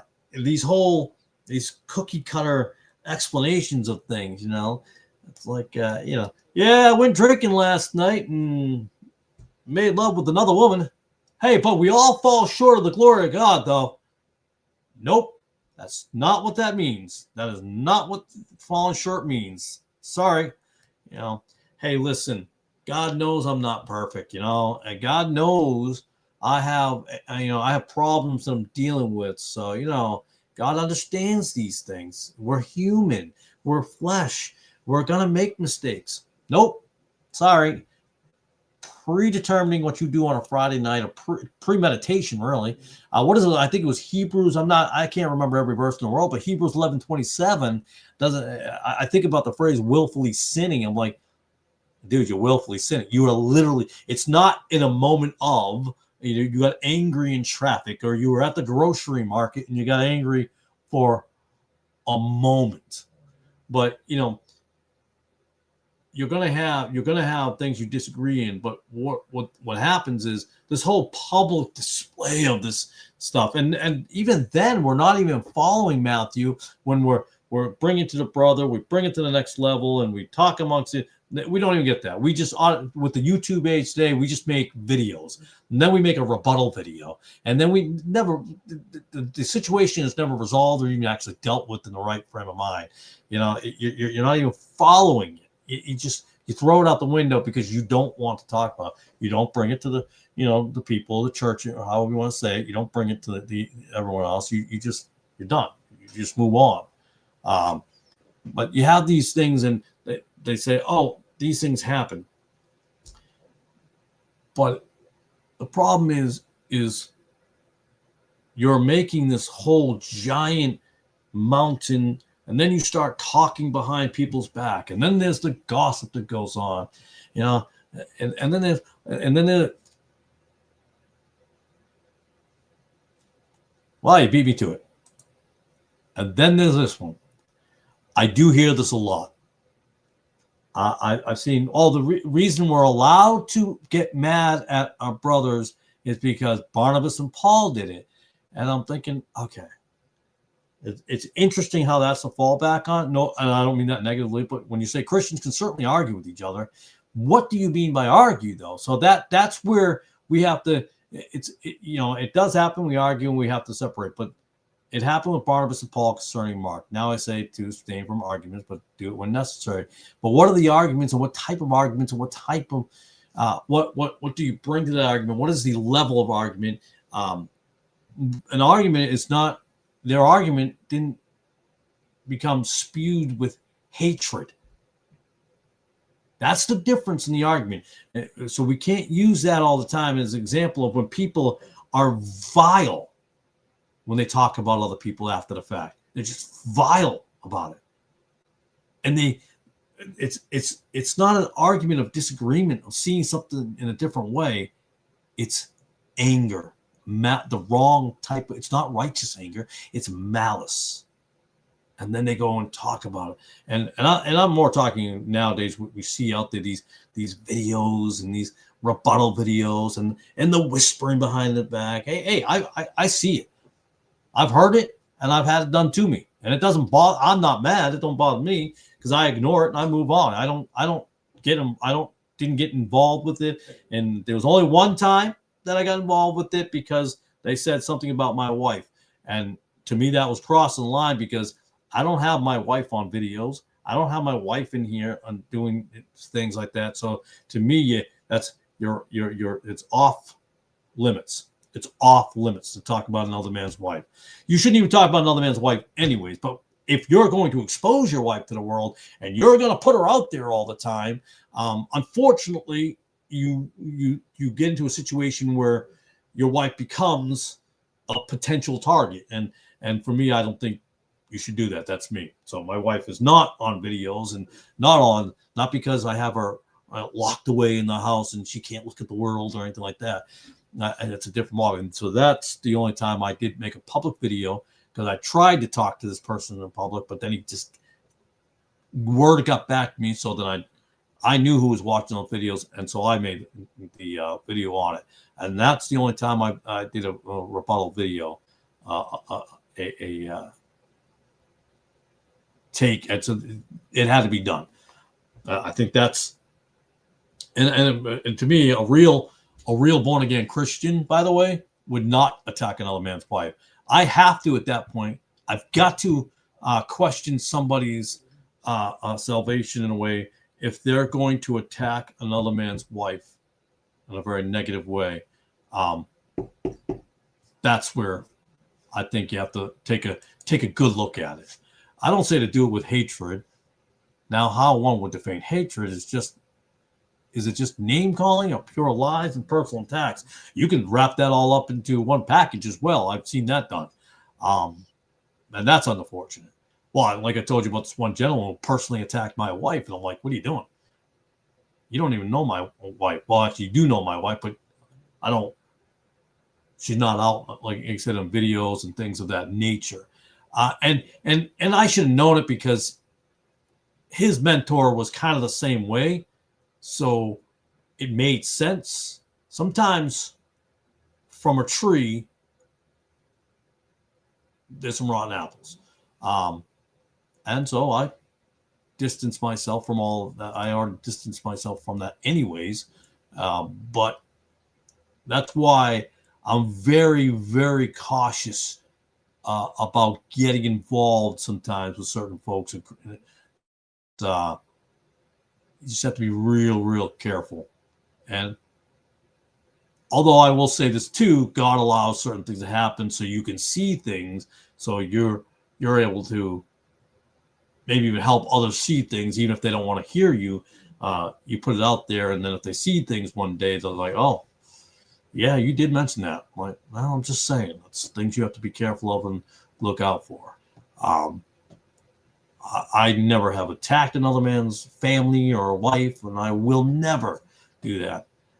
Even if you make him a public example, I say name calling is all right if the names are true. Jesus and Paul were quite blunt in their words. Again, I think we might be confusing calling something for what it is, or just using it in a very using it in the wrong manner. You know, yes, you can use the word retard if you're referring to the original word retard, the original version of it. I try not to call people stupid or idiots sometimes, because I believe there are people who are not stupid. They purposely are being a certain way. Not everybody's an idiot. They're being a certain way on purpose. So I try not to. I do, though. I've used the word dumb, or someone's being dumb, or, someone could be acting away. Doesn't mean they are that way. That's, you got to be careful of how we're using things. I try to say name callings, but using blunt language and blunt words is different than using words with a lot of their mouths are like an open sepulcher. There's a lot of not good things coming. There's no good behind what they're saying. There's no let me point this out. Let me ask you this. When you're using or trying to expose something, are you also trying to bring truth, or are you just only trying to bring dissension, hatred, strife? All that only in by itself, there's a difference in that. But there's too much tearing down. Even if you're only trying to tear down a man without even wanting to build them up, or wanting to bring any positivity to their life, or trying to exhort them in any way, if you're absent of all that, then all you're doing is hate. That is a negative. Tell me in the Bible that we call things what they are, right? But we are not taught that now in today's world that we should never try to bring truth to somebody and help somebody and see if we can get them to see the light, no matter how stupid you may think they are or how dumb you may think they are, of all those things. Do you still try to build them up and bring them? If you only want to tear it down, but you don't want them to repent, you don't care if they repent, you don't care if they change their ways, then that is a problem. If you don't care about those things, then your anger or whatever you want to call it is seriously misplaced at that point. Don't use derogatory terms, but rightful terms. I call people what I would use for myself. I call myself stupid many times because I was stupid at the moment. I've never called myself stupid, but I always say, I'm like, that was not a brilliant move. That was a stupid move. That was a stupid idea. Because I myself, and you are not stupid, you may have made a stupid decision. I think we have to differentiate that. That's 4.5 hours. I'm just looking at this. We have to look at that and differentiate what we mean by that. How are we using the word in a sentence and the grammatical syntax of that word? How are we using it in a conversation? If we're just saying, I'm stupid, I know nothing, I'm stupid, that doesn't make sense. But you're like, oh, that was a stupid decision. What in the world was I thinking? I know better than that. It's a different context. It's a different situation of using that word sentence. It's real, real, like we said earlier, how do you use a word? God and our Savior. It's not two different people. Brother Nick could point this out. That's as far as I got in that Granville shop rule. And when I saw that, I'm like, that is what I say all the time to people. Not that phrase, but when things are like that, you have to, it's not God and our Savior, two people. God and our Savior. Not long ago at Nick's, I said Foskey was much like Jim Jones. Oh, wow. In his mannerisms and teaching method. I was not making an ad hominem attack. That's my favorite one. I see that all the time.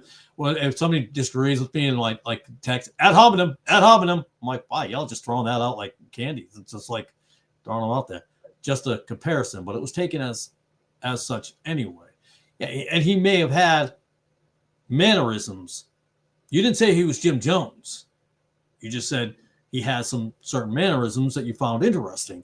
And so you look at it a little stronger look at it. I think we're too quick to just assume things and just slap a broad stroke on something. I think that limits our ability to understand, to discern, a recognized situation. I think sometimes we also get caught up in defending people out there that you may think that did you well, and they might have at the time, but I defend no man, but I don't put down every man either. I mean, if someone is incorrect, they're incorrect, or you believe they're incorrect, they're incorrect. Now, I'm not going to go, you're an idiot, you're stupid, you're retarded, and all these other things. See, that's, I hope you burn in hell.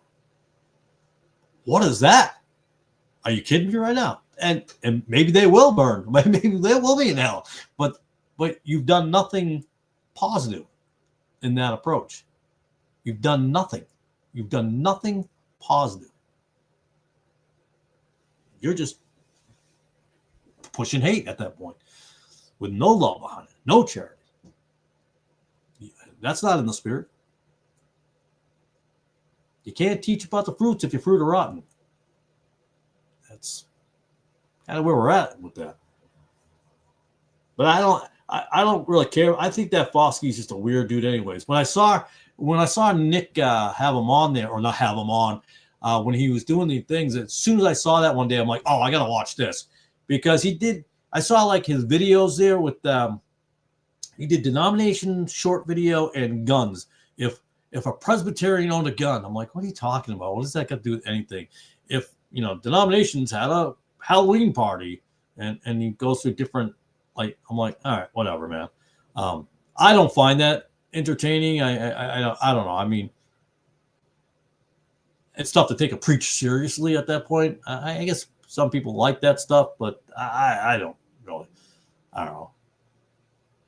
I don't care for it. That's just me. That's me. But I did see some of the errors. I think he made mistakes when he was talking about this doesn't mean nothing, and all King James only is another thing too. It's like all King James only is are basically the same. I'm like, that's not true either. I'm pretty sure I'm not like the Westboro Baptist. Well, interestingly enough, what's the leader's name? Fred Phelps. Wasn't he a Democrat? He actually marched in the. He was a lawyer for the ACLU, and he was marched in the civil rights, which I think is interesting. But a Democrat. Kind of funny on that one. Yeah, Foskey's friend was very toxic in that debate. I'm not remember what debate is. I know he interviewed. Didn't he interview Peter Van Cleek after that debate? I think it was one of the debates. And again, I stay away from debates, but I never heard of the Peter guy. I was like, oh, let me check this out, and it went exactly the way I expect to go. Of course, you're debating James White. How'd you expect that was going to go? I think the problem with James White, you got to kind of feel bad for the poor guy. He's lost relevance, in a way. I mean, trying to keep himself. Oh, it's Thomas Ross. I'm sorry. Yeah, you're right. The reason that struck me because I think he's from Massachusetts originally, and I was like, wait, he's from Massachusetts, but he lives in California now or something like that. But I think he was from Massachusetts or has family from Massachusetts, something like that. I was like, hey, wait a minute. I was born in Massachusetts. And so I thought that was interesting. But, yeah, I'm not a Foskey fan. Never will be a Foskey fan, that's for sure. But I apologize, guys. It's 4.5 hours in, and I don't want to go longer than Brother Nick. I refuse to take that mantle from him. I'm kidding. Yeah. But I'm going to wrap it up. It's, yikes, it's 12:30 Eastern Standard Time. I still got to get up early in the morning. I got to get salt. I got to get ready for this little ice storm that we may or may not have. We'll see how that works out. We all can't live in a sunny place like Australia or Florida. So some of us have to still live in Tennessee where it's still cold weather. Or those of you up in Michigan. I'm making jokes. But thank you for the time. Brother Bryson, thank you for being here tonight. Brother Nick, thanks for being here tonight. I appreciate it. It was a pleasure to have you here. And I'll see most of you again at some point. If it ain't here, it'll be over on Nick's channel. God bless everybody and have an awesome night.